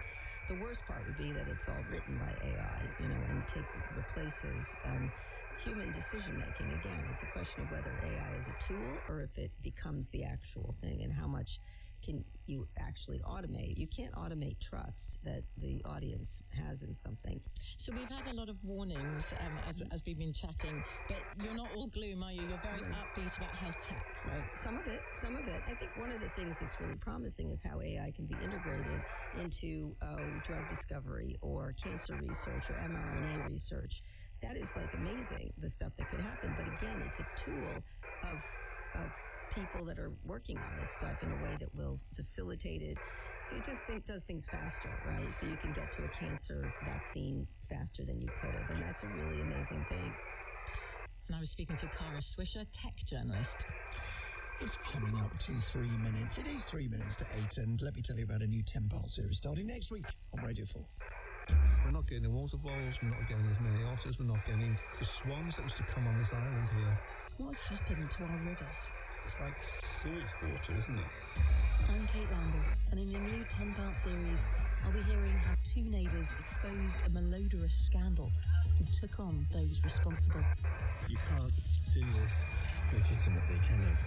Investigating a centuries-old battle between public good and private profit. It's not right. Rinsed on Radio 4 and BBC Sounds, starting next Monday to Friday at 1:45. Just gone 2 minutes to 8, and that means it's time for the weather forecast here with Darren Batt. Thanks very much, Katya. Good morning. We've got a lot of cloud to come today, but not a lot of rain. In Scotland, it's been quite a cold start. There's still some sunshine, particularly in the east, but it will tend to cloud over more. Showers are more likely to come into the Highlands and Islands. Across Northern Ireland, best in the west, really. It should be dry here. There's some sunshine at times, but around Antrim and Down, we're more likely to have a few light showers. Across England and Wales, bit of a messy picture here as well. There is a lot of cloud around at the moment, but some sunshine across some eastern parts of England. But at the same time, there is cloud coming in from the North Sea, and that's already bringing a few showers near the coast. And we'll see a few more of those continuing through the day. And the odd showers possible in the cloudier skies across Wales and the southwest of England. But not much coming from those showers. But it will be quite a cool day, actually. Probably top temperatures of 14 or 15 degrees in southern England. So that's lower than it was yesterday. But more typically, it's only going to be a cool 11 or 12 Celsius. This evening, the cloud will start to break up. There'll be some clear spells overnight. Many places will be dry. Temperatures could be as low as 2 or 3 degrees. Heading into tomorrow, we're going to find some wetter weather, showers, perhaps longer spells of rain developing across the northern and western parts of the UK. So it'll be drier in the east, and it should be a little bit warmer, I think, tomorrow. Temperatures 14 to 16 degrees. The trend is, though, for it to remain cool across northern areas, but get warmer in the south. Thanks, Darren. You're listening to Today on Radio 4 with Katja Adler and Nick Robinson.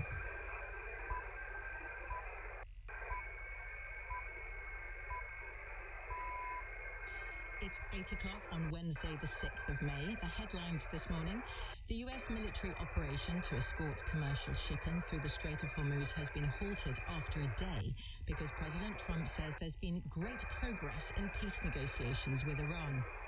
The cruise ship under quarantine because of a deadly virus due to the Canary Islands, where passengers will eventually be able to travel home. Also in the next hour, we'll speak to the leader of the Green Party in England and Wales, Zach Balanster, in the last of our leader interviews before tomorrow's elections.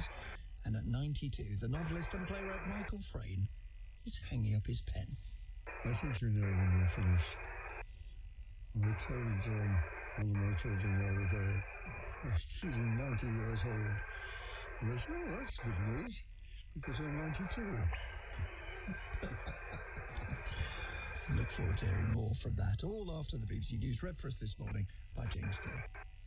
The American military operation to reopen the Strait of Hormuz for commercial shipping has been put on hold after just one day. President Trump said he had agreed to a short pause to see if a complete and final deal with Iran could be reached. The Iranian Foreign Minister Abbas Araghchi says Tehran is only looking for a fair and comprehensive agreement with the U.S. Here's our North America correspondent David Willis. The U.S. military operation to guide merchant ships through the Strait of Hormuz, dubbed Project Freedom by Donald Trump, only came into effect on Monday. Yet a few hours after both the U.S. Secretary of State and the Defense Secretary had held separate news conferences to discuss its details, the president abruptly announced he was putting the project on hold in the light of what he called the great progress that had been made towards a peace agreement with Iran. Mr. Trump said he had taken the decision at the request of Pakistan, which has been mediating in negotiations between the U.S. and Iran. So far, those efforts have given rise to only one round of direct talks, which ended with the two sides still far apart, and there has been little public indication since then that a deal was anywhere near close at hand. Iranian state media was swift to capitalize on the announcement, saying the president had retreated after his continued efforts to reopen the Strait of Hormuz had failed. Australia is to establish a permanent national fuel reserve holding around 1 billion litres. The stockpile will cost the equivalent of £5.5 billion. Ministers say they want to shield Australia from the worst effects of the current energy crisis caused by the conflict in the Middle East and be ready for any future shocks. Spain has given permission for a cruise ship affected by an outbreak of hantavirus to dock in the Canary Islands, allowing passengers to disembark after days stuck at sea. 3 people have died on board, with 2 deaths confirmed to have been caused by the virus. The MV Hondius is currently anchored off Cape Verde, which says it lacks the medical facilities to deal with the situation. Our correspondent Tom Simons reports. It'll take 3 to 4 days for the Hondius to make its way to the Canary Islands. The Spanish government was asked by the World Health Organization to help, though the government of the Canary Islands felt it might not be necessary, and some residents raised concerns about allowing a ship to dock with a dangerous virus on board. 2 of the vessel's crew, one its doctor, reported to be British, have been assessed by medical staff who've been aboard, and they may be taken to shore today for further treatment and assessment. Epidemiologists say there are around 150,000 cases of hantavirus diagnosed each year of various types. It is normally spread by rodents, so they are examining this outbreak closely to be sure that there are no signs of growing human-to-human contact. 4 Australian women linked to the Islamic State group are returning home from Syria along with 9 children. Police say they have been planning for such an eventuality since 2015. Some of the women are expected to be arrested on arrival tomorrow. Our Australia reporter Simon Atkinson has more. Australia's government has been very clear. The women and children are not welcome and will get no help returning. But the group has valid passports, and the Home Affairs Minister, Tony Burke, admits Australia has very little power to stop its citizens coming back unless they pose a specific risk. The 4 women and 9 children have been in limbo since leaving the notorious Al-Roj refugee camp last month and heading to Damascus. Flight bookings to Sydney and Melbourne triggered alerts. It's not clear how many women will be arrested. Counter-terrorism teams from the Federal Police and the National Security Agency say they've been monitoring the group for more than a decade and have been gathering evidence in Syria. All the children will be required to take part in an anti-extremist program, but will receive psychological support. Political parties across England, Scotland and Wales are making some of their final pitches to voters before millions of people cast their ballot in elections tomorrow. The first results are expected in the early hours of Friday, with the overall picture becoming clearer through the day and into Saturday. Here's our political editor, Chris Mason. This is the biggest set of elections since the general election 2 years ago. Results that will shape the mood and career prospects of political leaders around parts of England, in Edinburgh and Cardiff, as well as at Westminster. Scotland and Wales are electing devolved governments. More than 5,000 seats on 136 councils in England are contested too, as well as 6 mayoral vacancies. And so a final persuasive push, cameras and microphones in tow, for the panoply of competitive political outfits contesting this range of elections. Westminster's big beasts, Labour and the Conservatives on the back foot, and scrapping for attention amid the plethora of others. The Scottish National Party and Plaid Cymru, Reform UK and the Liberal Democrats, the Green parties of England and Wales and of Scotland, plus independents in the mix in some places too. The political parties in Wales are competing for 96 seats in the new restructured and expanded Senedd. With more details, here's our Wales correspondent, Hal Griffith. After weeks of televised debates and divisions over income tax and immigration, the parties are making their last appeals to any undecided voters. Labour's record in government, and in particular its running of the Welsh NHS, has repeatedly come under scrutiny. Plaid Cymru has cast itself as a government in waiting, calling this election a two-horse race between it and reform. For its part, Nigel Farage's party hopes for a dramatic increase on the two members it had at the end of the last Senedd. Both had defected from the Welsh Conservatives. The Welsh Greens and the Dems are both positioned to potentially help decide the balance of power if, as expected, no one party is able to win an overall majority in the new expanded Senedd. Tomorrow's vote may well be followed by days of deal-making to decide who forms the next government of Wales. The Metropolitan Police is creating a new team of around 100 officers dedicated to keeping the Jewish community in London safe. Last week, the government announced £25 million of additional funding to improve security after a series of anti-Semitic hate crimes. Our senior UK correspondent, Seema Katecha, has more details. The Met says the units will provide a more visible, intelligence-led presence to help Jewish communities feel safer. Officers will work with faith leaders, schools and local residents. Scotland Yard says the funding is already providing more officers on the streets. Its Commissioner, Sir Mark Rowley, has welcomed the funding but says more will be needed to tackle the ongoing threat. The government says £2 million of the funds it announced would be available to other forces in England and Wales, and £4 million for the Jewish Community Protected Security Grant. Environmental and health campaigners are calling for the government to ban the spraying of glyphosate on crops in the UK at harvest time because of studies linking it to cancer and other illnesses. An open letter has been signed by groups including the Soil Association and Greenpeace. The European Union banned the use of glyphosate as a pre-harvest drying agent in 2023. The government says the chemical is subject to strict regulation in Great Britain. The Princess of Wales will travel to Italy next week on what will be her first international royal engagement since her treatment for cancer. She'll learn more about one city's approach to early years education. Here's our senior royal correspondent, Daniela Ralph.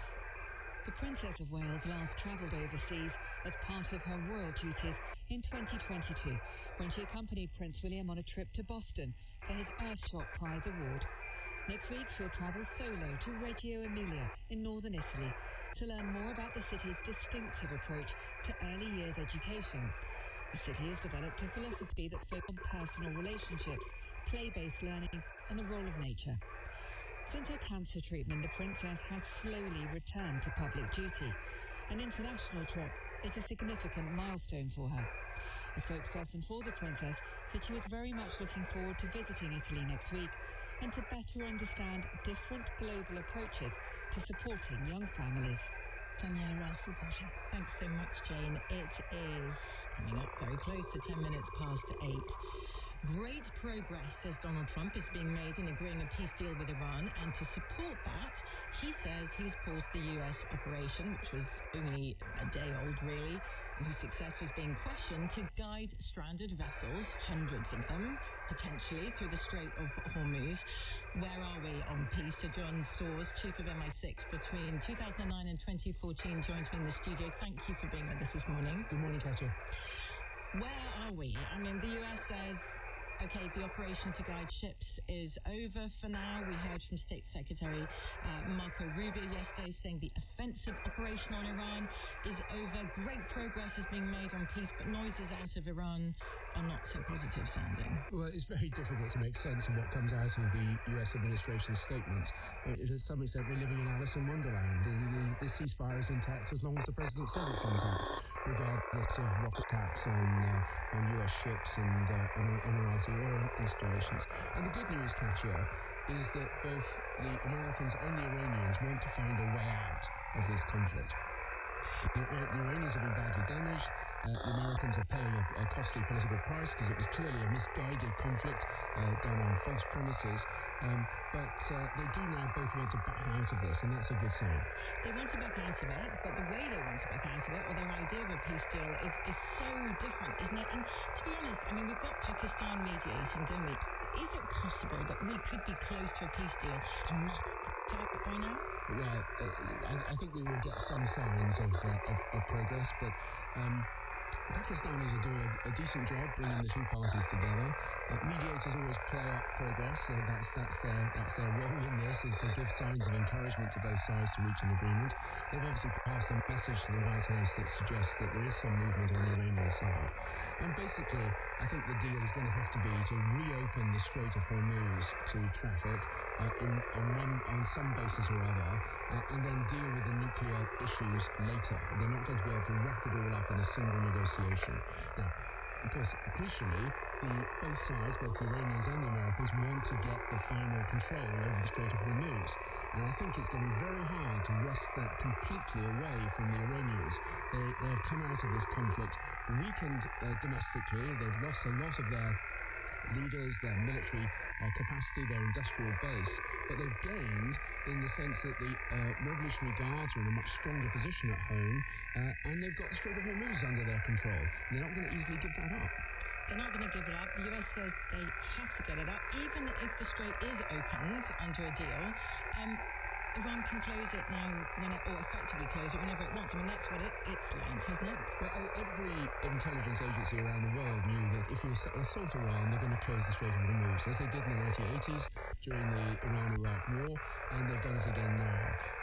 You cannot stop the Iranians holding these commercial vessels at threat. Look at what the Houthis do in the Bab el-Mandab at the opening to the Red Sea. You don't need a large navy, you don't need sophisticated weaponry to hold a commercial vessel at risk. So I think the Iranians, having got this game, they will probably agree to some form of management of the Strait of Hormuz, but I wouldn't be surprised if that involved vessels paying some form of toll or tariff to get through.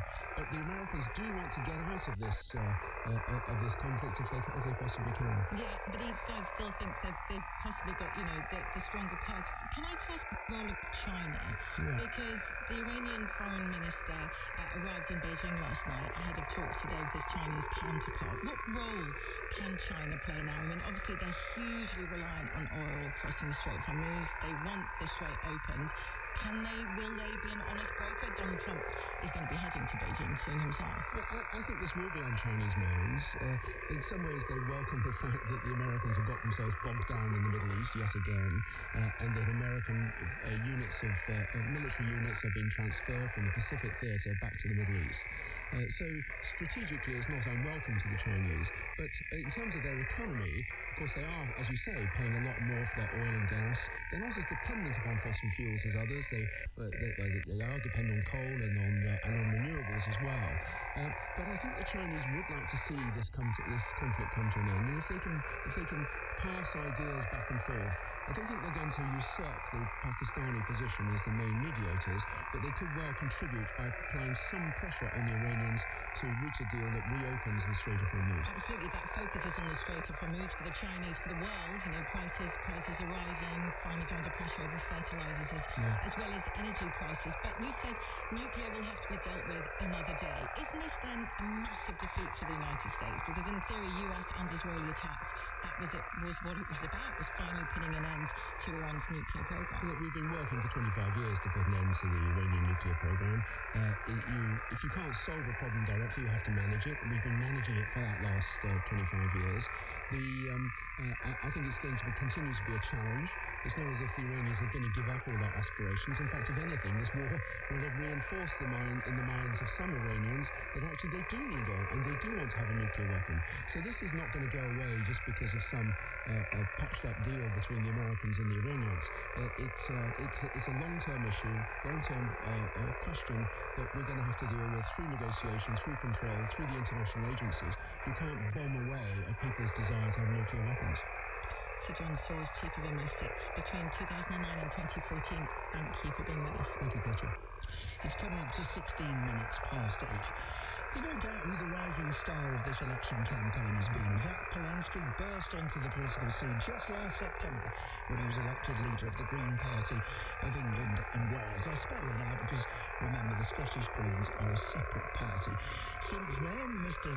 Polanski's party has soared in the polls, but higher poll ratings have brought with them much greater scrutiny of what he and his candidates say and think and what they might do in office. I'm delighted to say that Jack Polanski is here in the Today programme studio for the latest, indeed for the last, of our party leader interviews. Morning to you, and thanks for coming in. Thanks for having me, Nick.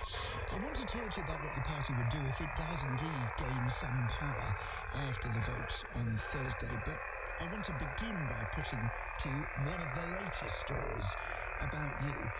The Times investigation says that you've made a series of false or disputed claims about jobs you've had in the past. Why, for example, did you say you were a spokesperson for the British Red Cross when they are absolutely clear that though a supporter of theirs, you were never a spokesperson for them? So I hosted various fundraisers for the British Red Cross, and indeed I will go on stage and speak for them about the amazing work they do, tackling humanitarian crises and the climate crisis, and indeed for refugees all around the world. I use the wrong word, and I accept that, but I would essentially take the words on stage with me and speak. It's important, though, and I accept this, that they don't support any political party, and I've made sure that's been taken down. You say this sort of story is a fuss about nothing, that you get your facts wrong, because it comes up with other examples. Well, I think it's totally fine to ask me questions about my past. I would also say in the same breath, though, the Times published a pretty anti-Semitic cartoon of me last week. I asked them to apologise, and some of these stories feel like scraping the barrel to kind of go back 10, 15 years. I've had so many friends, I'm literally talking maybe 20 or 30, in the last few weeks who have phoned me and said, a Times journalist has been phoning and they've been desperately trying to find things about the past. They asked me lots of questions and seemed disappointed that I didn't have some juicy, dirty gossip. Yeah, well, there was. Whether you call it juicy or dirty, and it wasn't gossip, it was a fact. The fact that you claimed that as a hypnotherapist you could enlarge women's breasts using the power of thought. People are entitled to say, what's this guy really about? People are totally entitled to say that, and that's an important part of politics, that people ask you questions. What I would say is that, this was 13 years ago. It was a Sun journalist's idea. I've apologised for that, because even though it was a Sun journalist's idea, I was an adult and I should have said no. You went along with it, yeah. It's important to say I wasn't a politician, and I've apologised.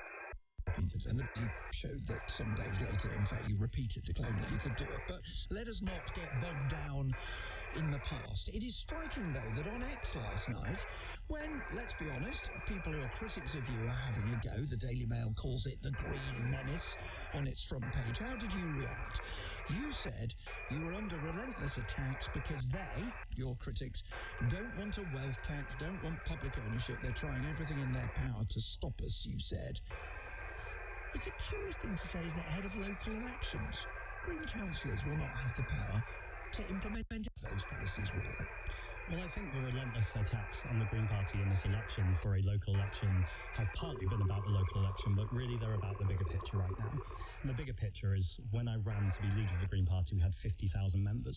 We've now got 255,000 members. So we are rising, and I think lots of people are worried about the prospect, and when I say people who own right-wing media, multimillionaires and billionaires, who are worried about the prospect that they might have to pay a little bit more tax.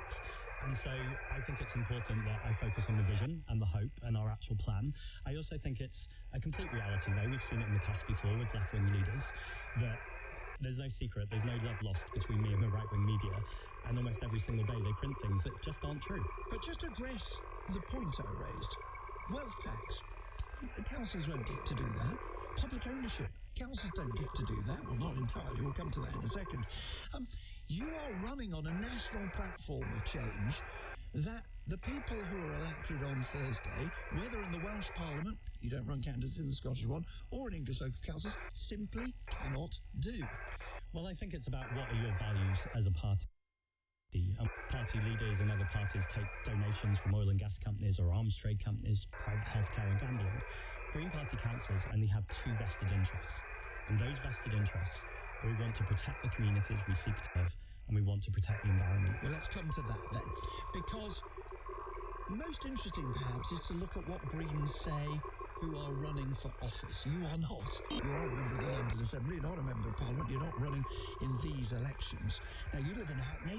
Hackney happens in North East London to be a top Green target for taking control from the Labour Party. So let's look at protecting communities, for example. On crime, the manifesto calls the Metropolitan Police institutionally racist, homophobic, sexist and misogynist.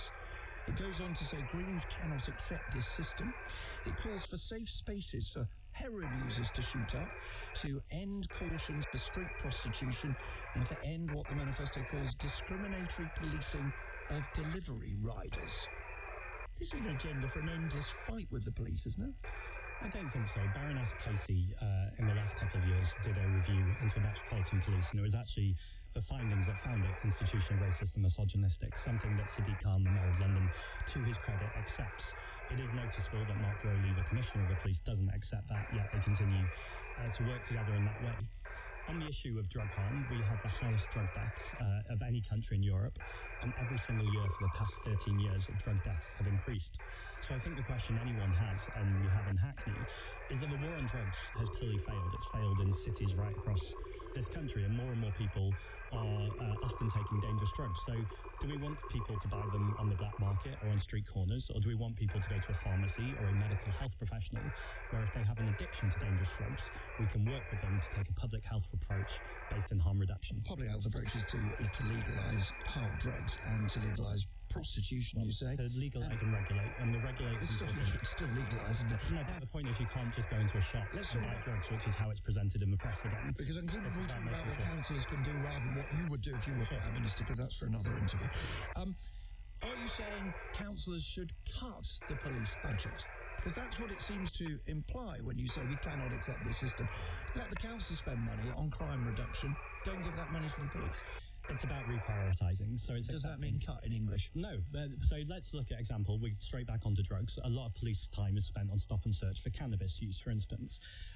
It doesn't escape people's notice that is often in the politics of racism. If you're a young black person, I think it's something like you're 18 times more likely to be stopped and searched than your white peer, despite the fact there's no evidence that they're more likely to be dealing or using drugs. And so I think it's important that we make sure the police time is spent properly, which I think is about community prevention, about cohesiveness and bringing communities together, particularly in light. Whether it means redirecting the budget. Does it mean the police budget? Well, it means redirecting within the police budget, so making sure that the time that the police are spent is spent on community safety.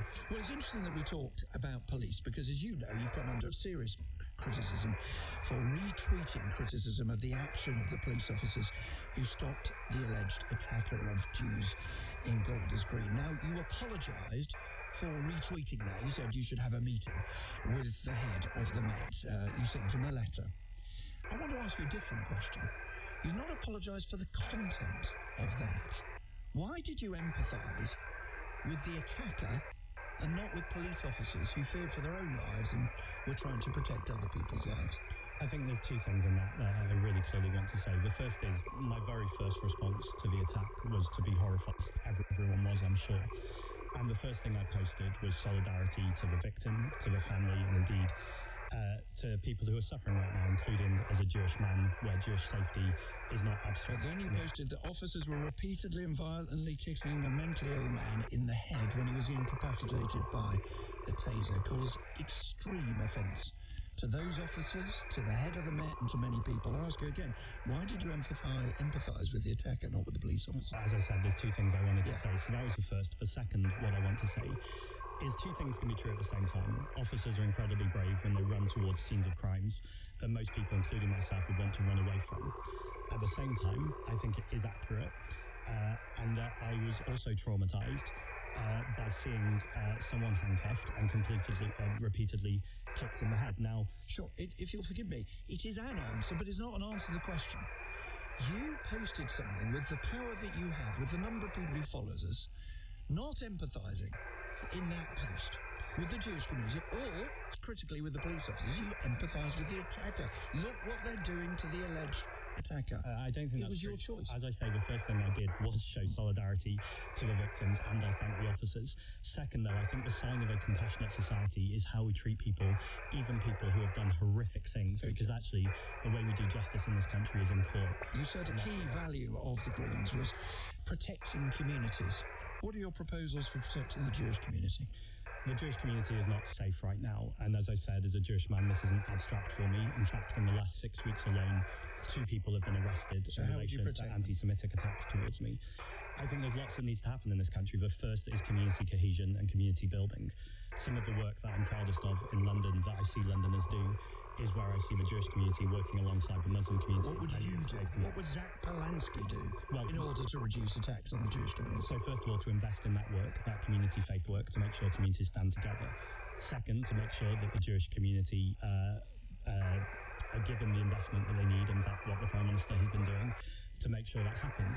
I do think a police response is the last response when everything before it has failed. I still think you're not really answering the question about what you would do. Let me ask you this. Would you deal with, for example, a candidate who says Jewish people fear hate because they know they should be hated? Another one who suggested that the attacks on the ambulances was a false flag carried out, presumably, by Israel. Another of your candidates who blamed Israel for the Bondi Beach terrorist attack. A fourth candidate who said Donald Trump was, quote, owned by Jews. And most horrifying of all, although this individual has now been arrested, one of your candidates who reposted something saying, ramming a synagogue isn't anti-Semitism, it's revenge. What are you, Zach Polanski, doing to end these disgusting messages? Those messages are all unacceptable, and it's important to condemn that. The Green Party are an anti-racist party, and it's important that we stick to our values. Well, you can't just say the words we're an anti-racist party, and I've just read you out 5 of the most revolting comments at a time when, according to an independent advisor, we face a national emergency of anti-Semitism. Honestly, you're not responsible for everything they say. Of course you're not. You can't be. I am responsible, actually. What are you going to do about it? I am the leader of a party. I was about to finish my sentence. Forgive me, go on. We're an anti-racist party, and so what I've already committed to doing is making sure that we have a standardised vetting process in future, and also screening of all our candidates to make it clear that anti-Semitism is completely unwelcome in the Green Party as it is. It is also important to say one case of anti-Semitism is one too many. This is a handful of cases, and actually we have over 4,500 candidates, the vast majority of which are doing amazing work in their communities right now, going out there to tackle the cost of living crisis, to make sure that we're funding public services, and making sure that it's about people power and community grassroots power. You can dismiss 1 or 2 as just unrepresentative. I've just read 5. I could have read 20 cases of revolting anti-Semitism. How do you avoid becoming the new Jeremy Corbyn of British politics? Well, I think me and Jeremy are very different people, and there's much, the question was almost inviting me to condemn Jeremy Corbyn. I think there was lots that Jeremy Corbyn was putting forward to this country that I think was really positive. We talked about wealth taxes, about public ownership. I also think it's important, speaking for myself right now, that we make sure that we have this vetting process, that it's really clear that anti-Semitism, Islamophobia, any form of hatred or hate crime is not welcome. Do you believe that Palestine is, to coin a phrase, on the ballot this Thursday? I think lots of things are on the ballot this Thursday. Is Palestine on the ballot this Thursday? I think it's one of the elements, as is the climate crisis, as is... What does it mean, Palestine is on the ballot? Because the reason I ask you is because your candidate for mayor of Lewisham says Palestine is on the ballot this Thursday. Haringey Green Party campaign launch video. You might think it'd be about bins. You might think it'd be about schools, hospitals. It might be about cleaning up the roads. It is a series of councillors saying, as a councillor, I will take all appropriate steps to uphold the inalienable rights of the Palestinian people. Do you think council elections really should be about Palestine?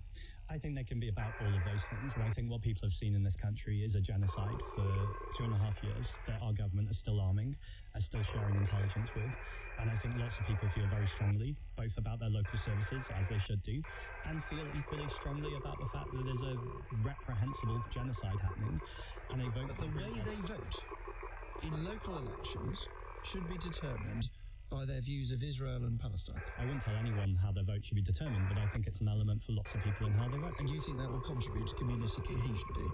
I think, yes.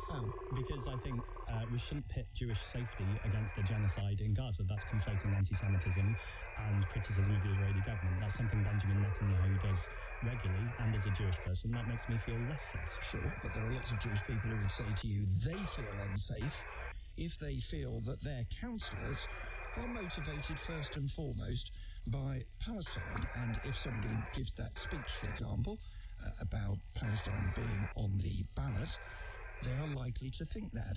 We looked, for example, at Barnet Greens, where 1 in 7 residents identify as Jewish. And it includes in its manifesto the fact that you're standing up for Palestine. Do you think that's going to help? Well, I walk regularly on Palestinian marches with hundreds and hundreds, in fact, thousands of people, many of whom are Jewish, and there have been rabbis who have spoken out on this too. I accept, though, there are Jewish people whose views are equally as valid, who don't agree with those views. And I think the job of all of us who are in public life right now is to de-escalate tensions and look, how do we bring people together? And I accept that's a huge challenge. And I think one of the ways we can do that is by ending our complicity in the genocide.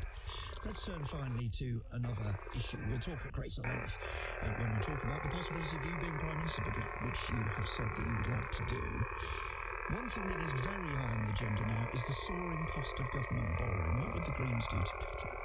Well, I think we need to make sure that we're investing, so I think there's two ways of doing that. The first is wealth taxes, which I know we've rehearsed before, but I'll just say that's the first place. How does that affect government borrowing? Because ultimately it means you need to borrow less if you're ultimately... You're talking about cutting the cost of government borrowing. Yes. Which is soaring. It's higher than it's been any time in this century, because people are nervous about high spending, high taxing governments that are politically unstable. I think someone who speaks brilliantly on this, who I've spoken to, is the economist Mariana Mazzucato, and she talks about the fact that a government should have a mission. There should be a very clear plan of how you tackle the climate crisis, how you reduce inequality. Now, if you have a clear plan and you're borrowing for that, you're taking the market with you, because they can clearly see what the return on investment is and how you're bringing money back into the economy.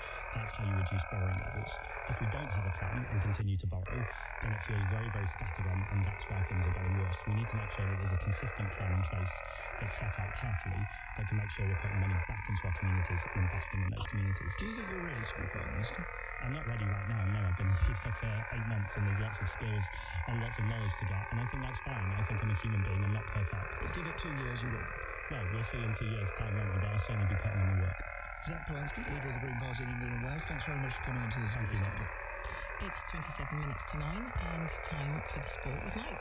Hello again, Katya. Budapest calling. A large proportion of North London are on their way to Hungary.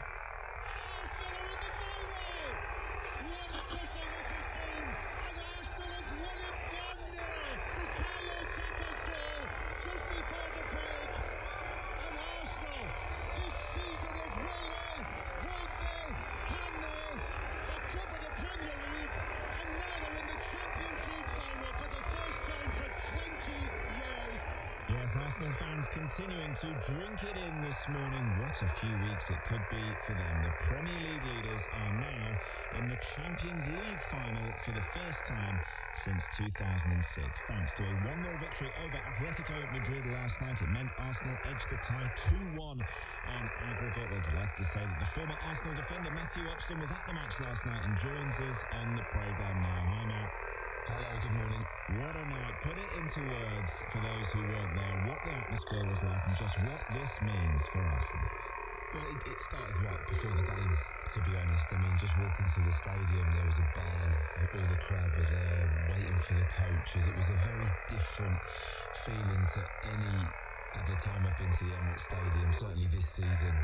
And it just carried on throughout the whole evening. I think the start of the game was very lively, all the pyrotechnics, the atmosphere, and the match kind of led into what everyone expected, to be honest. It wasn't the free-flowing open football of the other semi-final. It was very different. It was a tough game, it was physical, it was all about the fine detail of tactical and positional and managing the game, and we saw plenty of that across the evening. So, you know, it was a really interesting game to be involved in and to be there at, but what a result for Arsenal and what a night for the supporters. And they are back in the final for the first time in 20 years, only their second ever appearance in the final, where they will face either Bayern Munich or the defending champions Paris Saint-Germain, who meet in the other semi-final second leg this evening. You would say, whoever it is, Arsenal may well start as underdogs in that tie, but they are unbeaten in the Champions League this season and have kept 9 clean sheets in the competition, so surely they're going to take some of the confidence of that form into the final.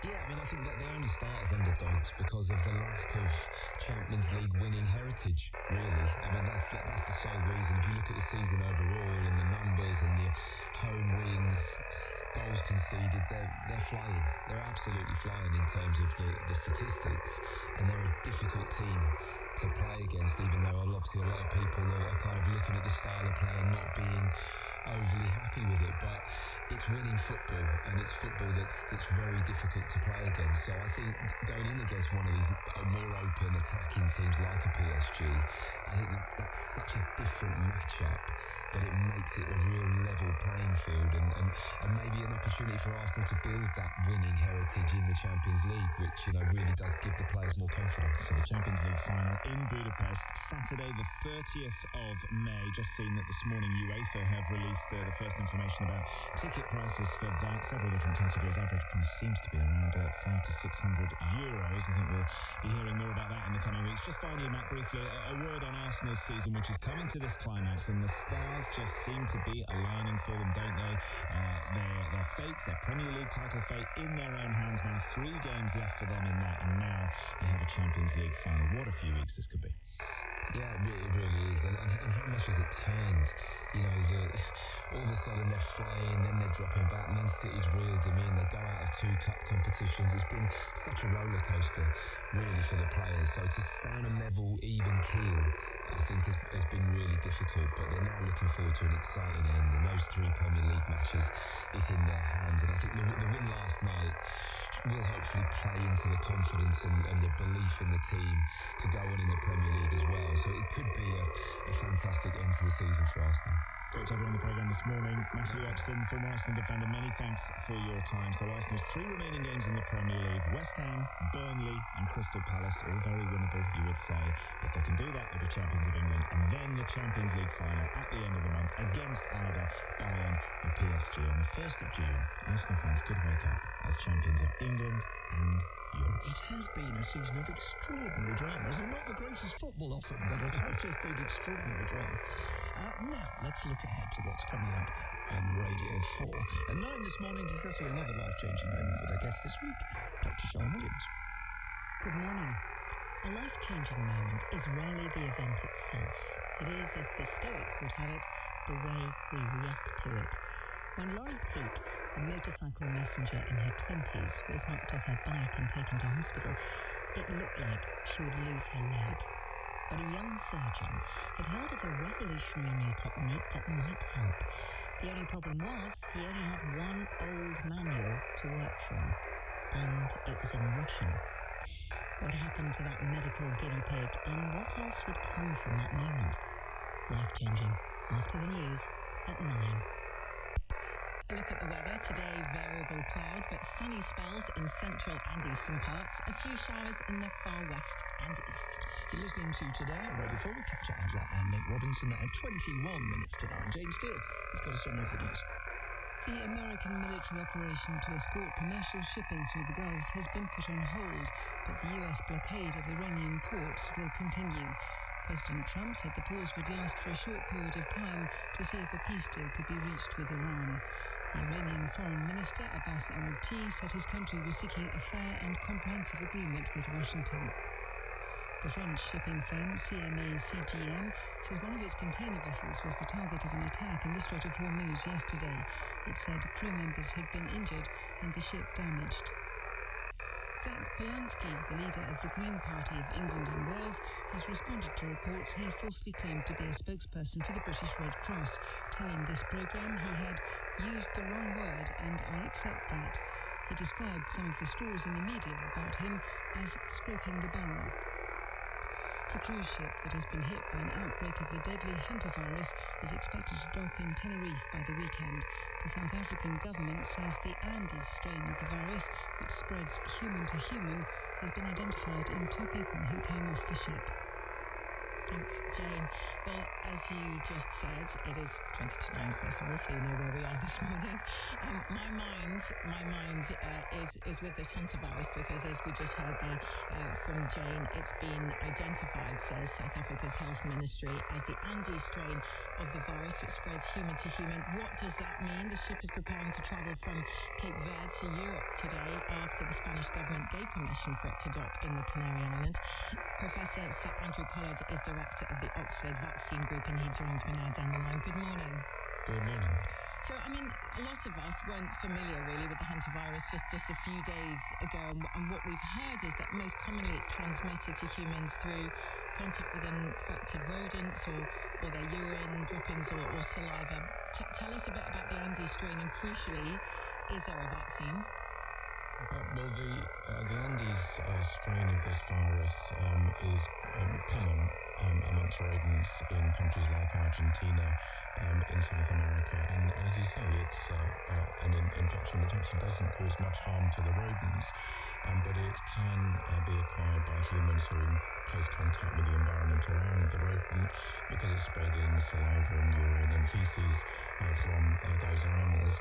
With this particular hantavirus, the Andes virus, it is known very rarely to spread between people with close contact, usually symptomatic individuals who are in close contact with each other. And that's important because it means that it is very easy to isolate people who are unwell and to follow quarantine and so on to avoid a spread to other people. It's not like the situation we had with COVID-19 in the pandemic, where people could spread even without symptoms, and therefore it was able to spread very easily in the population. And is there a vaccine? Well, we don't have any vaccines in Europe or in North America. In places like China and Korea, where there have been very large numbers of cases over decades, there are some vaccines available for the strains that circulate there. But actually, it's not as if it's a rare disease. We don't hear much about it, but there's over 100,000 cases in the world every year, so it is certainly out there. It's just not something which is a huge problem here in Europe. But Spain will be worrying about docking in the Canary Islands. Now that the strain of the hantavirus has been identified, how would you assess the public health risk? What should Spain be bearing in mind as to whether it's and when it will allow passengers off the ship? Well, the authorities will be very familiar with managing respiratory virus infections on cruise ships, because every year there are outbreaks of influenza on cruise ships, for example. And so working out the public health interventions to isolate the cases, make sure that there isn't any onward transmission to people, will have really good protocols already in place. I think the risk is essentially zero of spread outside of this particular outbreak, because the authorities have recognised it and they know exactly what to do to make sure that the individuals are isolated and there's no onward transmission, now that we know what we're dealing with. Thank you, Professor Sir Andrew Pollard, Director of the Oxford Vaccine Group. And there will be a lot of relief in Spain and elsewhere from what you were saying about low risk to public health. Not least from you, by the sounds of it, Katia, if you're worried away. I'm a worrier, what can I say? We all sit there thinking, what would we do if it was us trapped on that ship? And it's 16 minutes to 9 now. Let's take a look ahead to tomorrow's elections. We've talked extensively about the English local elections. Let's turn now to the vital parliamentary elections in both Wales and Scotland. Incidentally, we've spoken to the leaders of all the big UK parties. We've also spoken to the leaders of the five of Wales's big political parties, Labour, Plaid Cymru, the Conservative, Lib Dems and Greens. The Welsh Reform leader did not agree to speak to us. The Heritage Party, by the way, standing in every constituency in Wales. And you can find, as ever, a full list of candidates on the BBC News website. And a couple of weeks ago, we were in Scotland talking to the party leaders there. Let's turn now to those who are watching these results and can make sense of them wherever we live. The BBC Scotland editor James Cook joins us, along with Wales political correspondent joins us from the Senedd, Eclw Gwar. Did I get that right, Eclw? They spent all morning trying to teach me to pronounce your name properly. Yes, it's pretty good. It's not an easy one. Yeah, not too bad. Well, let's start with you, because there is potentially, and we don't want to prejudge what voters will do, but potentially, if the polls are anywhere close to what the final result is, a night of real drama ahead as a result of the voting in Wales. Absolutely, and I think even without that, this is always going to be an election of huge significance, because Welsh voters are voting for an enlarged Senedd. A number of members are in increasing from 60 to 96. We've got a new, more proportional system, which means that it's the most competitive election we've ever seen here in Wales. But as you say, it could also be a historic election too. Labour has won every general election in Wales for more than 100 years. It's run the Welsh Government here in Cardiff Bay, where I am right now, since the start of devolution 27 years ago. But the polls suggest the dominance is about to come to an end. We've seen a trend over months now, where the polls show that both Plaid Cymru and Reform are really battling it out to be the biggest party. And so we could potentially see the first ever nationalist-led government in Wales, or Reform could lead a national government for the first time.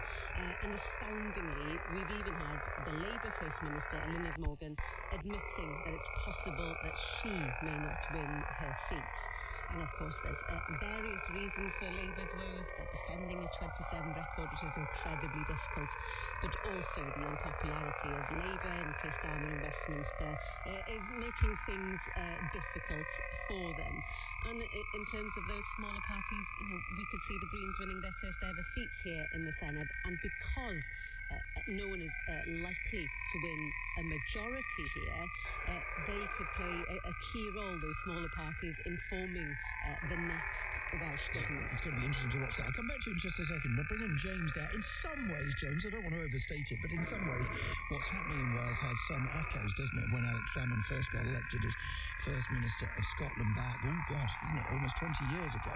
But what is about to happen in Scotland is quite dramatic as well in its own way.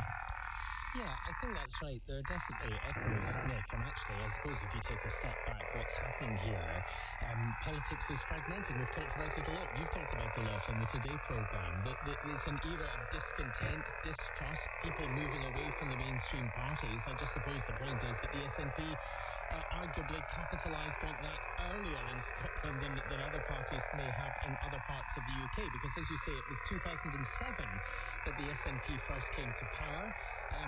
We heard, I think earlier, we were talking about President George W. Bush was in the White House. It was a long time ago. They've been there a long time, and they have profited from the fact that Scottish politics in this period has been has diverged along constitutional lines as much as anything else. So there's been a fragmentation of parties who support the Union, and more consolidation in terms of the nationalist vote. But we're as I say, if you take a step back, we might, it's up to the voters, but we might come out of these elections with nationalist first ministers in Cardiff, Edinburgh, and Belfast. A quick final word then on that. There's an election in Belfast, Nick, obviously. Sinn Féin are already in power. No, important to point that out. Just, it's got to be quick, I'm afraid. Guys, a couple of you in a minute, if you wouldn't mind, because we've other items to go to. But given that possibility, clue, do you think we will be talking about independence for Wales in the next year or two, or does it seem a much more distant prospect? I think for Wales is definitely a much more distant prospect, when Wales is not in the same place that Scotland is. Yes, it's a long-term aim for Plaid Cymru, and they want to have some kind of consultation and look into the issue and what the next steps could be. But they really want to govern. They want to show that they can be trusted to govern Wales if they get that chance, and that will be the main priority here in Wales. It'll be a conversation, but that's not, we're not in the same place as Scotland have been on the independence. And James, there could be an ongoing debate in Scotland about whether to have another referendum. Yeah, John Swinney, the SNP leader, has tried to suggest that he could get a majority in this election, which he would use to push for a second referendum on independence. Support for independence is high in the polls, around 50%, but it's very hard to get an outright majority at Holyrood.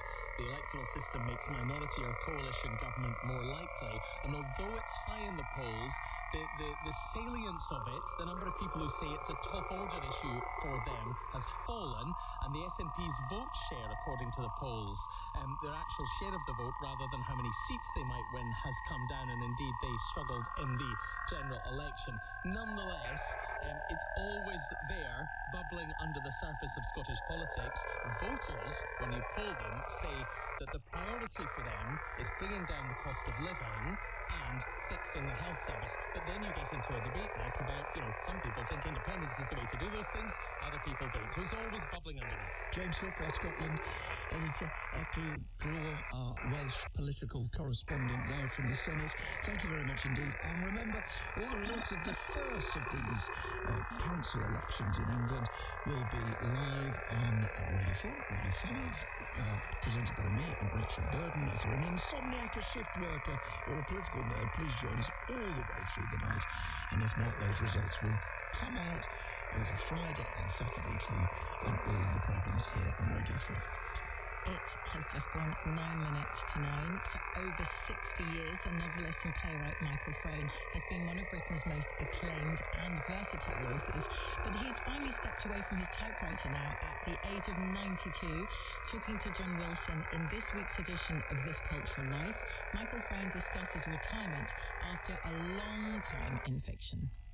The wonderful thing about writing fiction is that once you've done all the research and the work, you've got the story going, the characters do seem to take on a life of their own and do, to some considerable extent, write their own story, say their own words and do their own things. I'm still thinking about it. Why did he come to Copenhagen? What does it matter, my love? No one's feels is dead and gone. Some questions remain long after their owners have died, lingering like ghosts looking for an answer they never found in life. Some questions have no answers to find. Those things that Michael Frayn's characters have done over the years are hugely diverse. Nuclear physics and Cold War politics in the plays Copenhagen and Democracy, the pratfalls of his stage farce Noises Off, erudite art history in the bookish shortlisted novel Headlong.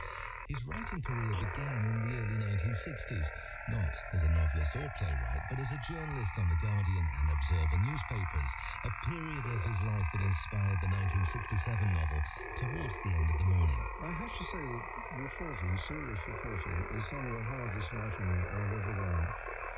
Actually describing the world that's in front of your eyes is very difficult. It's harder than fiction. If you go out and look at real people and real situations, you're constrained by what you see, and getting what you see into words is extraordinarily difficult. And John is looking really great. Remarkably talented. Ever since he left Fleet Street to pursue fictional avenues, that journalistic sense of a good story has driven so much of Michael Frayn's work, often underpinned by deep research into arcane aspects of science, politics and history. Although for fans of Noises Off, Michael Frayn is also one of the funniest writers. Always the same, isn't it? As soon as you take the weight off your feet, then it all comes on your head. One of the things that makes farce possible in the theatre is that you have an audience, a live audience. And if you can get them laughing, they set each other off. Hard to get them laughing in the first place. But it has been scientifically demonstrated that the most powerful trigger for laughter is the sound of somebody else laughing. It's not someone's trousers falling down or another laundry. It's the sound of somebody else laughing. So if you can get the audience laughing, then they set each other off. But it's hard on the stage. I can't remember who the actor was on his deathbed who said, dying is hard. Not as hard as fast. For This Cultural Life, Michael Frayn reflects on the experiences and influences that have inspired his vast back catalogue. But what next? Are you still writing? No, I think I finished. I really think, sadly, it's over. Writing has been my life, one sort and another. When you're a writing career, you can't think about anything else. You're completely absorbed in it. And to find myself without a profession, without this occupation that I've had all my life, is disconcerting. But I've been rather ill in the last few years, and being ill is a very time-consuming business. And being old is a very time-consuming business, and they're both less interesting activities than writing. But having been so creative throughout your whole life, what happens to that kind of creative energy? I think you know when you're finished. Most officers probably knock off is about retiring or something. You've done pretty well to continue well past retirement age. Yes. I told one of my children the other day, she's 90 years old. And they said, oh, that's good news, because you're 92. You can hear the whole of John Wilson's interview with Michael Frayn on This Cultural Life tomorrow morning at 11 on Radio 4 and BBC Sounds. It's 4 minutes to 9. And she is just eternally young in our mind, isn't she? Marilyn Monroe, she would have been celebrating her 100th birthday next month, and the National Portrait Gallery is opening a new exhibition, Marilyn Monroe, a portrait, which will feature the last interview she recorded 5 weeks before she died, as well as never-before-seen photos. Here's part of that interview with Life's associate editor Richard Merriman, when Marilyn talks about her relationship with fame. It's just famous, you know. You kind of run into things kind of in a wrong kind of way. You know, people come up there, they show themselves one way or another. That's how it is, you know. Zoom, you know, up fame. And they'll sort of wonder if you are real. And I think they should be aware that you are real, that you're human. Real and human.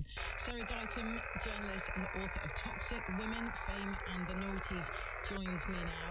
I mean, Marilyn, she continues to inspire, doesn't she? Both my teenage girls have got photos of her. Could she be seen as the first influencer, do you think? They're still obsessed with her.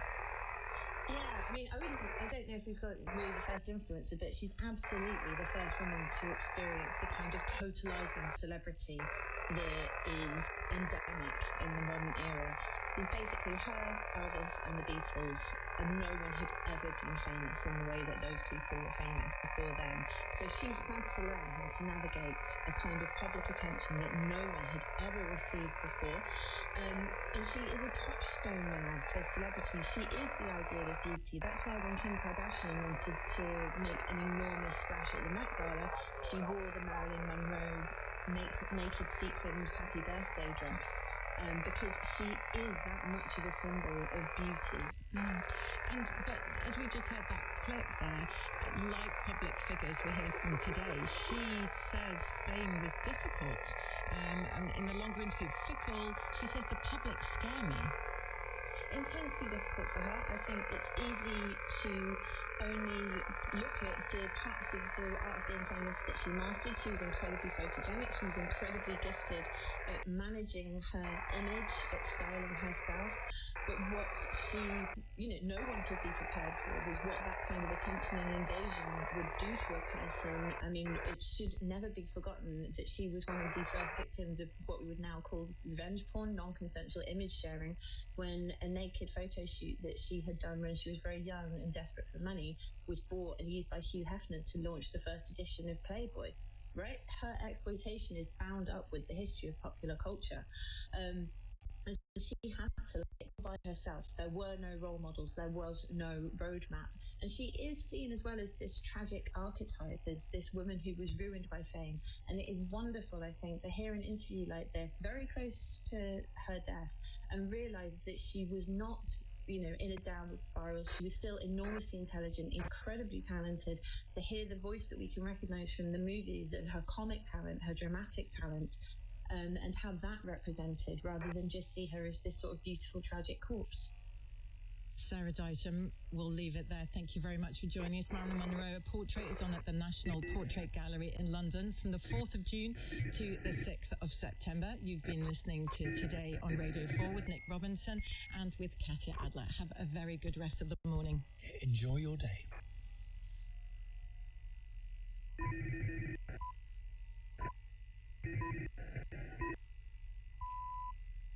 BBC News at 9 o'clock. The American military operation to reopen the Strait of Hormuz for commercial shipping has been put on hold after just one day. President Trump said he had agreed to a short pause to see if a complete and final deal with Iran could be reached. The Iranian foreign minister says Tehran is only looking for a fair and comprehensive agreement with the US. Zach Polanski, the leader of the Green Party of England and Wales, has responded to reports he falsely claimed to be a spokesperson for the British Red Cross. He made the claim on his website in 2020 and repeated it 2 years later while crowdfunding to be deputy leader of the Greens. Speaking to the Today programme, Mr. Polanski said he used the wrong word. I hosted various fundraisers for the British Red Cross, and indeed I would go on stage and speak for them about the amazing work they do, tackling humanitarian crises, on the climate crisis, and indeed for refugees all around the world. I used the wrong word, and I accept that. The cruise ship that has been hit by an outbreak of the deadly hantavirus is expected to dock in the Canary Islands by the weekend. The South African government says the Andes strain of the virus, which spreads human to human, has been identified in 2 people who came off the ship. The Metropolitan Police is creating a new team of around 100 officers dedicated to keeping the Jewish community in London safe. Last week, the government announced £25 million of additional funding to improve security after a series of anti-Semitic hate crimes. Environmental and health campaigners are calling for the government to ban the spraying of glyphosate on crops in the UK at harvest time because of studies linking it to cancer and other illnesses. The European Union banned the use of glyphosate as a pre-harvest drying agent in 2023. The government says the chemical is subject to strict regulation in Great Britain. BBC News. Coming up here on BBC Radio 4, we hear from the people who process the UK's body cam security footage. That's in Britain by Bodycam. It's coming up in half an hour. Motherland spin-off Amanda Land is back for a second series. Nuala McGovern talks to the show's award-winning writer and co-creator Holly Walsh. That's on Woman's Hour. It's at 10 o'clock. Now on Radio 4, here's Dr. Sean Williams. Hello and welcome to Life Changing, the series that explores powerful moments in people's lives that transform everything.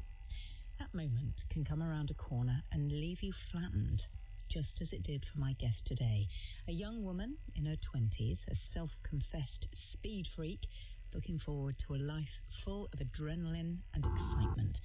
But things turned out very differently and took Laurie Peake down a drastically different road, one that led to her becoming a medical guinea pig and an artistic pioneer. Laurie, welcome to the studio. Thank you. So nice to see you. And I'm looking at your face thinking, have we met before? Because you were part of the team that helped start Tate Liverpool, which I reported on as a junior reporter way back in 1988. Incredible. And as we were coming to the studio, we found out we lived around the corner from one another. But it's important to talk about Tate Liverpool before we go on to discussing how you got there, because it had a huge part in the city's regeneration, didn't it? Yeah, It's been so fun to be part of that. Yeah, so I was working at Tate when there was only one Tate at Millbank, and the only person there with a regional accent, and the idea came up of having a Tate of the North. And it was tough up at that time between Newcastle and Liverpool. And I basically put my hand up and said, you'll need a translator. And so I ended up being one of a tiny team of 3 originally. And we were given a kind of garret room at the old hospital at the back of the Tate to start organising the opening of Tate Liverpool. And when we moved up there, you know, it was proper boys from the black stuff Liverpool at that time. Yeah. You know, it's on its knees and quite grim, except for the wonderful people. And so now, when I go back, and I go back very often because I've got a very soft spot for Liverpool, and I'm just so fantastically proud of what that city has become. Yeah, absolutely. Couldn't agree more. But that's where you got to. That's not where you started, is it? Because the younger Laurie Peake had very different ideas about what life was going to be like. Yeah. I was just fancy free, didn't have a care in the world, didn't think of the future, and I discovered skiing when I was 21 in Canada, and that was it. I thought, this is my life now. I just want to spend it in the mountains. But you were at teacher training college I had at been 21 in Cambridge. Left. So when I left teacher training in Cambridge, I found that it wasn't for me. I just went to Canada, mainly because I love Neil Young and Joni Mitchell. I thought, well, they come from Canada, there must be something good about it, you know, in the 70s. And went to Vancouver. I studied French at Cambridge, and this lovely couple wanted an English nanny who spoke French, so it was very niche.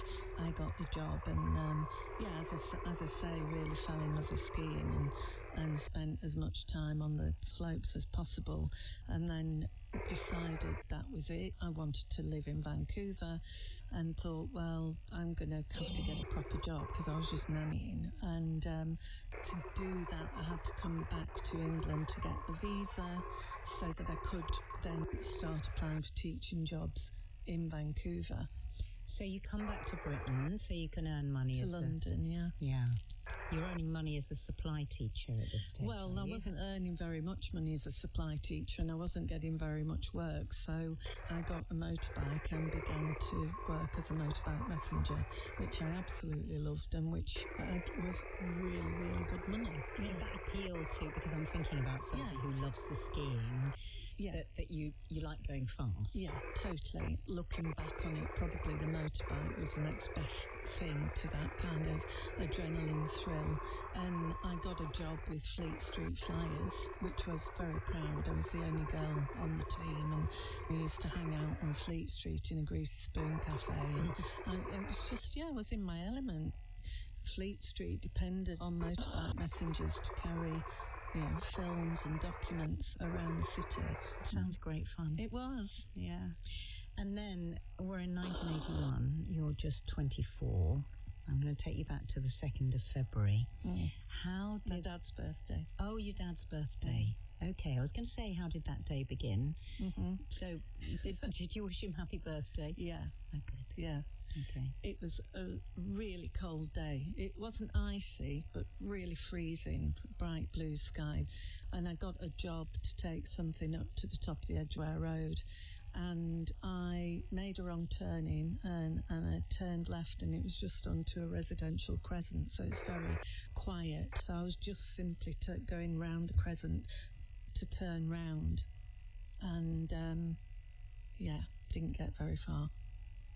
Because I was making a right turn from this crescent on the T-junction, and basically the next thing I remember is a car coming towards me, and that's the last thing that I remember.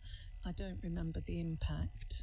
I don't remember flying through the air, because he hit me on one junction and I landed on the next junction. So I went through the air a whole block and landed, and with an almighty crash. And the next thing I remember is my helmet, the chin of my helmet crashing on the pavement. I thought, oh, wow, well, that's all right. He seemed to be alive.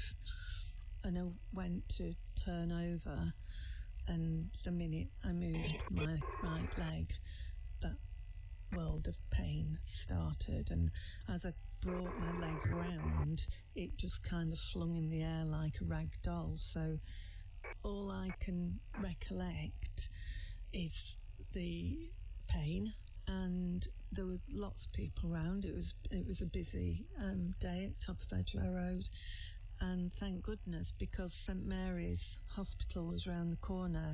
There was a junior doctor who happened to be obviously crossing the road, and he just stayed with me for the whole time and held my hand while the ambulance came. Poor guy, I was holding his hand just so tightly, and he came to see me a couple of days after in the hospital and said, I thought I was going to have to get in the ambulance with you because I thought you had broken my hand. Oh. The gas and air was just a huge relief. I remember it vividly, and I was in the ambulance, and you'll know, having had children, how you just have to keep breathing the gas and air in just to kind of take the edge off. And then they put me on a trolley and rushed me down to wherever in the hospital, and I was still clutching the mask and sucking the air in, and I was saying, it's not working, and they said, well, no, we've had to leave the cylinder in the ambulance. But they couldn't get the mask off. That lost me. I'm wondering whether there was a phone call made or... Yeah, well, they phoned my mum. I come from Lancashire and all my family were still up there, and obviously I learned afterwards it was going to take her a while to get down to me, and they said, well, we're taking her down to theatre, and the likelihood is that we will amputate the leg. I know you've got a daughter, and I'm wondering what that phone call must have been like for your mum to hear that your 24-year-old child is going to lose a leg. Is going to lose their leg. Yeah. Particularly a 24-year-old child who does nothing but ski and bike and water ski and dance. I did a lot of contemporary dance. And then what? The clearest memory is them cutting my jeans off. It was my favourite pair of jeans, and I remember saying, do you really have to? Can't you just... I mean, I was totally oblivious to the severity of what happened. Did you know what kind of operation you were? Well, I mean, the first operations I had to have were skin grafts because it was a very bad compound fracture, so the bones had come through the leg in two places, so there was just big holes in my leg, basically. The great thing about it is that St Mary's is a teaching hospital, so there was an amazing orthopaedic team there, and they seemed absolutely determined to save my leg. And so I was under their care for a year, and about 6 months in, when it was in a plaster, but I mean, it's very unpleasant, but it was just mushy.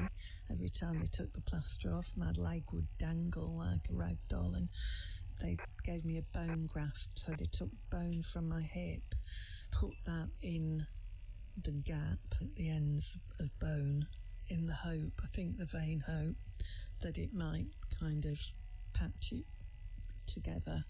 And that was an excruciatingly painful operation. Anyway, that didn't work. So it was about a year on, and at that point, that was the first mention of the Rowley Bristow Hospital in Surrey. And in your letter you said the team suggested there was just one hope left, which was an experimental technique being tried out on a few patients at a specialist hospital in Surrey. And it's called the Ilizarov technique, named after a surgeon in Siberia who had invented it for Soviet war veterans. Tell us about the Ilizarov method and his technique. Yeah.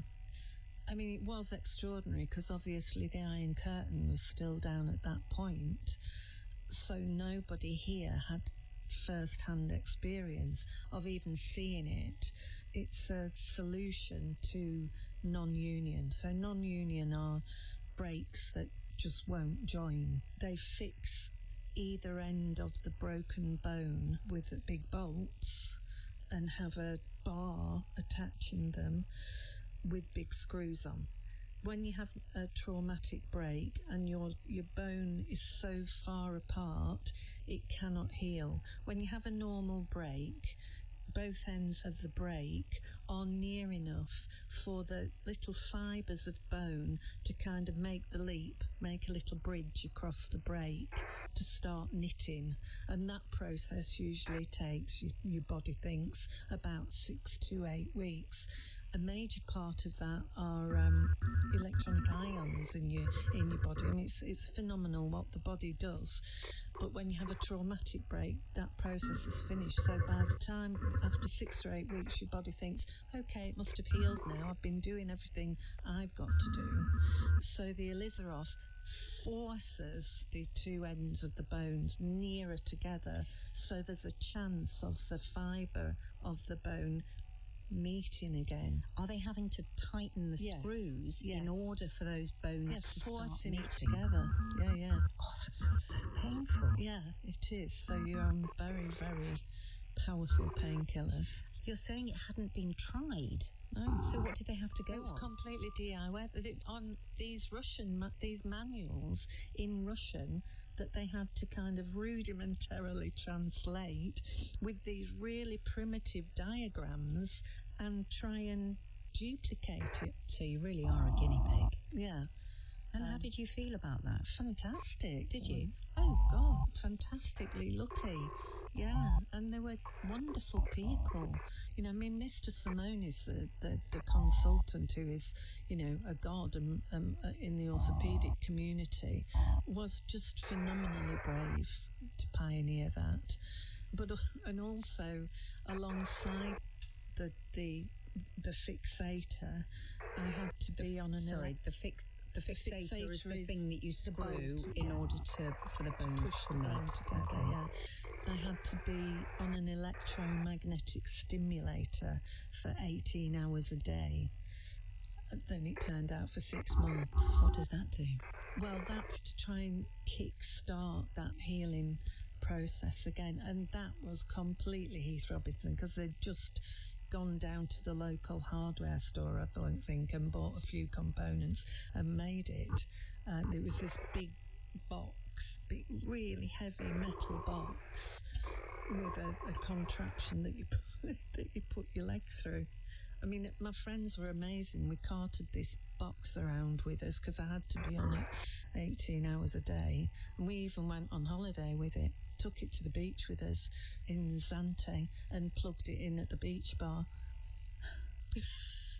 So you're still trying to live a semblance of a life of a woman in her 20s. Totally, yeah. Oh, yeah. Carting around this box with a leg that... Well, my friends carted it around, yeah. With a leg that looked like what? Could you describe it to us? Well, mush, really. Still? Yeah, really disgusting. Yeah, and it's like rotting flesh. It's smelly and horrible, and yeah. I mean, it had just been in the same state as it was the day I had the accident. When you looked at it, did you feel connected to it? I did, because I wanted it. I wanted to keep it. Yeah, dearly. Did you think about prosthetics? Yeah, I went to order it in Roehampton, and I chose one, yeah. You know, I was looking at Mr. Simonis and the team, and they tried everything. They threw everything at it, and just nothing worked. So we just got to the end of the line because they'd run out of options. In the meantime, while you were considering a prosthetic, were you in a wheelchair? No. I was How are you getting about? On crutches. I was brilliant. I was so fast. I would race everybody because I could go so much faster than anybody just running. For body strength. Oh yeah, I mean my arms were phenomenal. And you know, and I was in London up and down the tube, and there weren't many escalators. And the big thing for me was being able to get on a bike again and go skiing again. Why would you want to get back on a bike? Well, I mean, because I loved biking, and it didn't put me off at all. On the final checkout, when you'd ordered the prosthetic, you wanted to get back to the life that you had and you loved, back on a bike. What happened at the final consultation? What did they say to you? Well, it's like cinematic, really, because the outpatients clinic was at St Thomas's, and they were refurbing St Thomas's at the time. The outpatients clinic was in one of the old hospital blocks, Victorian hospital blocks, and Mr. Simonis had set up a table and a light box at the very end of an empty old Victorian ward. And I remember walking all the way down the ward with him at the end, and me on my crutches walking towards him, and him with the light box.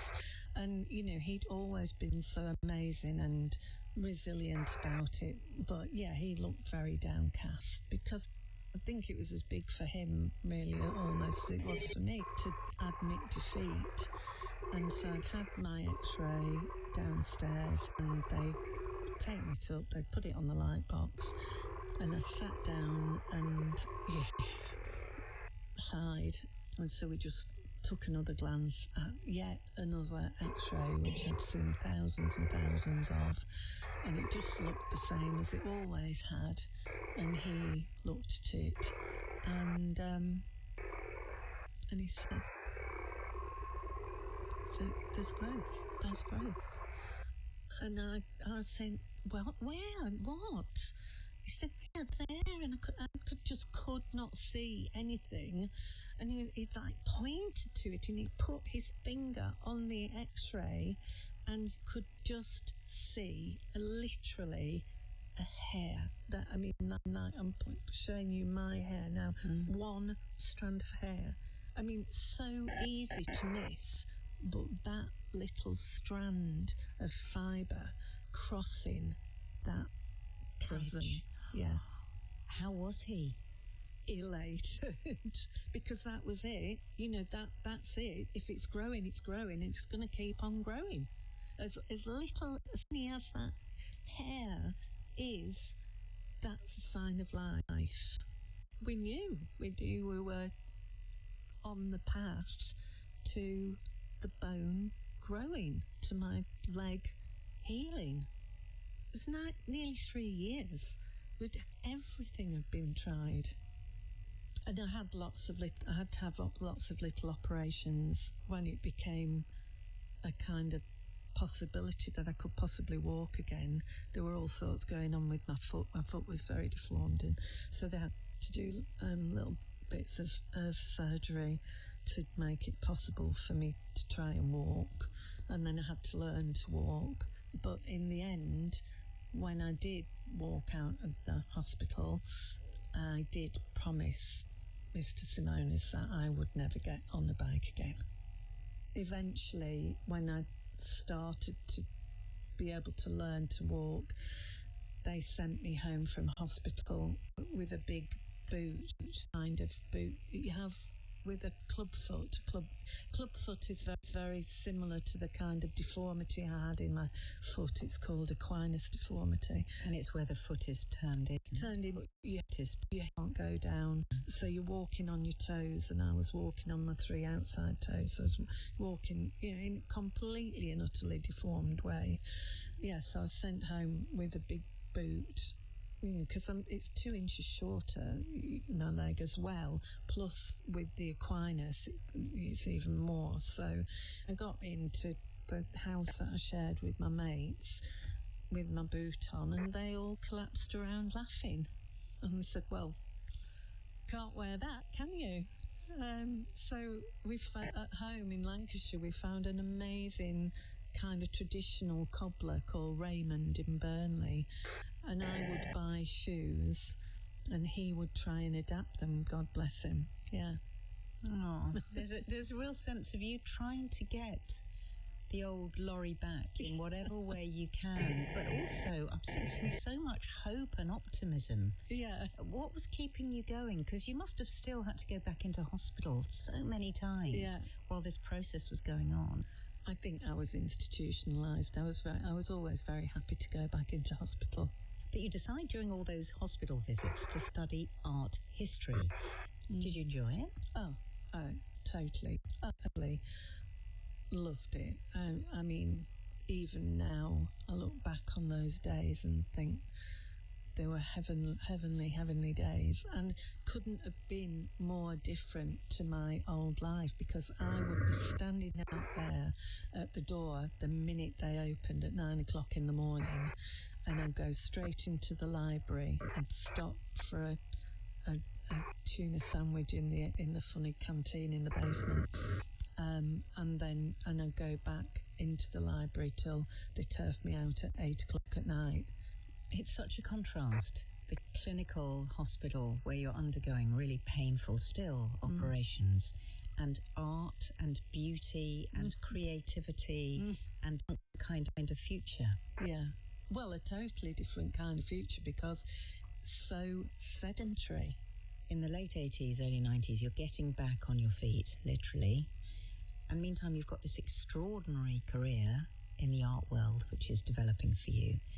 All that time, though, you're in pain from your leg, aren't you? It's still reminding you there's stuff to do here. So you decide to have another big operation almost 40 years later, in 2019. What was the thinking behind that? Well, my thinking, it was my consultant, and I would have been 60, who said, look, because I used to have cortisone injections every 6 months, which they don't like doing on a regular basis. And he said, this can't go on. It's like putting a sticking plaster over a hemorrhage. And in 10 years' time, you won't be able to walk. So we've got to do something radical now while you're fit enough. And that's either an amputation, because prosthetics are brilliant now, or limb reconstruction, which requires a lot of courage, I suppose. Yeah. It's quite a grueling process. For me, it was an easy decision, give limb reconstruction a go first, surely. But technology had really moved on, and I was so lucky in that one of the preeminent surgeons who really pioneered the laser technique once the Iron Curtain come down was Mr. Nyagam at Broad Green Hospital in Liverpool, actually. So I was, as I say, tremendously lucky to be able to go there. And having met him, I had complete trust in him. You showed me a few pictures of the operations you were undergoing and a few x-rays and some bits and pieces of equipment. Your leg looked like a Meccano set. What was your leg made up of at this point? What they have to do is they re-break your leg in order for that healing process to be kick-started again.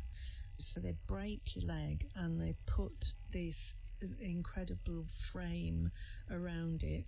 They pull the break apart very, very gently, first of all, so that those fibres that we were talking about that immediately start to grow. Your body says, your leg's broken, we've got to start growing these fibres. They grow, but instead of pushing it together, they slowly pull it apart to lengthen my leg. So they managed to lengthen it an inch and a half. Wow. By doing that. Yeah. That's a lot of bone growth, isn't it? Yeah. But we are looking at 40 years since the first operation to 2019. Yeah. And in that 40 years, you had developed this love of art. You were already working in the art world. We mentioned Tate Liverpool, which was back in the 80s, but you were also working with, thinking of the Anthony Gormley sculptures on Crosby Beach, which apparently you worked on as well. Yeah. So you were having such an exciting life, weren't you, outside? Yeah. It's like there are a series of different life-changing moments for you. Yeah. There's the being knocked off your motorbike. There's the technique that's hardly been used, that was tried on you. And then there's the discovery of a whole different side of you that you didn't know existed. I would have loved to have been a contemporary dancer, but I just wasn't good enough. And I'd taken up skiing too late to be an Olympian, or, whatever. Biking doesn't really get you very far. So, it felt like it had to be. It was just an extraordinary long route to get there. And I think you needed a lot of persistence and determination and friends and support to get there as well. Yeah. How are you now? Fantastic. I mean, the limb reconstruction was amazing. They untwisted my foot, and I walk on the sole of my foot now, and my leg is straight, and obviously it's longer. So it just gives me a new which is phenomenal, because I lived on painkillers and cortisone injections for 40 years. So it was amazing to get to my age and feel that. I couldn't be in a better place. Laurie Peake, thank you so much for writing to us in the first place and then talking about that incredible bit of medical pioneering. But also I just want to acknowledge your perseverance and your extraordinary positivity too. What keeps you going, Laurie? Joy of life, I think. Joy of life. That's a good motto. Thank you. Don't forget, you can catch up with all our extraordinary guests on the Life Changing website. You can subscribe to Life Changing on BBC Sounds too. And if you also have a story to share, email us. We're at lifechanging@bbc.co.uk. From Laurie and from me, goodbye. Life Changing was presented by Dr. Sean Williams. The producer was Tom Alban, and it's a BBC Studios production for Radio 4. Absolutely unbelievable to think someone could be moving ammunition on public transport like this. I'm Sue Mitchell, and this is Rob Laurie. We're on our way to Paris. We've got 2 stops to go, so if he gets off, I can clearly see him. Together, we're investigating people smuggling into the UK. Euro from Afghanistan to London, 20,000 euro. In our last series, we tracked down the notorious people smuggler known as the Scorpion. Now we're looking for one of his successors. If they know I'm taking off like him, they come tonight, they will kill me. To Catch a King starts on Radio 4 and BBC Sounds next Wednesday morning at 9:30. A little later today, Moneybox Live talks to teenagers about their early experiences with money. That's at 3 o'clock. But now, Aidan Toulouk has special access to the people who monitor body cam camera footage in Britain by Bodycam. Recording audio and video. It's March 2026. I'm walking down Oxford Street in central London, through all the crowds of people shopping.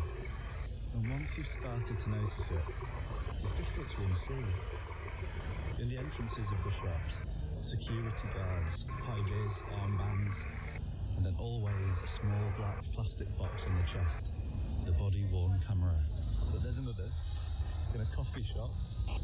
Even just a few years ago, these cameras were much rarer, but every few days now, there's more headlines about shoplifting. Shoplifting chocolate, out of control, say retailers. Or about fights in shops, or about the abuse of retail staff. And all this security sprung up in response. Now, we do have some footage that was from the security guard's body cam. When the guard presses the button on their body cam, and it starts to record. What happens next? Who are the people watching endless altercations unfold in real time? Hundreds of miles away in business parks on the outskirts of cities, in sheds butting up against the countryside, even old military bunkers, there is a world of isolated buildings where body cam footage is monitored. The industry calls them alarm receiving centres. I'm going to travel north, east and west to find out what it feels like to sit at screens day after day. What view of the country these body cams and their monitors have. And what does it say about our society that we need them? Don't talk to me like that, alright? I need assistance!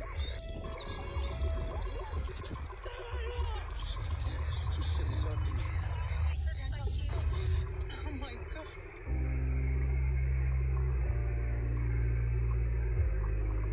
We begin just outside the Cotswolds on the first proper day of spring.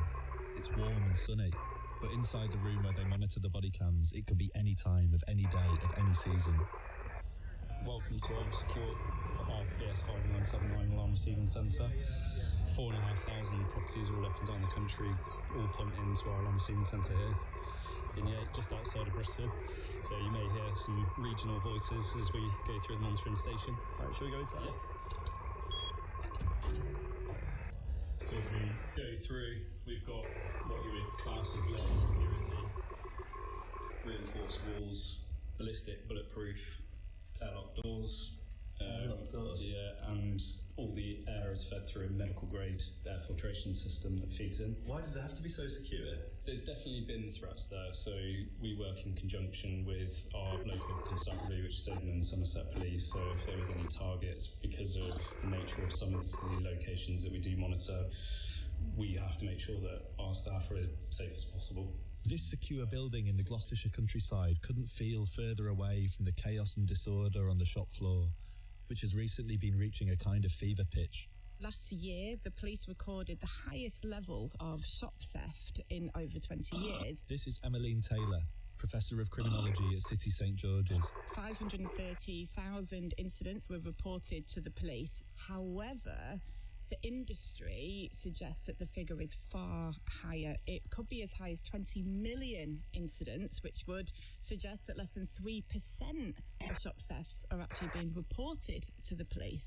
We're seeing rising levels of violence, aggression, alongside theft and antisocial behaviour, hate-motivated incidents. So retail has become this real hotbed of where all of society's ills appear to be playing out.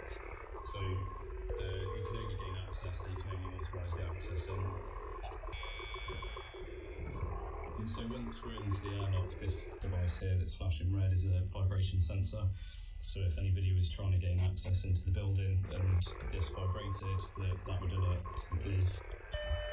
Retail is also the biggest private sector employer, over 3 million staff members and a large proportion of female employees. They all find themselves now on a kind of front line. This is our alarm receiving centre. And behind the front line is another one, many, many miles away. There's a bit of a misconception of alarms and CCTV that if an incident happens, it goes straight through to the police to respond. There's always an alarm receiving centre that takes that first signal, and then we liaise with emergency services. And we've got the lockers there for staff to leave belongings in. So it's all self-contained in there. There's a kitchen and toilet. So in the event that we had to keep our staff in, it's all self-contained in that one room. It sounds like a submarine or an oil rig or something. Yeah, most people would class it as a bunker. So if there was anything that happens in the country, I know where I'd probably be going to. It's about 7-foot high ceiling. It's about half of a tennis court, maybe, in size on the floor. And then we've got a row of 3 big chairs, almost like dentist chairs, all next to each other, sharing a desk with these curved monitors that they're looking at. And then on the big wall that everyone's staring at is these extra huge screens that have got a mix of sort of CCTV feeds, and we've got the news on as well. We've got sort of international security being broadcast about, as well as national security being monitored. There's an interesting reason to why alarm receiving centres have been used. So back in the London riots, we started to receive lots of incidents of break-ins happening, and because there was no live feed or news, there's no mobiles that are allowed into this building. We need to be aware of what's going on in the country. And also these like flexive, colourful LED lights as well, like the green neon tube. What we find is the colour of the LED strips depending on who the shift leader is on the day and what football team they support. So they're Celtic fans. Yeah, I need to ask. I think, I'll have to ask Nathan once he's off the phone. Because there's no windows. No windows. It does take a certain person to work in this environment because they can hear from 12 hours in a small team and with no natural light. Did you see them earlier fighting with the PTZ camera? They were trying to clean it as it was spinning around. Every now and again, a live video feed pops up on one of their screens when a security guard somewhere has pushed a button on their body cam. It's just coming from unsecure. You might hear one of the monitors talking into a headset. Done Green's Court, I thought that was him done. Then it's back to screens of spreadsheets and emails. But he might call back actually. Finding people from these alarm receiving centres to talk to us hasn't been easy at all. Their employers take their security incredibly seriously, and they're dealing with highly confidential material every day. In the north of England, we spoke to Michael. That's not his real name. He went to work in a monitoring bunker after he got caught up in violence on the streets.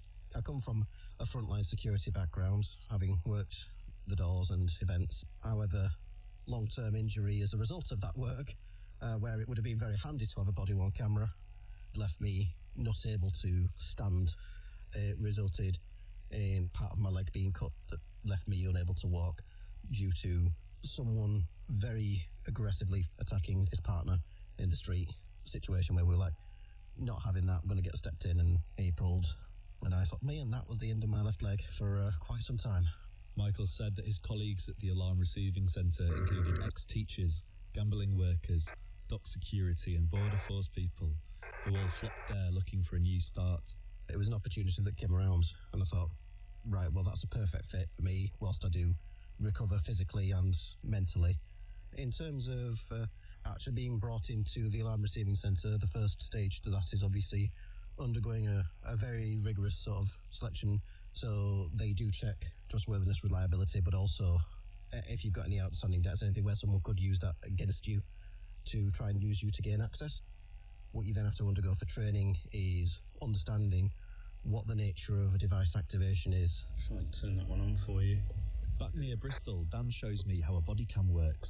Depending on the use case, but obviously the different... And that button, you press that to deploy the recording? Yeah. So if... Standby on.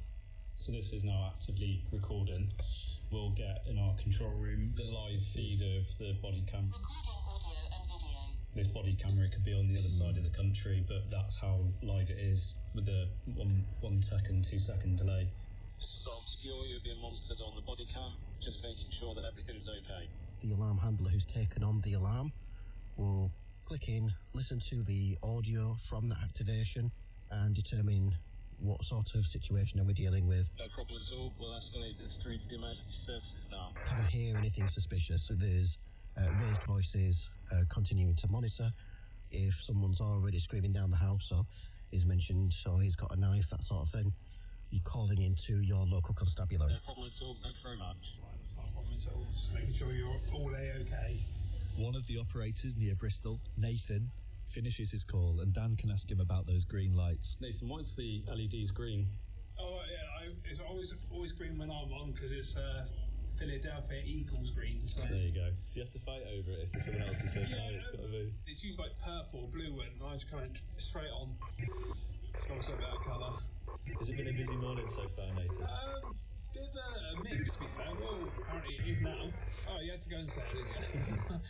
Yeah, there's a word that you don't say in a control room. If it's quiet, you don't say that word. The B word. And when that body cam is switched on and the monitor connects, the situation can play out in a number of different ways. You're working on the customer services till in a very busy supermarket and somebody's becoming irate. So you stop for a moment and you say, I'm really sorry, sir, I'm just going to activate my camera, and it just allows that moment of calm to descend on the intervention, or that's the intention of it. If it doesn't calm things down, then people remotely monitoring the incident might call the police, they might call another member of staff to come and assist you. And then the other thing is keeping the guards accountable as well. So having that evidence to say you followed through the procedure appropriately.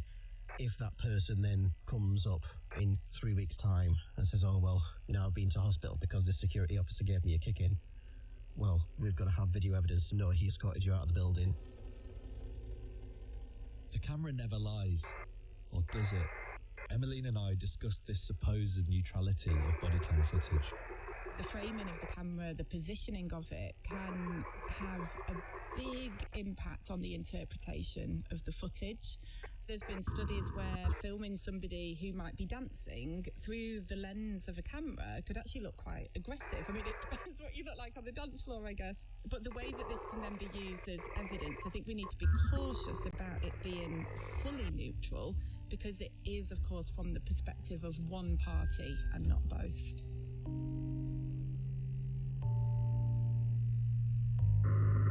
I'm now heading to the east of England, to Ipswich, where a security company, OCS, allowed us into their National Operations Centre.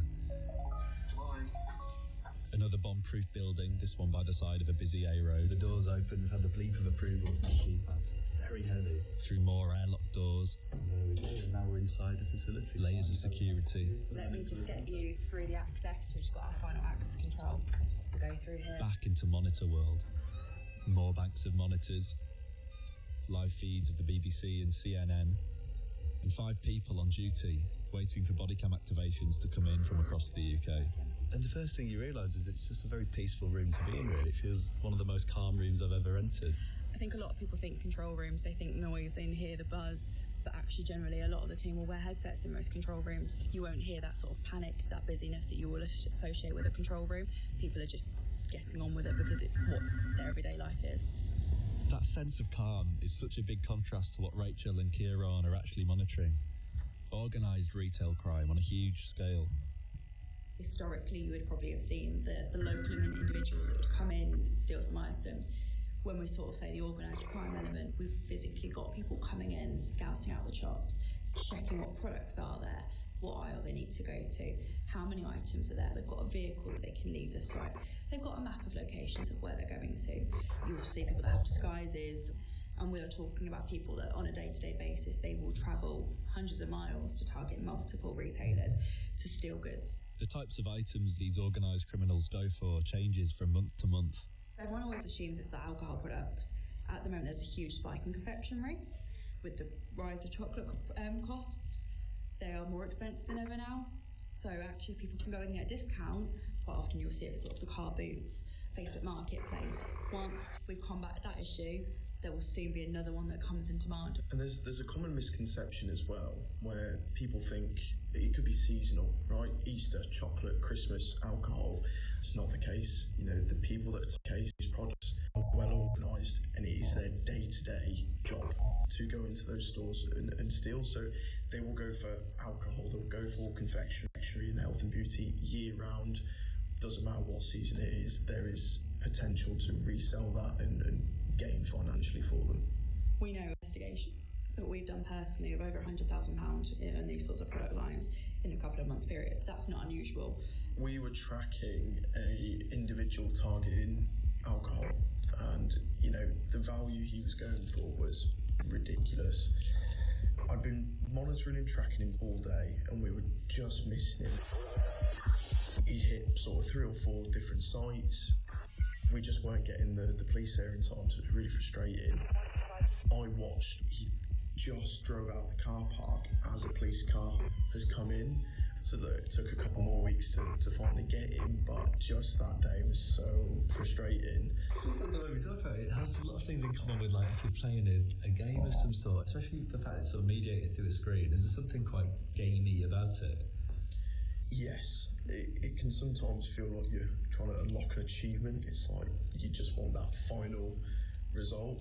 In a game, you get to the final boss, final outcome, you're happy. It does feel a little bit like that. And some of these investigations, they can last for a prolonged period of time.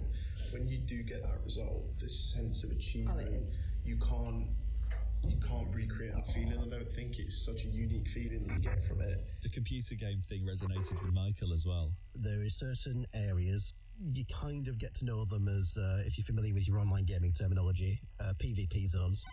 Player versus player zone, so a place where you go in, it's every man for himself, everyone's turning on each other, so they tend to be quite violent areas. This is security, leave the site immediately, the police have been called. The normal bugs weren't cutting it for me on a 12-hour shift, so I had to go for the big Sports Direct mug to power through. The monitors, with their screens on screens on screens, get a unique view of the country. They told me how every day they travel Britain by body cam without even leaving the room. Activations of them wandering around site. That's in Scotland, by the looks of it. Yeah, it looks like they're felling some trees. We monitor from Scotland to Cornwall kind of thing. It's all over the place. It's always been a bit of a learning curve to people who haven't spoke to so many different dialects in the UK. So that is part of the training that we actually do with the operators, is listening to lots of different phone calls, because we are reacting with people up and down the country. Really? Like accent training? Yeah, getting used to different. So you'll be on one call with a very thick Scottish accent, and then the next year speaking to somebody with a very thick Liverpudlian accent. There was a period of 3 weeks where 3 different sites had an activation due to the same person. One on a Saturday, and then I came in the following Tuesday, and I was like, I recognise that person. Okay, well, it's about to kick off, and then 2 weeks following that, another store halfway up the country, so you think, travelled a little bit, but I saw the person, I was like, you've got to be bloody kidding me. For it to have been me, to be the alarm handler who caught that, I don't really gamble, but I was tempted to go to the casino, because I was like, there's no way you don't expect to see the same scumbag twice. Do you remember the first time you had to get law enforcement involved? 100%. 6:15 of an evening on, I think it was like a Tuesday or something. I literally saw 2 teenagers with balaclavas. Going from that and watching the police turn up and everything was, actually that made me really enjoy the job then, because I realised I'm actually making a difference. There'll be sort of hours of calm, sort of quite mundane. Oh, there's an alarm pinging because someone's left the back door open. If you've got 4 hours where nothing has happened, there's the screen on the back wall will watch off a season of Life on Mars or Peaky Blinders. Wholesalers in Manchester, and they had deliveries in and out through the night, and I remember picking something up. The person breaking in ended up getting into the air vents and going all the way through the building, and I just had the next activation that came through because I was dealing with the incident. It was just a pair of legs dangling out of the ceiling. Then interspersed with these incredibly active, high adrenaline incidents where there's a live flash mob of offenders steaming a location. The moment an alarm comes through, everything goes on pause. There's an armed robbery, or somebody's just been stabbed, and suddenly all of your adrenaline is moving, isn't it? And you're the one who's then responsible for responding to this. That high adrenaline moment might be over in a matter of minutes. The monitor flicks to another feed, but the incident might stay with you long after the shift is over. And it could be 200 miles away. I think that can have a real impact on somebody's mental health and their well-being day in, day out. Sometimes having to watch that footage over and over again, I think can really have quite a detrimental impact on somebody. When I first came into the role, I didn't realise the scale and the seriousness of it all. That's something I learned very quickly. The violence, you never want to see anybody be harmed, especially in their place of work. And that can always be the hard part, is you can be sitting there watching and you don't know what's going to happen next. We've been able to absolutely see more of the racial abuse that our frontline staff get. That's probably one of the more stressful things when you don't have a lot of power and control over it. With just watching, we've had scenarios where we've witnessed suicide as an example, and with our operators, it's almost like you've got to take them out of the situation straight after, because how are they able to do their job after they've witnessed something quite serious? They've got people's anger being vented at them. They're getting red hot tea thrown in the face. They're getting people stopping. People are getting crowbars and wheel braces out of the boot of the car. They're hitting these individuals all on body cam. About 4 of us have witnessed deaths. If you're not from a background that's ready to deal with that sort of thing, it can be distressing. We did have one colleague, and it was absolutely lovely, but it did throw him for quite some time. I think in the end he had about 3 months out of the system because he just wasn't ready to return to that. You don't know how you're going to respond to that situation until the first time you've seen someone take a boot through the scuff. And it does stick with you. So, yeah.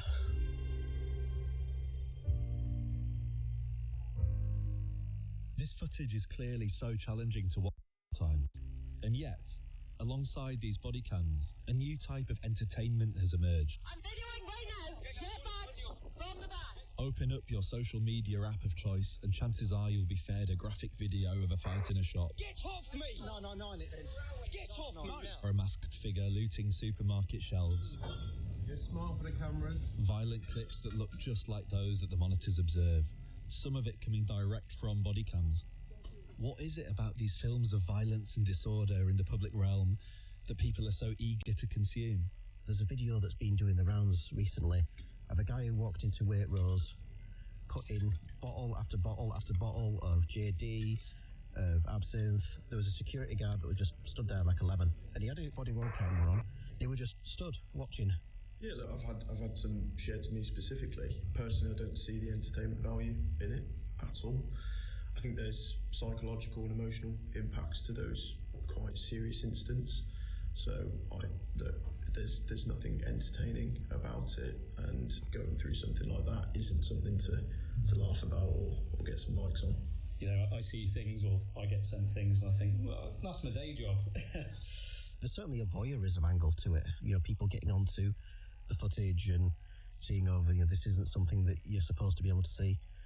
It seems like it's being used to rage bait and get people engaged and get people riled up for one purpose or another. The perspective you get on an algorithmic feed is frantic and distorted. Many of the monitors I spoke to felt like this couldn't be further from what they watch every day at work. A big part of our work is waiting. And then 95% of it are situations that end peacefully. They've clocked that there's a body cam and they walk away. But that's not what's going to be on my feed or your feed when you're doom scrolling on Instagram.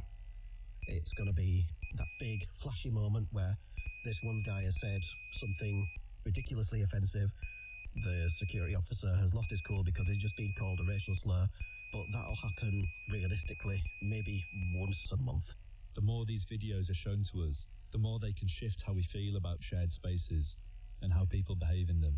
We're all very disciplined, I think, in the way that we enter retail spaces. There's almost a script that we follow in terms of who plays what role, where you can go, etc.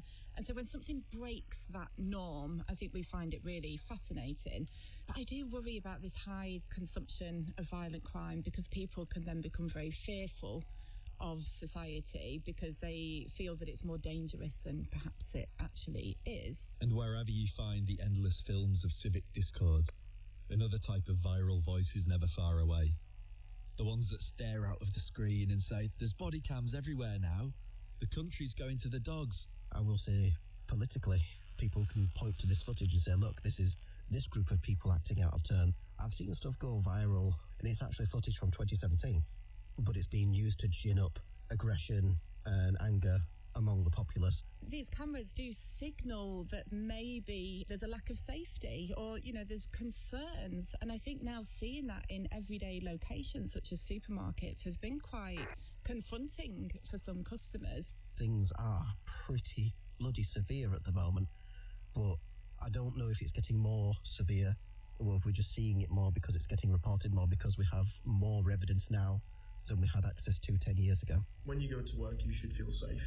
And if there is technology and equipment that can ensure your safety, I think that's important. And look, body cameras do that. They do act as a visual deterrent, but also knowing that there are teams of people who work tirelessly every single day to ensure that is reviewed and well maintained. It's a form of PPE, really, isn't it? You wouldn't see a firefighter go into a burning building without their equipment and without their kit. We can see the numbers increasing on the screen and everything ticking over, and it's just getting into the afternoon now for people to come and work afternoon shifts. Some people will be staying over, and we're going to go back into the world. Who knows what it's like out there? We can't see whether it's daylight or raining or sunny or snowing or whatever it might be. Thank you so much, folks. See you later. Cheers. Thank you. Thank you very much. Cheers. And then back to the airlock. Yes, back to the we'll very let you, secure. Do you ever worry about getting stuck in there? It's a little bit intimidating, I thought. Absolutely. It's one of my biggest fears to get locked in here, and I know my luck it will happen one day. So here we go.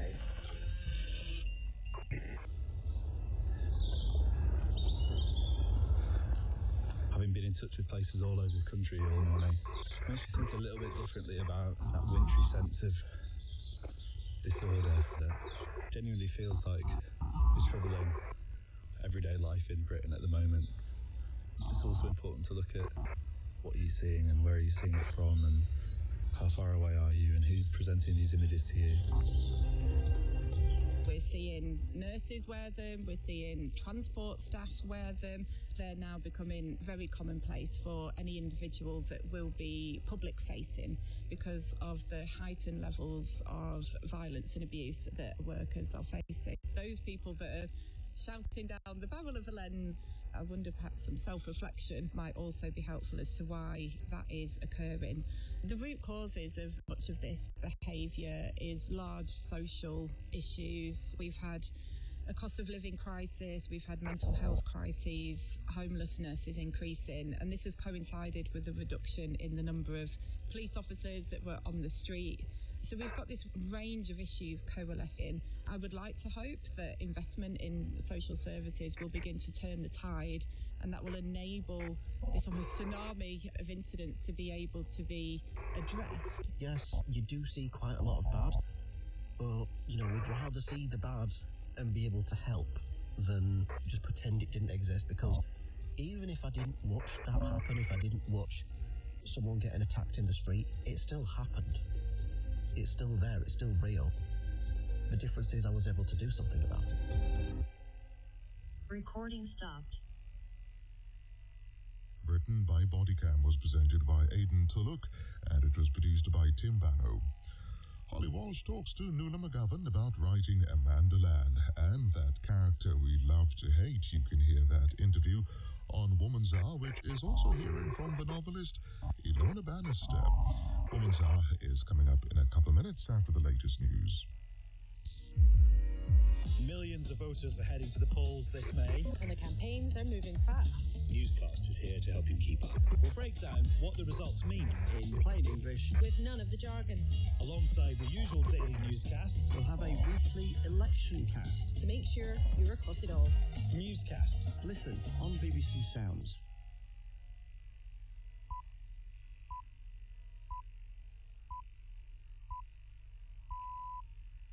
BBC News at 10 o'clock.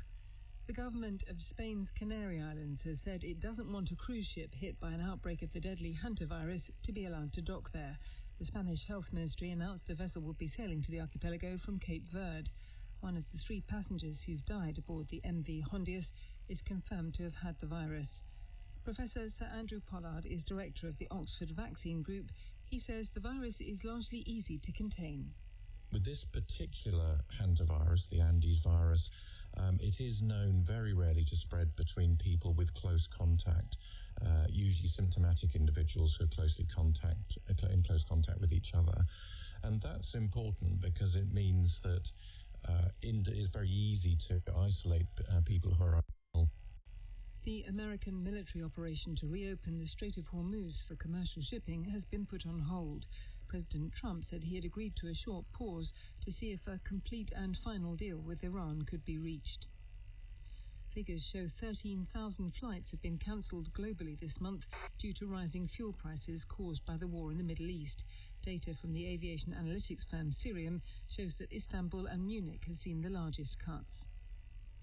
The leader of the Green Party of England and Wales, Zach Polanski, has acknowledged he was wrong to say he'd been a spokesperson for the British Red Cross. The Times newspaper reported he'd made the claim while standing to be deputy leader of the party in 2022. He told the BBC he used the wrong word, but would speak for the charity at fundraisers he hosted. 4 pilot projects have been taking place to try to get more people to vote in the local elections in England. Some polling booths opened last week in Cambridge, North Hertfordshire and Tunbridge Wells, allowing people to vote over the bank holiday weekend. BBC News. We investigate the British businessman promoting a prestigious investment program in Dubai that cost thousands but left participants searching for answers. That's in File 4 Investigates at 11 o'clock. Now on BBC Radio 4, time for Woman's Hour with Nuala McGovern. Hello and welcome to the programme. Amandaland back on our Amanda. We can thank my guest and creative force, Holly Walsh, for the return of that much-loved TV show. And why do we like excruciating comedy just so much? We're going to discuss all of that. Also today, we'll hear about Greenlandic families living on the Danish mainland who are fighting to get their children returned to them after they were removed by social services using controversial parental competency tests. We'll discuss the details of that as well. We'll also meet Ilona Bannister, American lawyer turned author, whose observations of life in the UK is woven into her latest novel, which is called 5. It's a thriller with a countdown that kept me at the edge of my seat. Now, there are mother-son relationships at the heart of this book. In fact, Ilona says daughters will only understand their mothers and that particular relationship when they become a mother to a son themselves. So over to you. Did that happen? Was there some great understanding that did occur? What was it? And also, how do you understand your mother's relationship with your brother compared to her relationship to you? Thinking that you are a sister in that, or perhaps you are the brother that's listening in and want to chime in too. Also, what about your relationship with your son compared to your daughter? You can text the programme. The number is 84844. On social media, we're at BBC Woman's Hour, or you can email us through our website for a WhatsApp message or a voice note. The number is 03700 100 444. I'm looking forward to hearing from you.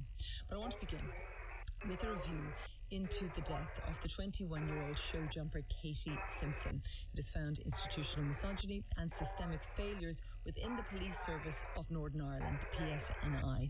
The review commissioned by the Department of Justice and released yesterday found that not one officer seriously considered abuse or coercive control during the initial investigation. Katie died 6 days after being admitted to hospital in 2020. Her death was initially treated as suicide. The show jumping side, Jonathan Cresswell, was later charged with Katie's murder, but he took his own life one day after the trial began. That was in 2024. The PSNI has acknowledged the review and apologised to Katie's family. But I want to speak more about this case to Alison Morris. She's the crime correspondent at the Belfast Telegraph. Welcome back to Woman's Hour, Alison. Good to have you with us. You've been following this for a long time. Can you explain more background to the case and also Katie's involvement with Jonathan? Yeah, so Kitty was a show jumper and Cresswell was a horse trainer. He was in a relationship with Kitty's sister Christina, and Kitty was living with the couple and their children at the time of her death. She had been living with them for quite some time, since she was about 10 or 11, and it's believed that the abusive relationship between Cresswell began then. He was coercive to Kitty. He not just sexually and physically exploited her, he also was financially exploiting her. She was working at sometimes 10 and 12 hours at a time in the yard with the horses. He was keeping her wages. He was just controlling every single aspect of her life. And the report states that increasingly over those years, Kitty was showing up at accident and emergency departments with increasingly more serious injuries, and at no stage did anyone red flag those or refer to social services. They were always just passed off as injuries that she had sustained from falling from a horse. And on a lot of those occasions, he accompanied her to A&E and never left her side, so she could never speak freely to the hospital staff. And as I mentioned, her death was initially treated as suicide. But what prompted the Department of Justice to call for a review to be carried out? Well, it seems, looking at the review, it's almost impossible to understand why it was treated as suicide. What happened on the day that Cresswell the day before, he had found out that Kitty had been with a boyfriend, someone who actually genuinely cared about her. This had sent him spiralling into a rage. He had picked her up from a horse show, and he had stopped several occasions on the way home to assault and rape Kitty before reaching the house, where he spent most of the night doing the same thing until she was dead the next morning or just clinging to life. He rang 999 and then put her into the passenger seat of her own car and started driving towards the ambulance. And when police came along with the ambulance and told him to follow behind. The report states he should have been detained at this stage. The car should have been seized and it should have been treated as a crime until they could prove his version of events was true. Instead, it was just accepted. He didn't follow the ambulance. He went home and had a shower and changed his clothes and then arrived at the hospital. Kitty was covered in bruises, her arms, her legs. When a nurse went to insert a catheter, she was bleeding. She noticed that there was trauma. Her underwear was bloodstained, and by the way, that's all she was wearing at this stage. And it was bagged up but never examined. No one thought to speak to anyone but Cresswell, and his version of events was the only one the police listened to. It is very distressing details that we are hearing, and I know it is necessary to understand why some of these issues should have been followed up, and what we're realising now. I do want to let people know, if you've been affected by any of the issues that we are discussing, there are links to the BBC Action Line for help and support. Yesterday, the Justice Minister, Naomi Long, she said the report made for uncomfortable reading, that it set out in stark and uncompromising detail what went wrong. Institutional misogyny, systemic failures is how the case was dealt with according to this review. Can you explain a little bit more how you understand some of those comments? Yeah, a lot of these are very similar issues that arose after the murder of Sarah Everard, when there was a look at the Metropolitan Police and looked at that very institutional misogyny. So the Northern Ireland Police Ombudsman looked into this case and why the police failed so badly. Among the officers they interviewed, one described Cresswell as a bit of a bad boy. The other one says, oh, he's just a bit of a philanderer. And at no stage did they realise that that kind of language diminished the experience. And by the way, at this stage, Cresswell was already a convicted domestic abuser. His former partner, Abigail Lyle, who very bravely waived her anonymity and spoke out, he had went to prison for his attacks on her. And when he was released from prison, that equestrian world, that horse he set, threw him a party to welcome him home. Abigail Lyle had to move to England to train because she was victim shamed within that world, because he was held up as some sort of hero. The police seemed to play along with this idea that this man was just a philanderer and all these women were, just jealous of each other, and this is why Kitty had attempted to take her own life. It was a shocking. I think that one of the things that stood out from the report said that there was a complete lack of investigative curiosity by police. They just accepted this version of events. And there were whistleblowers. There were people who repeatedly tried to say, this is not as it seems. There is one line that stands out. It said, police inaction rendered her, Katie, invisible in her own murder and allowed Cresswell to maintain control even after her death. It's quite shocking. It is, because Katie's lying in intensive care on life support. Cresswell's in the room with her, even though he shouldn't have been. Her mother was her next of kin. He is the person speaking to police. And she's lying there with the signs of her murder and assault all over her body. And no one is paying any attention. There was no pictures taken of those injuries. There was no pictures taken of Katie until the pathologist carried out the post-mortem over a week later, by which stage most of those would have faded anyway. There was no attempt to make the house where he claimed he found her a crime scene, to make the car a crime scene, to seize her phone or his. In fact, one of her sisters states in that report that 4 months after her murder, she noticed that Katie had left the family group chat. This was police who were going for evidence. The police hadn't even seized her phone, nor had they attempted to. This was Cresswell, who still had possession of Katie's phone at this stage. What has the response been from the family to the findings? Well, the family have welcomed the fact that so many people have spoken to the review, and that is to be welcomed.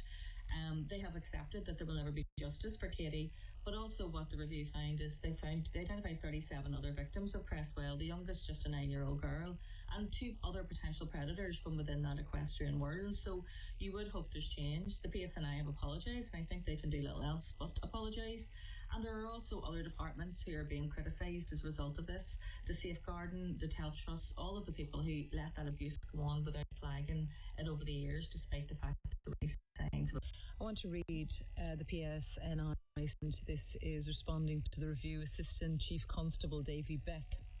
He said, we accept and welcome this review and accept the findings in full. The review makes clear that we missed opportunities, warning signs were not fully recognised early enough, and we did not listen to some of those who raised early concerns. Patterns of coercive control were not sufficiently understood or challenged. Investigative decisions did not always reflect the level of professional curiosity and rigour that should have been applied. Since this case, we've strengthened training on coercive control. We've also increased emphasis on professional curiosity and an investigative mindset. I want to take this opportunity to appeal to anyone who believes they may have been a victim of Jonathan Cresswell or anyone else. I would urge victims to speak to us. We're here to listen, to help, and to keep you safe. My understanding, there have been 16 recommendations put forward, mostly police. What are they? Yeah, there are a number of recommendations, and a lot focus around what you said, coercive piece and the training in relation to that. They're also in relation to safeguarding. I was not aware until yesterday that despite the fact that you need to have access NI, which is vetting to work with children, you do not need it if you're in the equestrian world.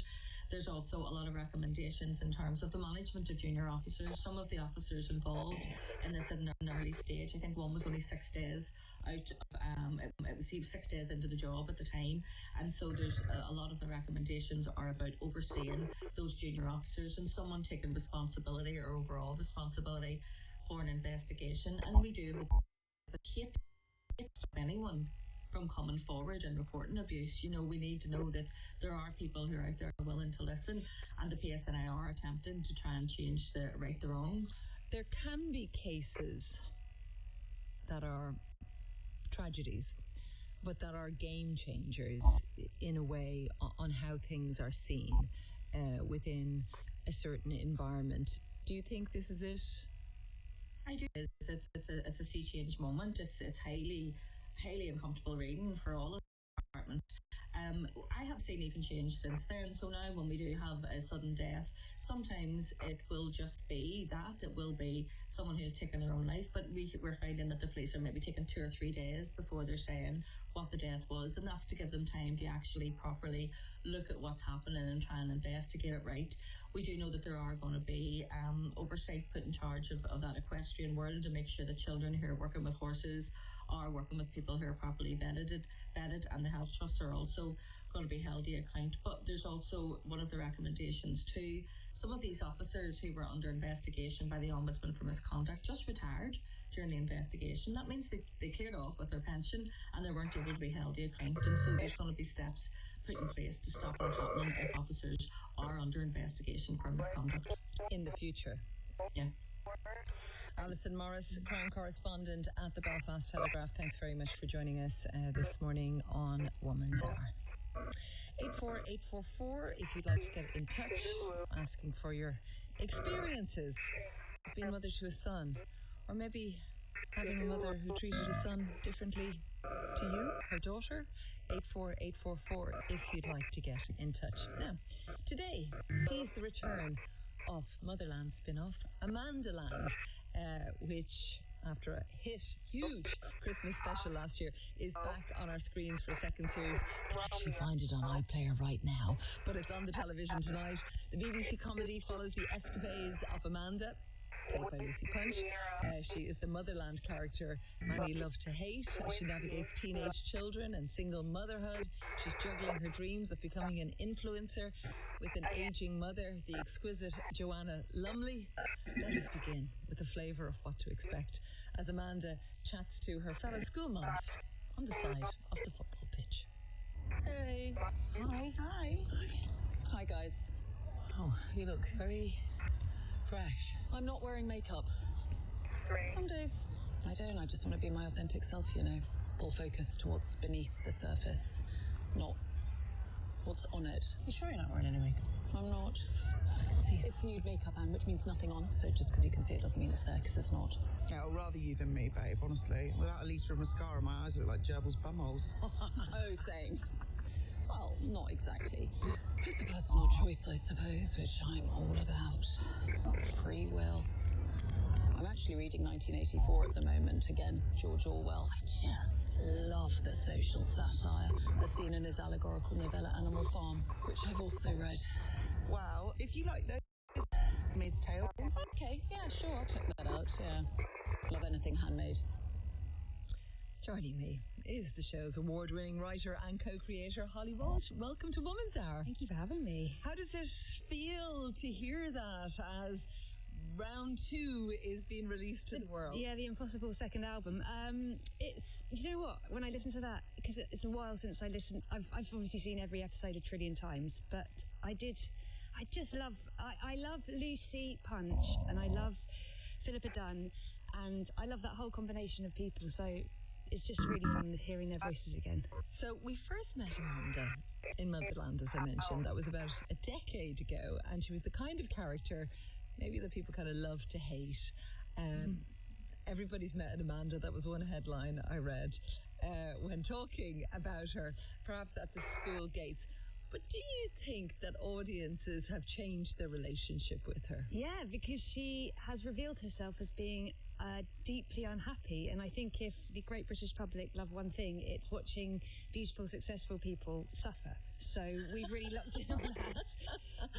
So I suppose there's a vulnerability there, and she does have kind of the outsider dynamic going on that perhaps people can relate to. I think it is the feeling. I think even though she seems like she's got everything sorted, she doesn't, and I think that is what everybody understands, is we're all going through our own version of Amanda, whether it be, you know, reinventing ourselves in middle age or just trying to fit in and find your crew.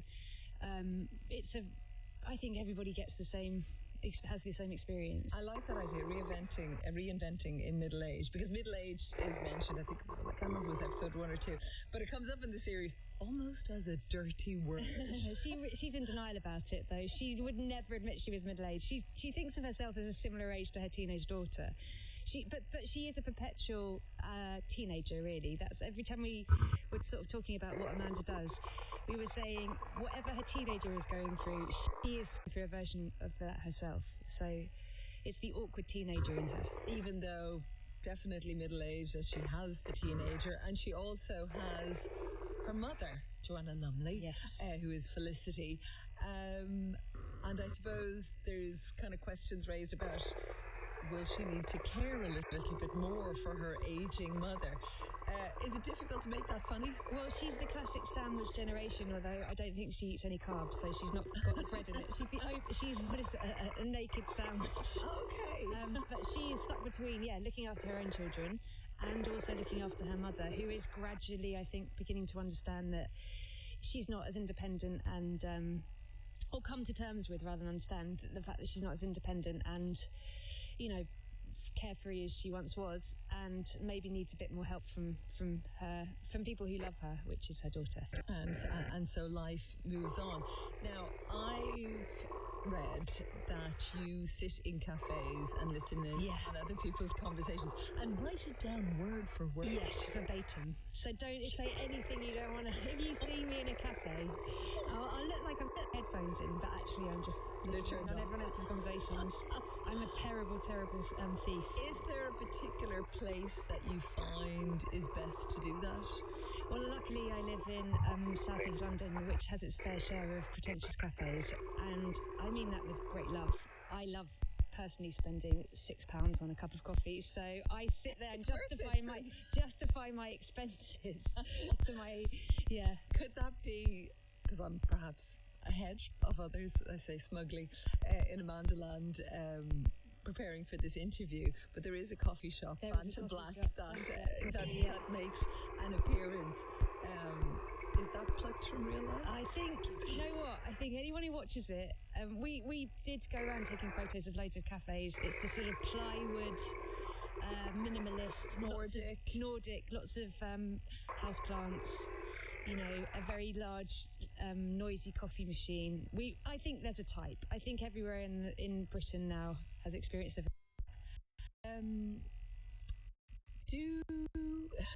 Don't say anything. It might be written down and used in an episode against you. But do you think people hold back from sharing their stories with you? You know what? It's funny because I wonder if people do when I don't realise it. I think you're pretty astute. I think you'd pick up on it. I wonder if people keep back terrible stories about their teenagers from me now. But to be fair, people do send me great screen grabs of school and street WhatsApp groups with conversations that have gone on over the years. So I've got a good source of friends who will reveal to me, which is great because there are some brilliant arguments going on in middle-class Britain that we can just steal for our show. You, of course, are so immersed in comedy. You began your comedy career in stand-up. Do you miss it at all? No. A resounding no. I love staying at home in the evenings. No, I don't. I sometimes miss, if I think of a joke, I'd like to go and see if it worked. I miss the kind of nerdiness of it. I like trying out jokes and I also, being a writer, I miss having the opportunity to try stuff out and see if other people laugh. Because sometimes being a writer can be really lonely. And you're writing stuff down thinking, is anyone going to laugh at this? Luckily, I've got a team. I'm very much a collaborator on Amandaland, so we've got a really good team of writers.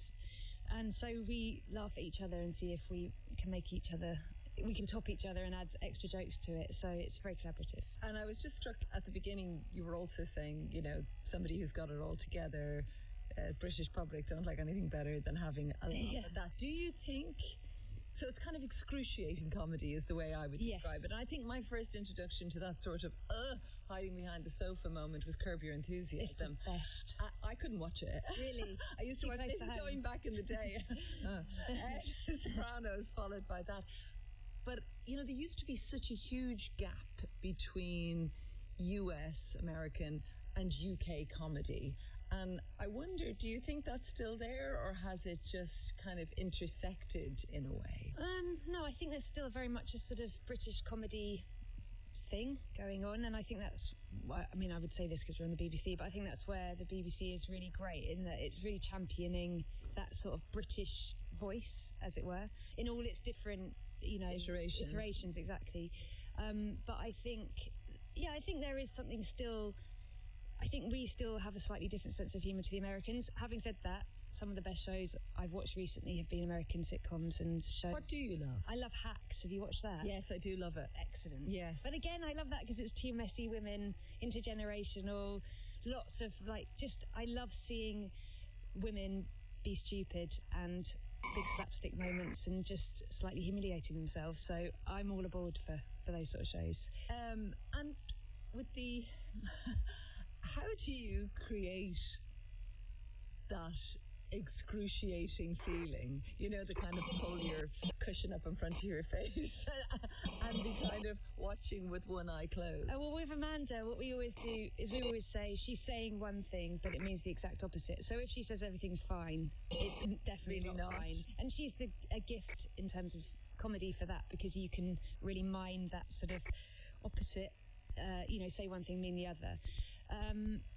So I think also it's just we're really specific with what we're trying to take the mickey out of, and I think even if you don't know that exact reference, it's relatable. And also, being the mum of a teenager, you're going to get a lot of side eye and eye rolling, so that's going to be excruciating anyway. So it's a combination of all those things. And for you, because you are a parent, yes, but you've kind of been on a slightly different track to Amanda. You're a few years I'm behind. out of sync. Yeah, I'm completely out of sync. When we were writing Motherland, I think I had a baby. Then coming into Amandaland, which we're now writing about teenagers, my children are very much in the Motherland primary school world, which is sort of a shame because sometimes things happen and I think, oh, this would be great to do a Motherland. You have to keep writing it down, though. I do keep writing it down, but yeah, but it's I'm out of sync, but it's all. Maybe not having teenagers is quite a good thing because I'm slightly separated from it, so I'm able to write. Because we never want to write something that you only get if you've got children. We really wanted to write. What we always talked about with Motherland was that it was a workplace comedy, and even if you know nothing about, say, parenting, you're going to kind of get, in the same way that you watch Cheers, you may never have worked in a bar, but you're going to get the gist of what's happening. So it's very much that workplace feeling. It's just very specific to that type of work. And I think with Amandaland, part of the workplace is really on the sidelines of a football pitch. Yeah, literally. Talk to me a little bit more about how that particular environment is conducive to your writing. Well, when we had Motherland, it was really helpful having school gates because you always had points in the show where everybody came together and they could sort of dissect or set up the next whatever was happening. You had big group moments where everyone could chat. And then obviously the big thing about having teenagers is that there just isn't that communal place. There's no school gates community. You literally send your children off to school. You have no idea what they do all day and then they come home. And so we needed to kind of find that communal place where everybody sat and met. And so, or stood and talked. And so the sidelines of the football pitch became the sort of school gates. It's an interesting one because you're kind of standing shoulder to shoulder. Yeah. But maybe not really, in the sense of standing shoulder to shoulder. I want to go back to Christmas and the special. You know, it was a huge hit. The most watched comedy episode of last year. Joanna Lumley was with her Outcast co-star Jennifer Saunders playing sisters. I mean, that's quite something to take in, the most watched comedy episode. I mean, we were thrilled. Honestly, we are just a bunch of people who sit in a room making stupid jokes and writing them down. Tell me what it's like being in that room. It's really good fun. We're really lucky because we've got, at the moment, we've got Larry Rickard, who people might know from Ghosts. He plays the prehistoric man, Robin, in Ghosts, and also the man with no head. And then we've got Helen Serafinowicz, who is a genius. She's been on the show since we started Motherland. She's one of the we all created Motherland together, so she's seen the whole journey, and she is genuinely got some of the best stories. So many good stories. Some of them are so insane you can't even put them on television because people will go, "That's not real," and you're like, "It is real." But she's a gift for really good stories. And then we have what we often do is get a room of parents together for a couple of days, and then we all just sit in the room and get them to tell us all their stories. And this is a real cross-section of people from all our different parts of our lives, most of which have never sat in a writer's room before. But they're really fun days because you start to feel like the areas that everybody can relate to, and then you're like, okay, there's something in this. If we do a storyline about that, then I think a lot of people will get it. It could also be like a massive therapy session. It is a therapy session, yeah. It's genuinely a therapy session. I think we probably should have a trained therapist in the room, but we can't. We're not comedy writer, next best thing. But You hint at something there. We won't go into any spoilers for the series, but it must be difficult at times to know where to draw the line on food or what not to include, particularly when it comes to teenagers. You talk about some of the challenging issues that we often talk about on this program that they're up against, whether it's, I don't know, their self-image or stuff online or anxiety, whatever it might be. Because you do delve into those topics, yes, but in a way, I suppose, that people can understand them, but also perhaps be able to... Yeah, it is difficult. The day saying that a lot of the storylines are evergreen, in that a lot of what we write about is stuff that happened to us as teenagers, because that experience of being a teenager is, everybody goes through it, and it's the same, every laughing generation, at teachers or whatever it might we all have be. the same sort of stories. I do think nowadays this added social media thing adds a massive, huge, turbocharged craziness to it all. So what we always try and do is we always want it to be funny. So if it is touching on something that is, you know, a difficult subject, that's okay, as long as we can find a really funny angle for it and make anyone feel like we're laughing at the subject rather than we are trying to, like, investigate it through humour. So we try and be really, we think long and hard about, if we're going to do something that's a slightly difficult subject, how we're going to do it in a relatable and sort of a way that people will find a way into without feeling like we were taking the mickey, which I think is why teenagers, you know, a lot of teenagers watch it, but I think maybe teenagers watch it because they just see their mum in Amanda and Anne and that generation of mothers. And the interactions and fathers between them, of course, as well. You talk about second album vibes. How's the second album feeling now? Well, it goes out today, so we shall see. I will not be watching it this evening because I can't watch it. Can you not? No, I find that I have to just sort of go. I think I might go off and do some tapestry or something because I'm very some tapestry. I'm really into tapestries. I think I might sit alone and do some tapestries this evening rather than watch it. When I say what are you working on, Holly Walsh, I wasn't thinking that, but tell me, what are you working on tapestry-wise? I do a lot of portraits of people's pets. I sew a lot of portraits of people's pets. Like dogs, cats? Yeah, you know what? It's because I am terrible at meditating or doing anything remotely sort of self-care-y for my mind. Yes, sure. But I find the sort of repetitiveness of doing a tapestry, it's just colouring in with wool, but I find it so therapeutic that it just chills my brain out a bit. And current work? Doing a portrait of a cat. I'll keep you posted. I'll send you a picture. Thank you very much. I'll do a portrait of you next. You know, ginger. Holly Walsh, thank you so much for joining us. I'll let everyone know, again, Amanda Land Series 2 arrives. It's already there on BBC iPlayer, but airing tonight, BBC One, 9 p.m. Holly won't be watching, but you probably will. Thanks so much for joining us. Thanks for all your messages that are coming in. About sons, daughters, your mother's relationship to your brother compared to you. I'm going to get to those in just a few minutes, but I want to first tell you about a case in Denmark that is prompting public debate and urging questions about child protection practices and the treatment of Greenlandic people who live in Denmark. So this case centres on a Greenlandic woman. Her name is Kira Alexandra Kronvold, whose newborn daughter was taken into care just 2 hours after her birth in 2024. It was following the use of controversial psychometric assessments known as FKU tests. Critics say these tests, conducted in Danish and based on culturally specific assumptions, have disproportionately led to Greenlandic children being removed from their parents. Kronvold's case sparked widespread outrage and prompted Denmark to ban the use of these tests for Greenlandic families in 2025. But more than a year on, she is still, Kira, separated from her child Cami with only limited supervised contact. Her case has now reached the Danish High Court with a decision due imminently, and now the UN has also intervened. I spoke to Miranda Bryant, the Guardian's Nordic correspondent, who's been following the story closely, and Tilly Martinussen, a former MP in Greenland from the Cooperation Party. I began by asking Miranda to tell us more about the banned tests and why they are controversial. So the FKU tests, or parenting competency tests, are something that's been going on for a long time in Denmark. So when social services see a cause to intervene with a family, parents and their children, they might do a FKU test. But the problem with the FKU test is that it's culturally specific and has been found to be unsuitable to be used on people with Greenlandic backgrounds.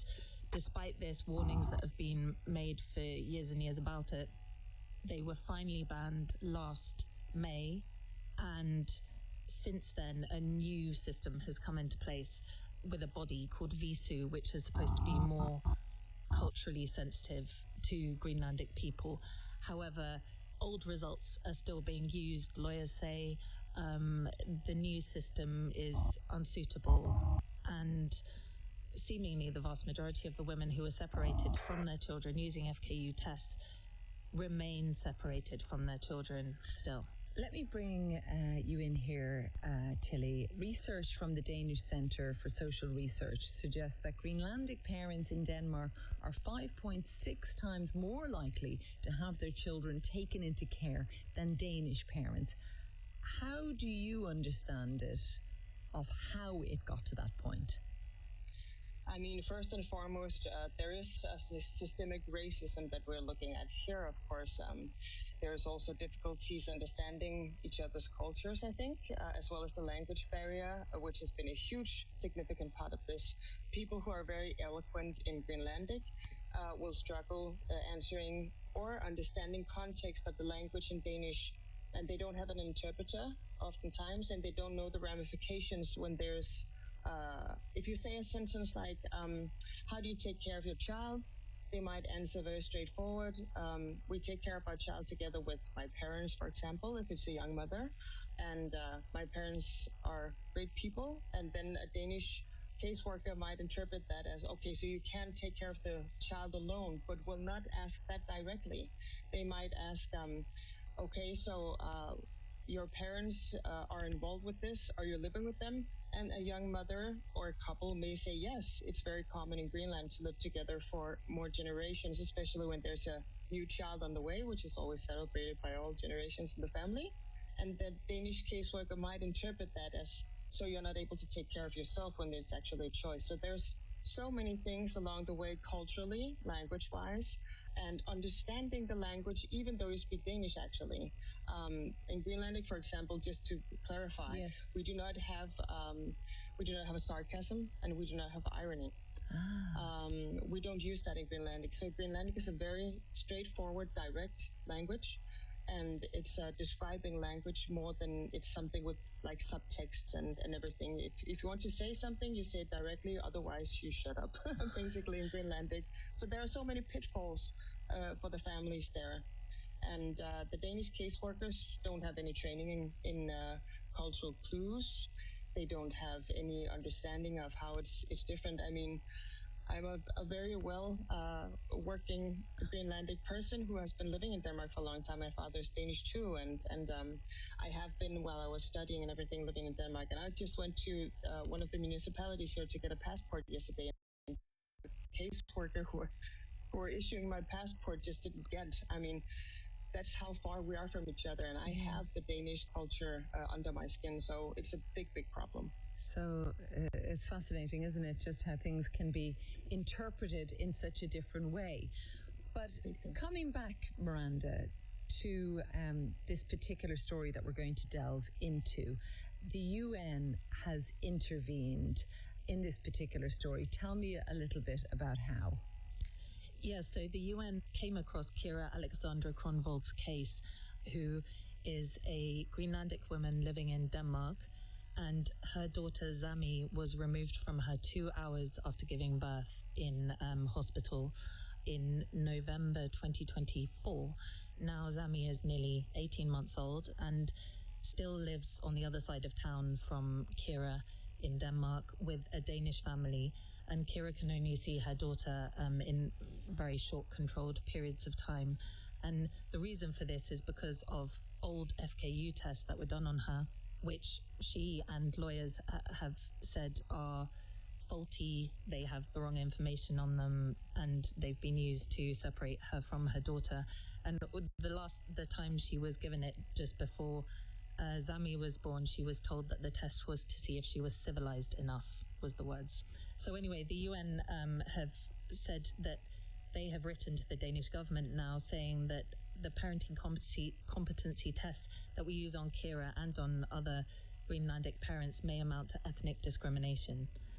So they've given the Danish government until the end of May to respond. They haven't responded yet, and they currently don't have a government. So they're still in coalition talks. Indeed, we did contact the Danish Ministry of Social Affairs and Housing. They said the Ministry of Social Affairs and Housing can confirm that the joint communication from the 3 special rapporteurs from the UN has been received. Denmark is currently without a government and cannot respond to the inquiry at this time. But you have a friend, I understand, Tilly, who went through the process that indeed Kira is going through and had her child removed for 2 years. What did she tell you about that experience? I'm almost tearing up while we're talking about it. Needless to say, that was one of the most traumatic things that she has ever experienced. She's a very fit mother. She has her child, thank God, at home now. The trauma from being separated and being deemed unfit when you are fit, especially, but I think also when you're unfit in the manner that the Danish state has been doing to these women is, as you can hear secondhand, we get traumas too from hearing from them. Mm-hmm. I saw that one of the things that Kira went through was that the caseworker said that she wouldn't be able to make her child navigate the Danish language and codes and the subtext. And that was one of the reasons why the child was taken away, which is, of course, both ridiculous and I think also a very colonialistic, white way of looking at it. And it's just it's a completely ridiculous and very racist foundation that they have been standing on in Kira's case, but it's true for most of the others who have had their children taken away too. So Tilly, you that all cases involving Greenlandic women should be reevaluated. Yes. Do you think that'll happen? It has to. That is what the ones from Greenland who were chosen for the Danish parliament, one of the things that is their key task to do after a government has been formed here in Denmark is to make sure that that is happening. We would have to have interpreters. We would have to have someone with a cultural background to sit in on those cases and be advocates for the families. I think there's a lot of children that didn't have to be removed at all from home, not only the cases that we've heard about were brave enough to step forward through that trauma. But I mean, like every case has to be reevaluated. It really does. And I'm just thinking about that in a very practical way. Yes. In the sense that my understanding is a lot of these children would have been removed.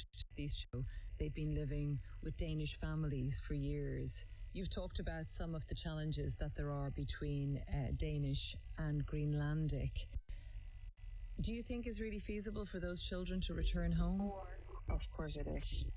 I am half Danish and I am half Greenlandic, and I've managed to merge those two cultures together very well. It is no problem at all.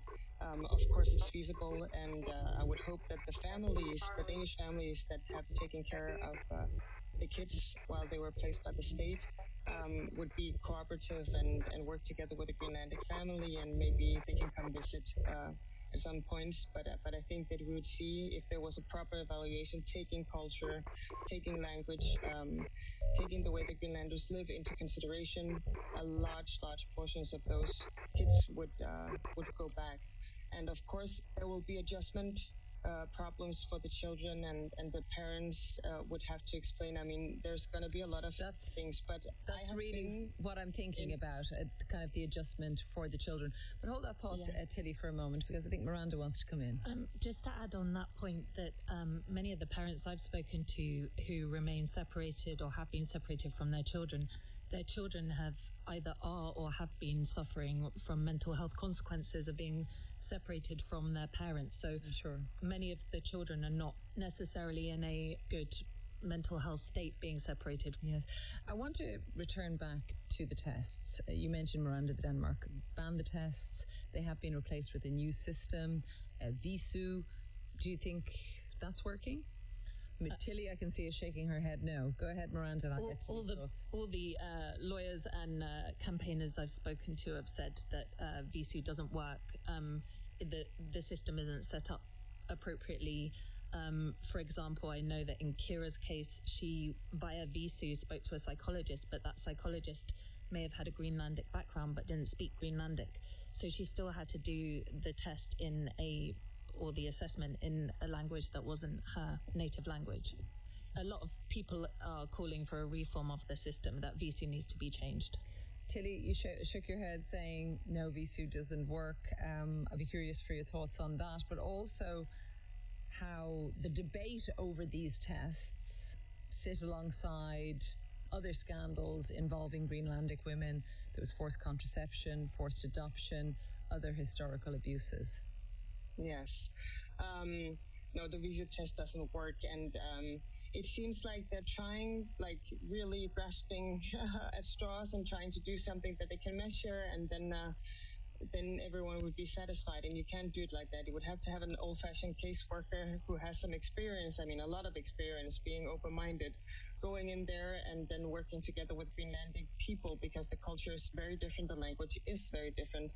And of course, we're discussing all of those cases that has been against Greenlandic women that has been very much discriminated against. For example, with the IUDs, and a lot of these women had contraception set put into their bodies, where they didn't know what they consented to or didn't consent at all. And I know personally in my family, we have someone who have been unable to have children since then. And that's a long life without children that you will never have. And this has happened to numerous of the women. So there is a problem systematically, but especially for Greenlandic women, but also for Greenlandic men, I have to say. In Denmark, racism against Greenlandic people, and we have to address that to be able to move on. Yeah. And with that, Tilly, the reason we're speaking about it is that Kira's case is in a number of courts, I understand, Miranda. What's at stake in these rulings? The city court case that's happening. If the case rules in her favour, she could be reunited with Azami. The High Court case on Friday is a little more about the principle of it, and although it's a big deal for Kira, it could also be a big case for many other families who are in this position, because it would set a legal precedent. Tilly, what do you think it means if Kira wins her cases? First of all, I would say she would have to win the case. Denmark ratified the Indigenous Peoples Charter on Greenland some time ago, and it would mean the world for a lot of families. Every day that we're talking about this, instead of those children going home to their families, is a day apart from their family. And it's just horrendous. Those families, they need their children home. And do you think they will get them? I think they will. They have to. Tilly Martin-Knudsen, a former Greenland MP, and Miranda Bryant from The Guardian. Thanks to both of them. I do want to bring you an update. This morning, the Danish Ministry for Social Affairs and Housing has responded to the UN's letter about the case, saying they're ready to engage constructively and proposing a meeting with the UN to review the framework for the recently established unit with expertise in Greenlandic language and cultural affairs. So we will continue following that story. Thanks for your messages coming in. One on Amanda Land says, I loved season 2, episode 1. I sat down at 9 o'clock this morning to watch it as I couldn't wait any longer. I'm out of the pub quiz this evening. At least that's my excuse. Am I shallow? It's kind of to do with that episode, I can tell you. I'm glad you did 9 and then you're ready for Women's Hour 10. Excellent. If you want to get in touch, 84844 is one way to do it. Now, what if the next 5 minutes were your last? That is the question the author, Ilona Bannister, wants us to answer in her latest novel, 5. So the story takes us to a train station platform among 5 strangers, a child, a mother, a businessman, an older woman, and a gambler. Unbeknownst to them, they're facing a countdown where in just 5 minutes, one of them will die. Ilona Bannister is a New Yorker who now lives in Brighton, was a US lawyer and a UK solicitor before she started writing fiction, and she's in studio with me this morning. Good morning. Good morning. Thank you for having me. So tell us a little, this premise, 5 different stories linking to a 5-minute countdown to someone's death. Where did this idea come from? Well, I had a bit of a lightning bolt moment, sort of one of those rare moments where an idea came to me and I thought, oh, that's it. I was on the top deck of a London double-decker bus trying to think about stories. I was watching people the way that I always do. That's all right. And I thought, well, if I started speaking to every person on this bus about their life story, it would be so much better than any fiction you could write. People would say, that's not believable. All of the things that people carry and survive, their triumphs, their grief, their loss, it would be so much to write about. At the same time, in the background, there had been a very tragic cycling accident near my home. A cyclist in the morning rush hour on the way into central London was killed on impact. And I was very moved by that because I knew the street where it had happened. And I was just thinking about that person and the last 5 minutes on the bike, passing that apartment block, passing that school, looking at that pub. What were they thinking about? Probably just their day ahead. And then suddenly it was over. And they had said goodbye for the last time that morning. And they didn't know it. And it just struck me that last 5 minutes when we're still in before and it's just about to be after. But we're in this space of time. And that we have no idea. We have no idea. Yet we go about rushing to things and trying to, I don't know, plan and organize, even though really we have no control over any of it. Yeah. It all happens awaiting 7:06 to Victoria. I was actually reading your book, Leaving Victoria. But why did you set the scene at a train station? I am always intrigued by public places and the behavior of strangers in public spaces. It is fascinating. Yes. And a train platform, when you think about it, is actually a highly dangerous environment. We take it for granted, but many dangerous things could happen there. But we have a social contract with one another that we're going to behave in a certain way. And we trust that everyone, even though we don't know them, are going to follow those rules. And I was just very intrigued about what might happen if we don't follow those rules, if someone begins to follow those rules. And I just find reactions in that type of crisis moment to be a fascinating place to tell a story. Let us hear you reading a passage from your book. Great. This is from the opening scene when the mother and child enter. He leaves footing and the platform disappears underneath him. He looks at his mother. As he begins to fall, he meets her eyes, and in them he sees something he does not yet have the words to name. It is not anger or fear. It is hesitation. It would be easier if I lost him, is the thought she thinks for a sliver of a moment, a granule of time, 39/100ths of a second to be precise. Pause here for a moment. Please do not judge this mother for having this thought. Thoughts like these come to all mothers. They are involuntary. Sometimes they appear precisely because they are the opposite of what the mother truly thinks. The mother's anxious, exhausted brain plays a sinister game with her. It makes her think that she will say and do things that she would never, ever say or do. So please do not think badly of this mother for having this thought in this moment. It is her thoughts that come after it that should concern you. They'll say it's a shame if he falls, she thinks. The next step she takes imperceptibly, slower than the last. They'll say it was an accident, she thinks, reaching out, but not quite reaching him. Wow.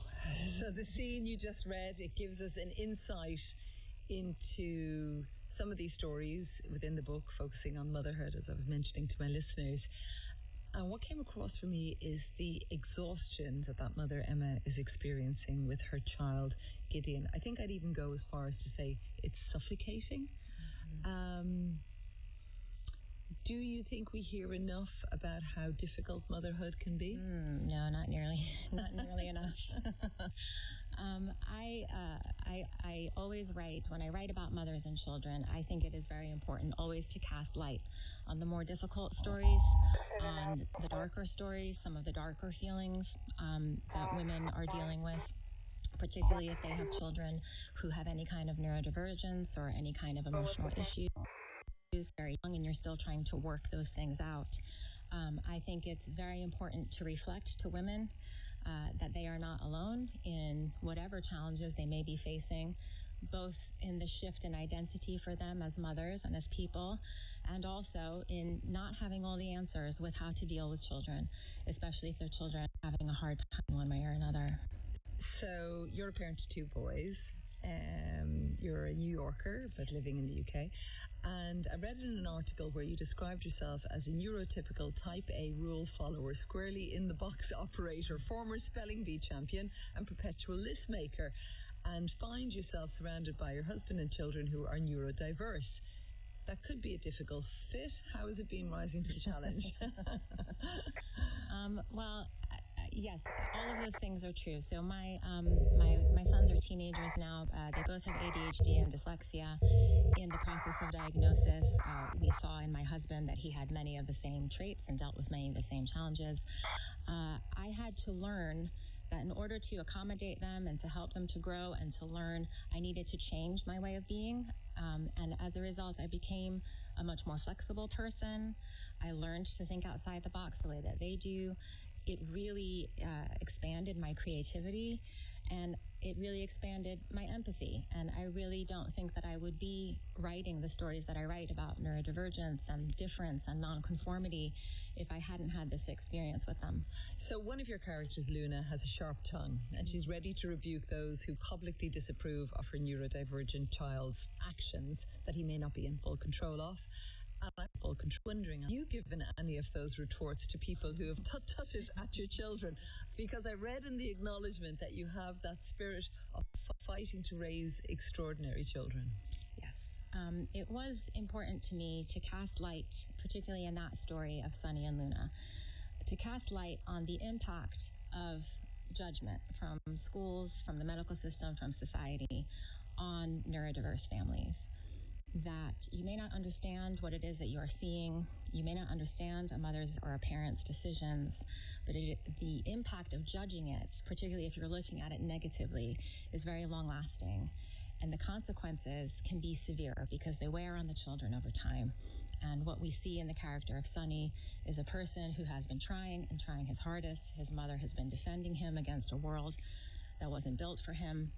And the consequences of continuous judgment last a lifetime and lead him to some very difficult decisions and choices. And I just want to cast that light of what that feels like. And so that is a relationship that you are reflecting. There are others as well. There are others I mentioned to my listeners, and I was wondering, did people feel that their mothers treated them differently as a woman, or as a daughter, should I say, than their son? There's a couple of messages. My eldest is a teenage boy, my youngest a 9-year-old boy, two girls, 13 and 11 in between. I want to say I have quality relationships with each, some differences because of boy-girl differences, but equal in terms of respect, expectation and love. And then I wonder if the girls see it like that. Maybe we'll chat about it over dinner tonight. Here's another. What is staggering is the difference in expectations around what brothers and sisters do as parents age. Still, my brothers are enlightened, feminist in outlook, but I'm the one carrying the load for our aging mum. And then I think my mum, who's a highly successful career woman, has the same expectation that I do more. Somehow my brothers' careers and lives are prioritised. I'm single, no kids, I have a demanding job. I've no idea how sandwich generation women cope. And this dynamic around caring goes on being modelled to daughters and sons. And there's a few messages like that, I should say, as well. So very interesting to read people's experiences. I read that you like to write stories about otherness, and I just have a few seconds for this, but will we have that in your next book? Otherness. Yes, I always am attracted to those stories, and I think that in otherness we find the most humanity. So, yeah, absolutely, that will always be a theme for me, I think. Is there anything else? Would you give us another nugget of where you might be going? I'm going to continue, hopefully, in this thriller suspense space. It feels like a place where to readers for I'm grateful for me to do something with a thriller and still reading it and letting me have a little room in the genre. I think Well, I'm always a bit wary on train station platforms anyway. I think that's the New Yorker. After living in New York as well, I always take a step back. But I definitely will. After reading her book 5, that's Ilona Bannister, a real thriller. Thank you so much for coming in to join us. Do join Anita tomorrow. In Content is putting some women off using hormonal contraception.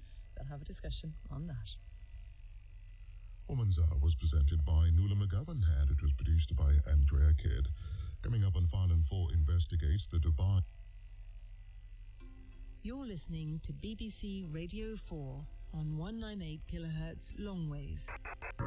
The BBC will end broadcasts of Radio 4 on longwave later this year, but you can continue to listen in many other ways.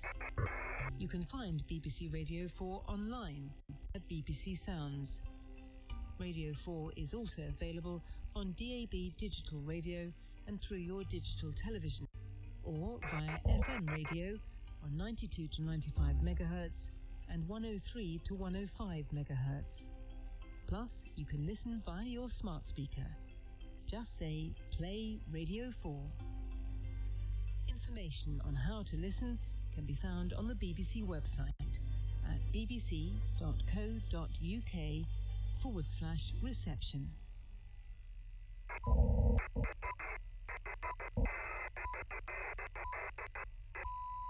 BBC News at 11 o'clock. The passengers of a cruise ship carrying a deadly outbreak of hantavirus are facing further uncertainty about where they'll be allowed to dock. The leader of the Canary Islands has said he was opposed to this government plan to let the vessel stop there. One of the 3 passengers who died aboard the MV Hondius is confirmed to have had the virus. Our correspondent in Johannesburg, Pumza Fulani, says officials in South Africa have confirmed the disease can be passed. They've confirmed from the 2 cases that were evacuated from the ship a few weeks ago and brought to South Africa for treatment that it is indeed the Andean, which is the only strain of the 38 variants that is known to be transferable between humans under, of course, very close and sustained contact. It does create a situation, health authorities have said, where they need to be sure that people who have possibly been exposed, that they wear their masks, they use hand sanitizers. Switzerland has confirmed a case of hantavirus in a patient who returned to the country after a trip to Latin America. Officials say the person had spent time on the cruise ship, but only displayed symptoms after returning home. President Trump has said he's pausing a U.S. operation to escort ships through the Strait of Hormuz to see whether a peace agreement with Iran can be reached. Called Project Freedom began on Monday. Police say they've arrested 3 people in an attempted attack on a police station in Logan near Belfast in March. Officers had previously said that it was highly that dissident Republican groups were responsible for the hijacking of a food delivery vehicle that was ordered to drive an improvised explosive device to the station. The Princess of Wales is to carry out her first overseas royal visit next week since her treatment for cancer. The trip to northern Italy will focus on early years child development. BBC News. This is BBC Radio 4. You and Yours today looks at what happens when a gambling company blames a jackpot win on a computer glitch. And can Pilates studios and boutique gyms save the high street? You and Yours is in an hour from now, just after the news at midday. Finance professionals who paid thousands for training courses in Dubai, seemingly endorsed by a UAE official, say they were duped by the British influencer. British participants in the 12-week accelerator program say they provided little in the way of useful training, while the millions in potential investments promised to graduates never materialized. File and 4 investigates a trail of deception left by the British businessman behind the course, as Yemisi Adegoke now reports. Going to Dubai is always a vibe. You're just hit with a wave of excitement and adrenaline. People are positive. People are full of life and vibrancy. Cheyenne recently relocated to Dubai. The Emirates' can-do attitude to business was appealing, and so was the potential to tap into the region's vast wealth. For a fund manager, what better environment is there? Cheyenne was launching an investment fund and secured a place on a seemingly prestigious £18,000 training course. The biggest seller for me was the fact that graduates receive investment capital at the end. A course which was running in Dubai in 2025, was the brainchild of British expat and 30-year finance veteran Simon Davies. Simon, thank you so much for being here. I have with me Simon Davis. Simon, welcome to have you here. It's a pleasure to be on the Capital Net. As much at home on podcasts as in his many LinkedIn videos. I've lived here in UAE here for nearly 15 years, and I expect to be here for another 15 or more. All that time in the UAE seemed to give Simon something else. Clout, or as it's known in Dubai, wasta. From a wasta standpoint, it looks on the surface like he's got the UAE well wired. And he had like brochures with these people's names on, so I thought this guy seems pretty well connected. We've heard from more than 20 people who went on Simon Davies' courses, ambitious finance professionals from around the world, including Britain. In all, we estimate participants on the 2025 ORCTA Accelerator Programme paid more than £500,000 in fees. But over the past few months, their hopes of tapping into the UAE's riches have slowly died. People were very unhappy. People were saying, let's jump on a call, I don't want to put anything in writing. When I saw that, I was like, oh no. And their suspicions have only grown about the man running the course. No, I don't know if it was a complete ruse or if he just failed in his business model, but it was very disingenuous. And despite continuing to post on LinkedIn, Simon Davies has become harder to reach. He's blocked me. His numbers are all out of service because I tried to message him on WhatsApp. And then I said, okay, I need my money back, sir. For BBC File on 4 Investigates, we've been trying to track down Simon, a prolific networker whose claims of powerful business connections don't always add up. I'm Yemisi Adegoke, and this is Duped in Dubai.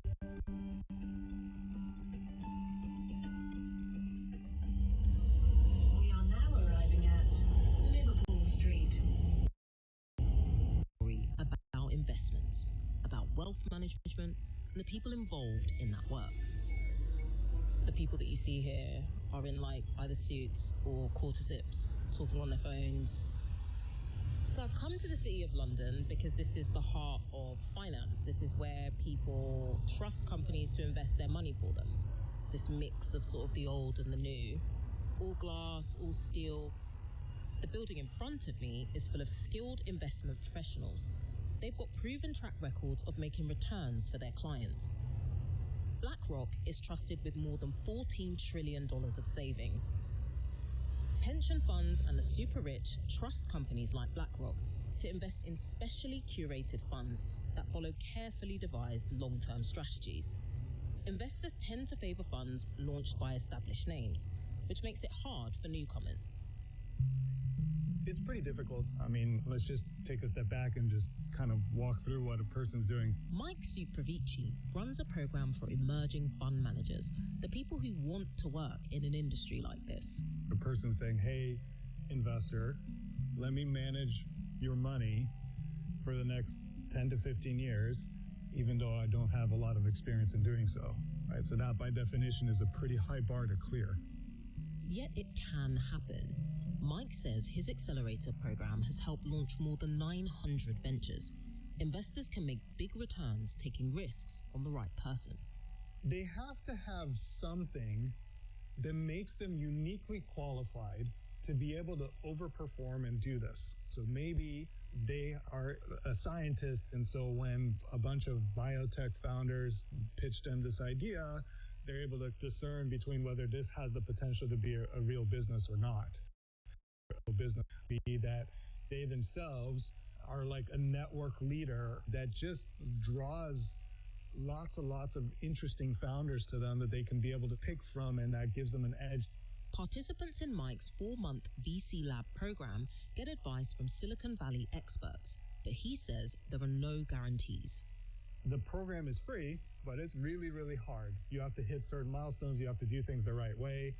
So you don't guarantee investment, right? Yeah, it's impossible to do that. If anyone claims that, by definition, your spidey sense should be very high. For an organization to be able to find the perfect investor that matches this very specialized thesis of this individual, that can then also trust that this individual is going to manage their money very well for a very long time, that they don't know and be able to do that in a programmatic way. It's pretty hard to do that. But Cheyenne was under the impression that completing the Dubai program would deliver such an investment. So in July 2025, she embarked on the ORCTA Accelerator course. ORCTA meaning increased in Latin. It was devised by British businessman Simon Davies. He's a bit quirky and odd, but he seems maybe that he has good intentions. Cheyenne had spoken to members of earlier cohorts of the program who vouched for Simon. Once she got to Dubai, she got to meet him for herself. He's very friendly. He kisses you on the cheek. He makes you feel like you're his niece or something. He compliments you. He's very charismatic. Cheyenne has agreed to speak on the condition that we don't use her real name, where she is, and is worried about her career being harmed. My parents came from the global south. They worked really, really hard. And so that kind of embedded in me this idea that I can control as much of my reality as possible through my own outcomes. Attending Simon's course in person wasn't compulsory, but Cheyenne actually moved to Dubai because she thought it would help. Credibility, right? Like, you need to be able to show that you're in the region, that you care. For over 30 years, I've traveled the globe searching for thundercorns. Like Cheyenne, Davies isn't afraid to travel to get a deal over the line. Investment management industry founders capable of building multi-billion-dollar assets under management businesses. His LinkedIn videos for the ORCTA course see him pop up in various countries, including Switzerland, South Korea, and Germany. I'm in Munich, Germany. Deep in autumn 2025. You're going to see some of the colors on these beautiful trees. He's really slick, very professional, dressed really well, expensive watch, expensive shoes, staying in a really nice hotel in Munich. Mark Whitten was impressed when he met Simon in person. Like Cheyenne, he then paid an £18,000 fee to sign up to the program. All of us were very excited.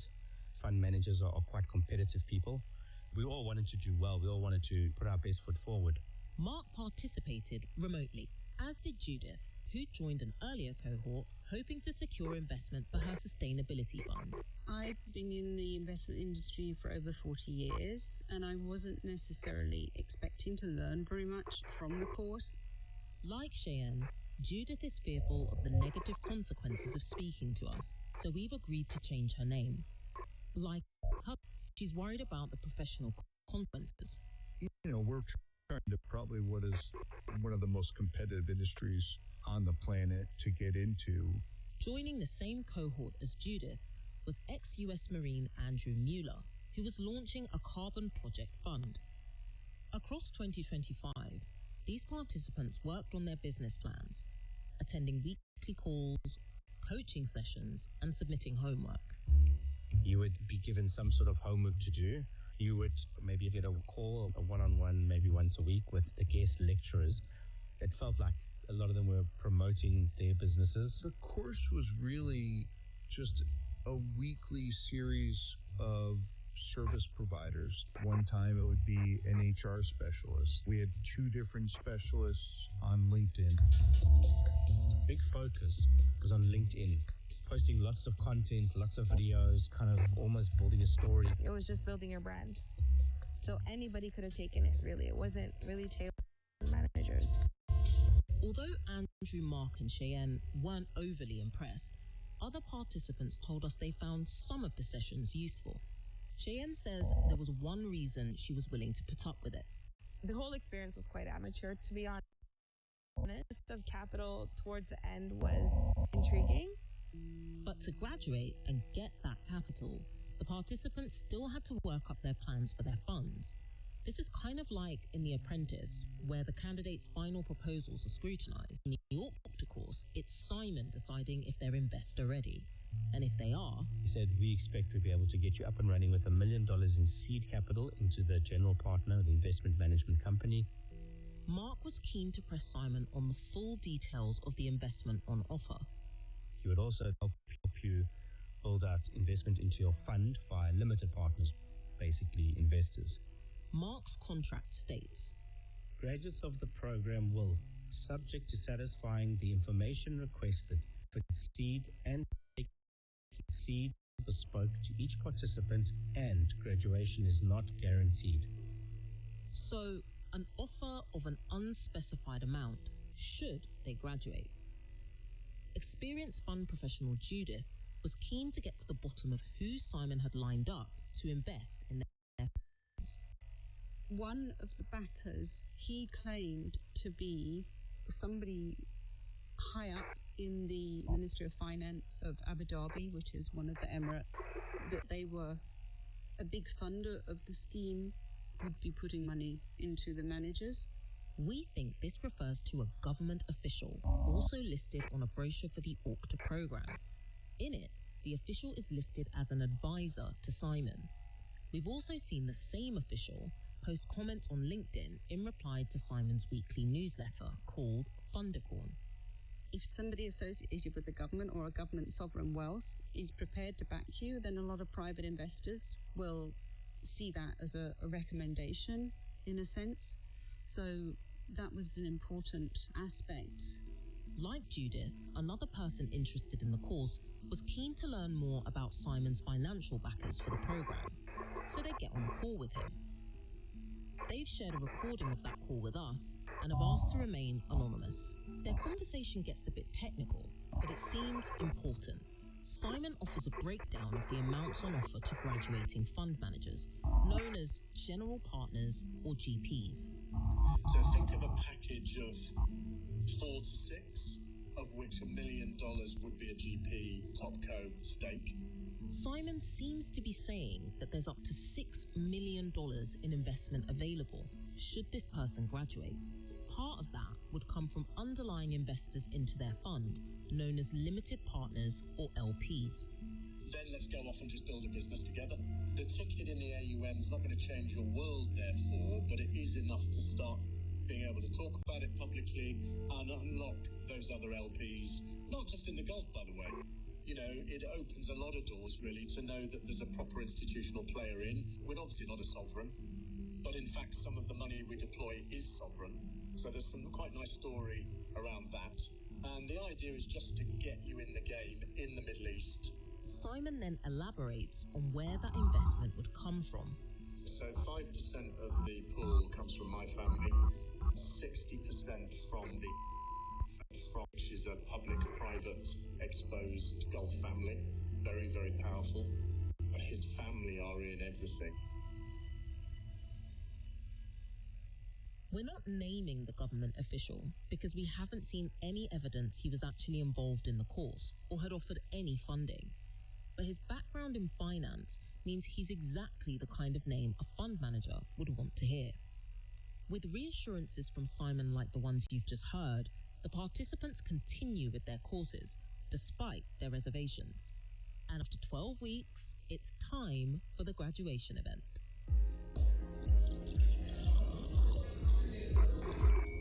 It's in person, it's in Dubai, and he's doing it at reputable places, right? He's doing it at the Capital Club, or we're getting toured through the Dubai financial market.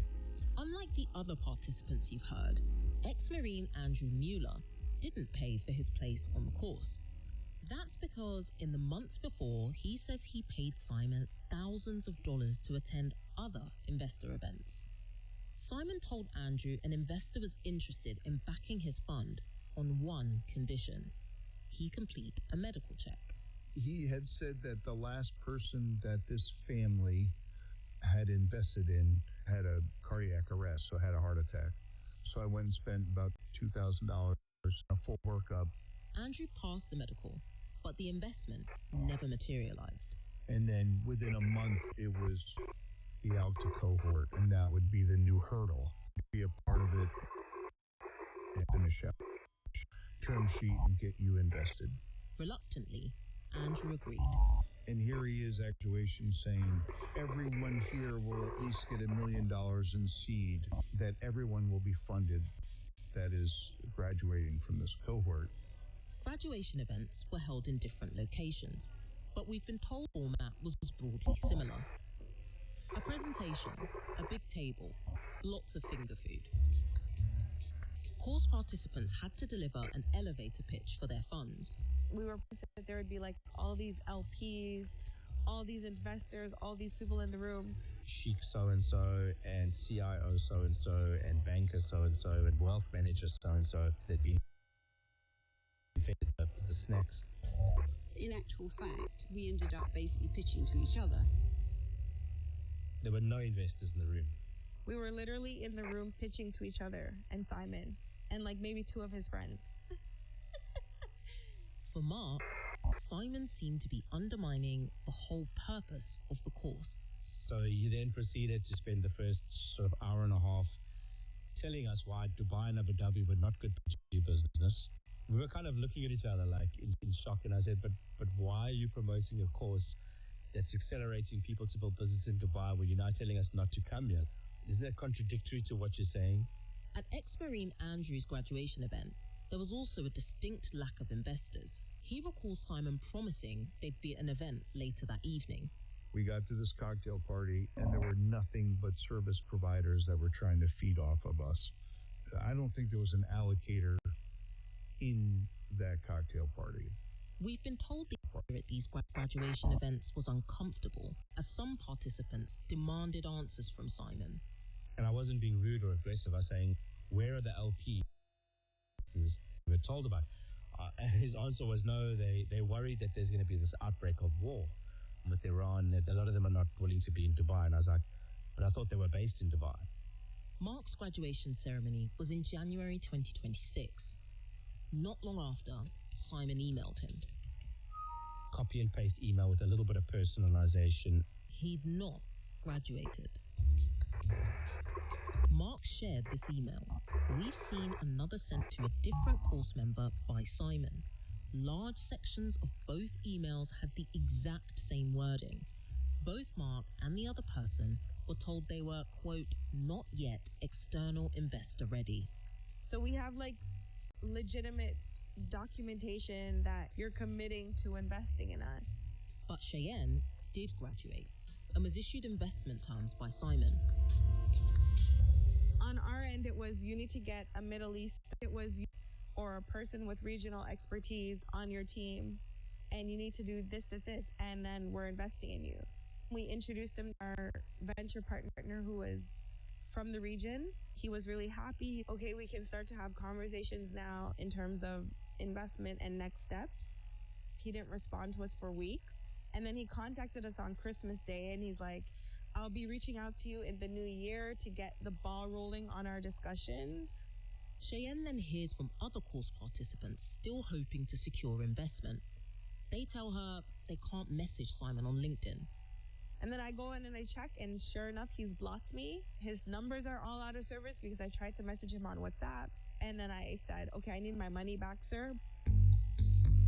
None of the 20 participants we've spoken to secure any investment for their funds, either directly from Simon nor from any of the investors he claimed to have commitments from. They're also not aware of anyone else on the OCTA course who secured investment. And with participants out of pocket and Simon out of reach, the group started looking for answers. That's when I first heard about them. Googling him and looking into his past, I couldn't find anything, to be honest with you. One of our portfolio companies actually happened to have a private investigator company, and they actually looked into it a bit, and nothing came up. Fund management tends to be a bit of a secretive community. You don't tend to find a huge amount on fund managers, and his LinkedIn did have a really long and detailed sort of history going back quite a few years. A LinkedIn profile that we were about to discover had some career gaps.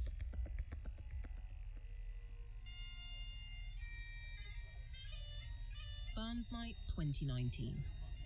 Perhaps differently from a typical Burns night, it was more formal. It was a black tie do. This is Chris Butler, OBE, who was head of the British Chamber of Commerce in Vilnius, Lithuania, and he was hosting the evening. The traditional dinner, traditional address to the haggis, the traditional speeches to the lads and the lassies. We've seen photos. Chris on stage, smartly dressed in a tuxedo. Also suited up is a man we recognize. At the time that Simon arrived in Vilnius, he wanted to be active, visible. He wanted to join the chamber, which is usually a sign that somebody wants to make themselves part of the business community and also, to a certain extent, the British community. So I think for me, I thought, well, this is great, frankly speaking, and I quite liked the guy. He spoke well and presented. Thank yous to start with. First of all, thank you for... Pretty soon, Simon is speaking at business events. He started a firm called Solomon Securities, a nod to former Wall Street trading Solomon. I wanted their brand. I knew the Salomon family since the early 1990s when I lived in New York. Not only is Simon pronouncing Solomon differently to how most people do, he's picked a firm with a checkered past. Its freewheeling trading culture inspiring the books Nightmare on Wall Street and Liar's Poker. Despite this, Simon thinks the Solomon name still opens doors. And so, when we need to get a meeting anywhere in the world in financial markets, please forgive me, we get it. Because that brand still carries a century or more of reputation.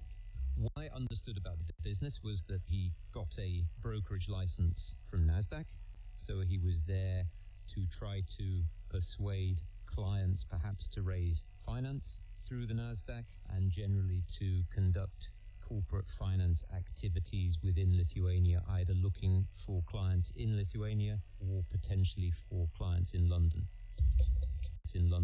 But within 5 months, the stock exchange had revoked the firm's status as a certified advisor.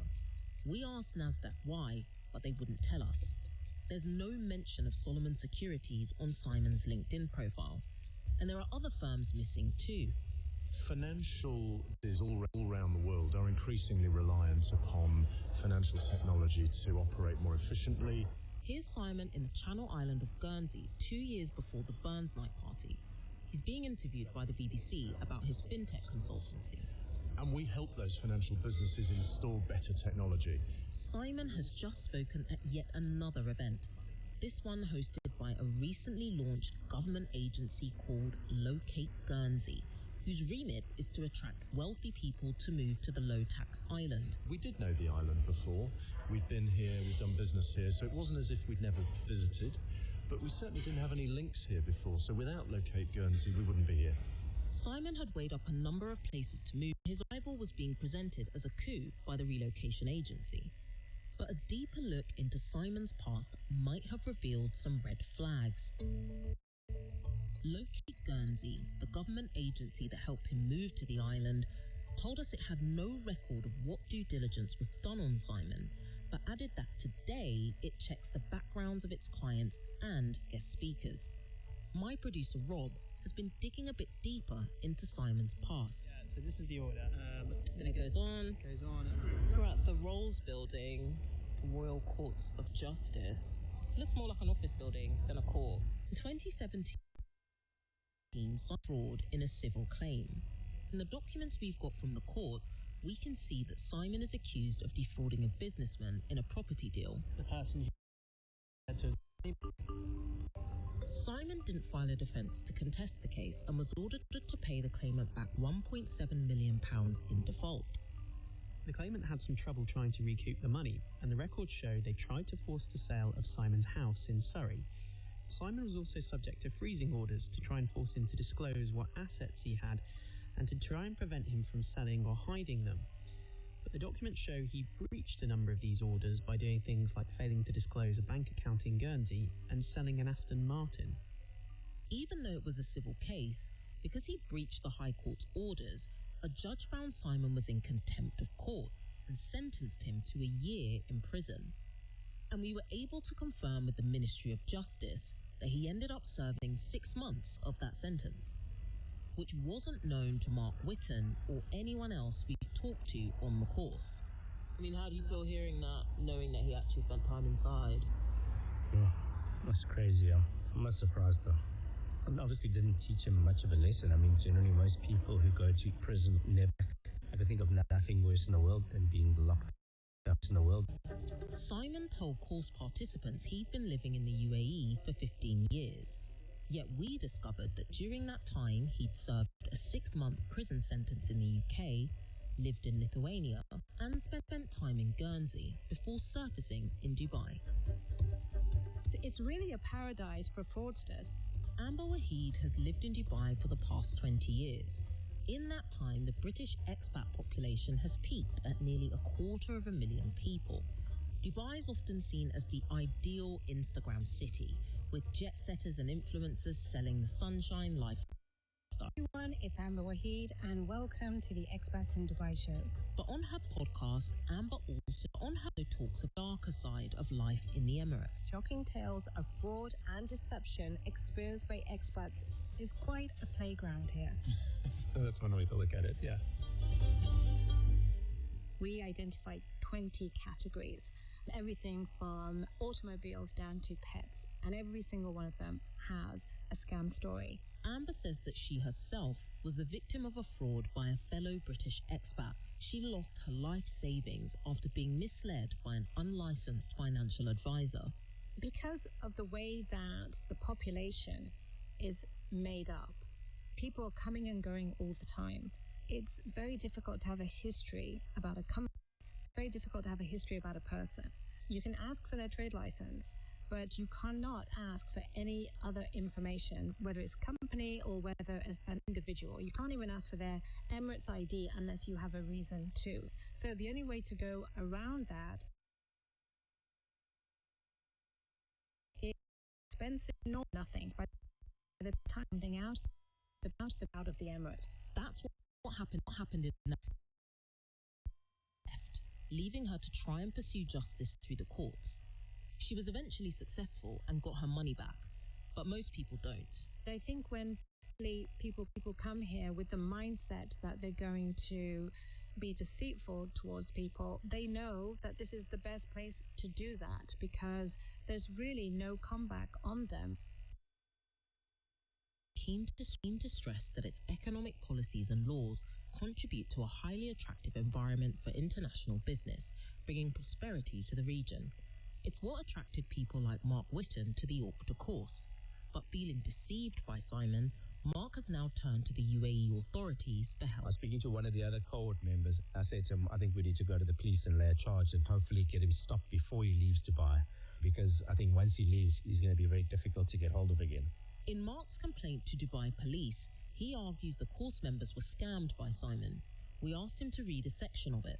The accused either knew or ought to have known that the described program structure, due diligence process, and access to capital were not being delivered in practice, as evidenced by the identical outcomes experienced across multiple. This is a pattern of misleading behavior.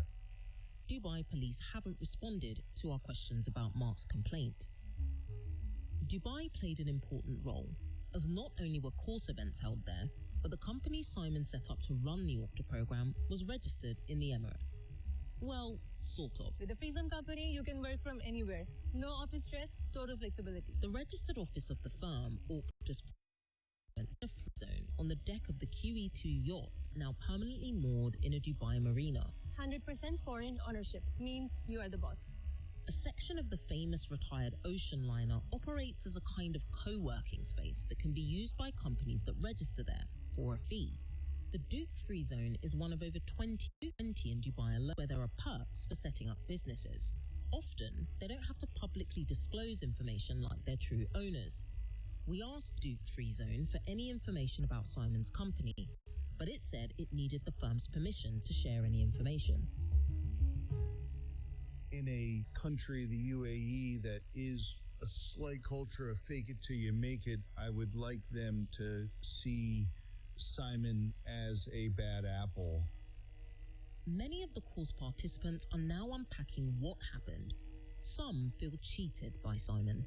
Every single person that I've spoken to is not happy, feels like they've been taken for a ride.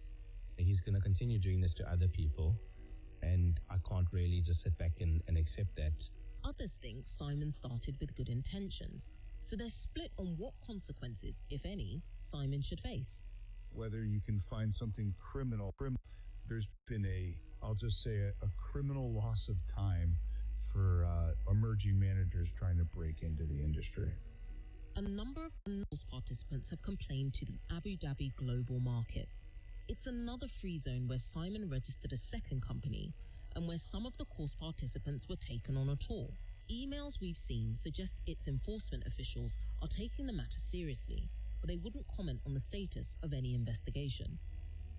I don't think I harbor any serious level of bitterness. I just see that, okay, he's a con man. We were conned.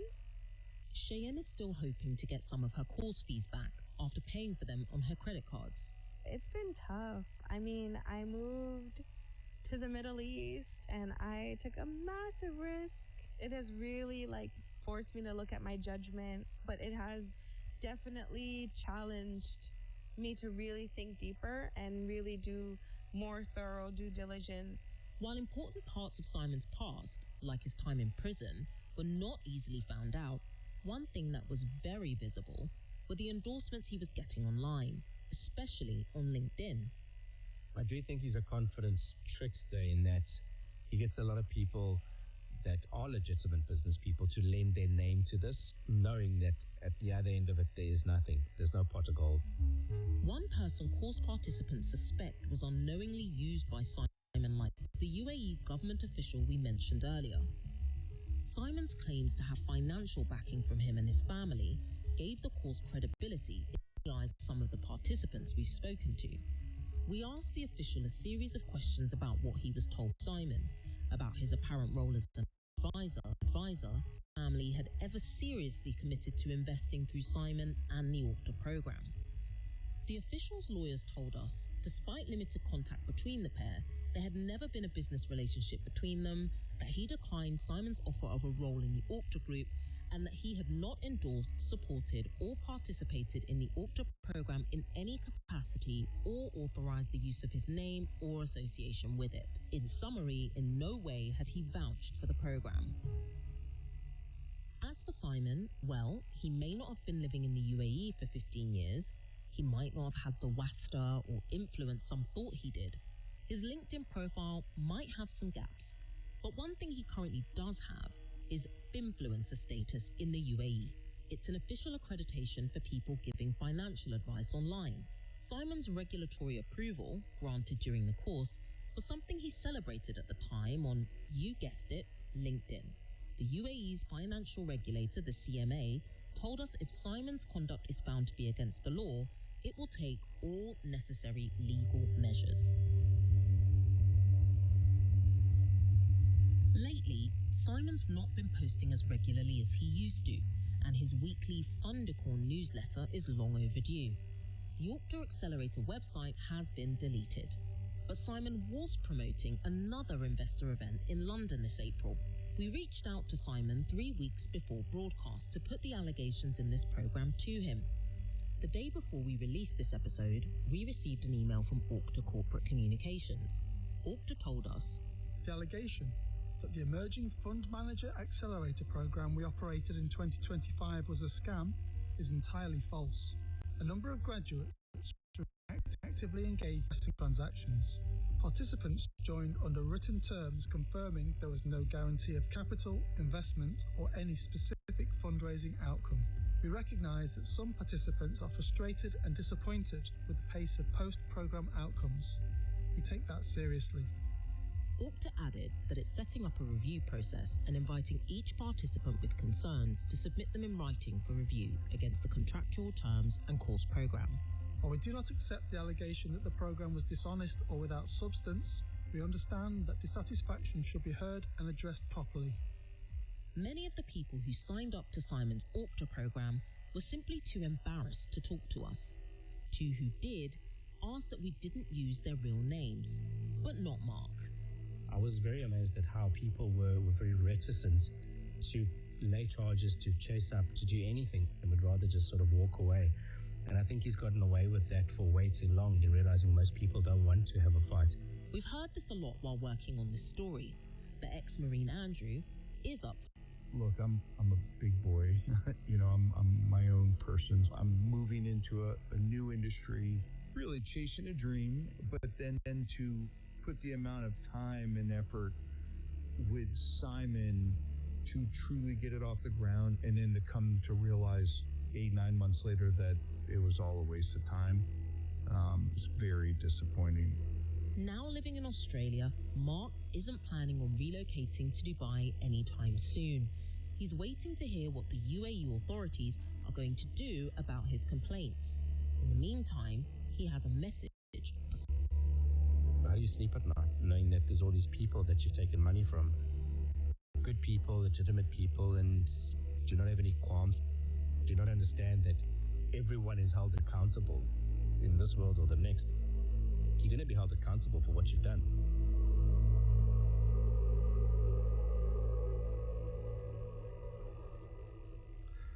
Rob Byrne was the producer, Tara McDermott is the editor, and you can find more programs like this by searching for File Info Investigates on BBC Sounds.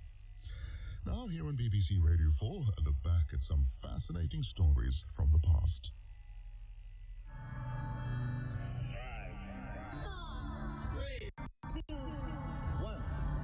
This week in history, Latvia celebrates 2 independence anniversaries.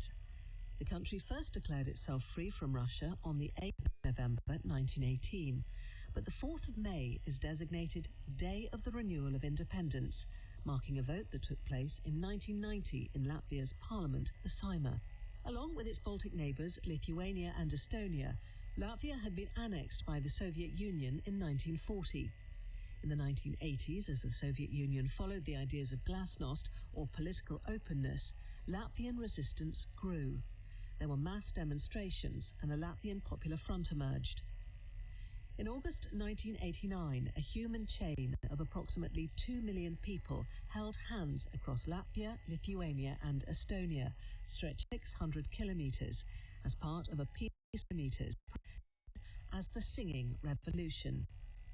A Latvian national majority won elections in March 1990, and on the 4th of May, the Supreme Council passed a declaration to renew independence. The Russian President Mikhail Gorbachev called it invalid, but it was a psychological watershed for Latvians.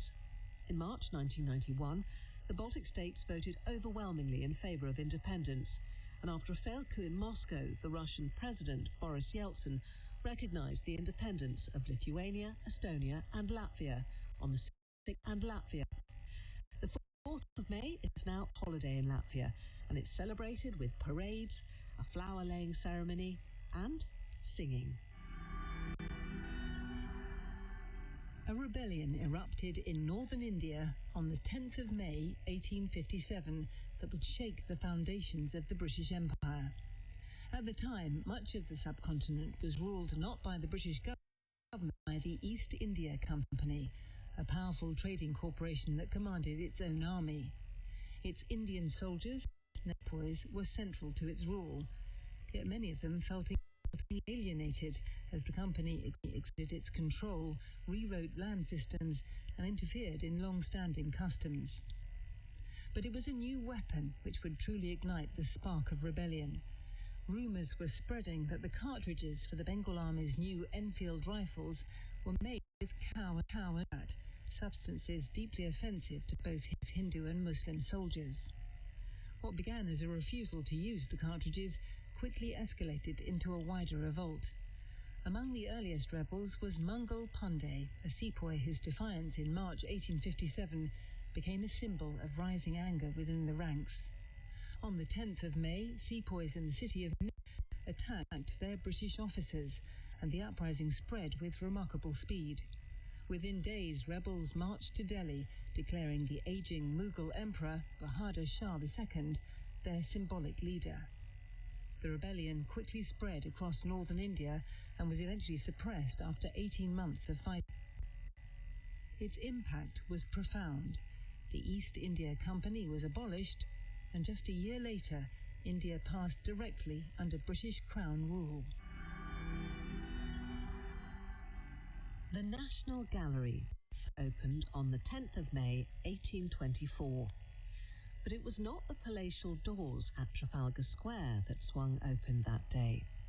The first sight was at a townhouse a few hundred yards away at 100 Pall Mall. The British government had bought 38 paintings from the estate of the merchant John Julius Angerstein to develop a new national collection for the enjoyment and education of all.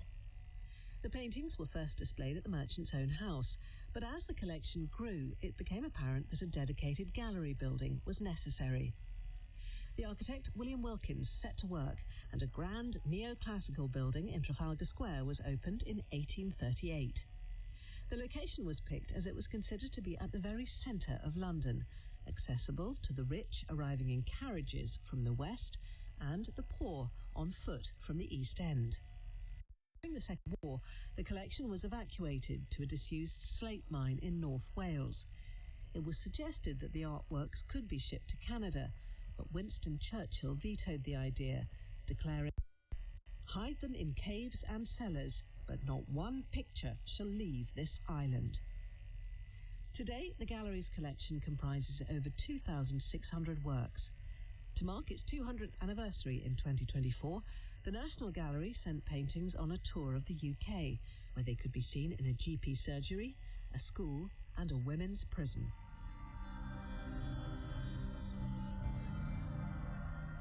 This Week in History was presented by Caroline Nichols and Jane Steele. Thank you very much for listening. Goodbye. Arrived late for your favourite programme? Did you know that most smart speakers can start the programme again? Just say, ask BBC Sounds to restart and listen from the beginning. Hello, I am Andy Zoltzman. Welcome to the news quiz. Disclaimer, restart will to restart your entire life or the history of the universe. Try it for yourself. Just say, ask BBC Sounds to restart. Now we continue on Radio 4, our book of the week, Unlocking the Secrets of the Deep Sea with the marine microbiologist Professor Geoffrey Marlowe. The reader is Adam Sims.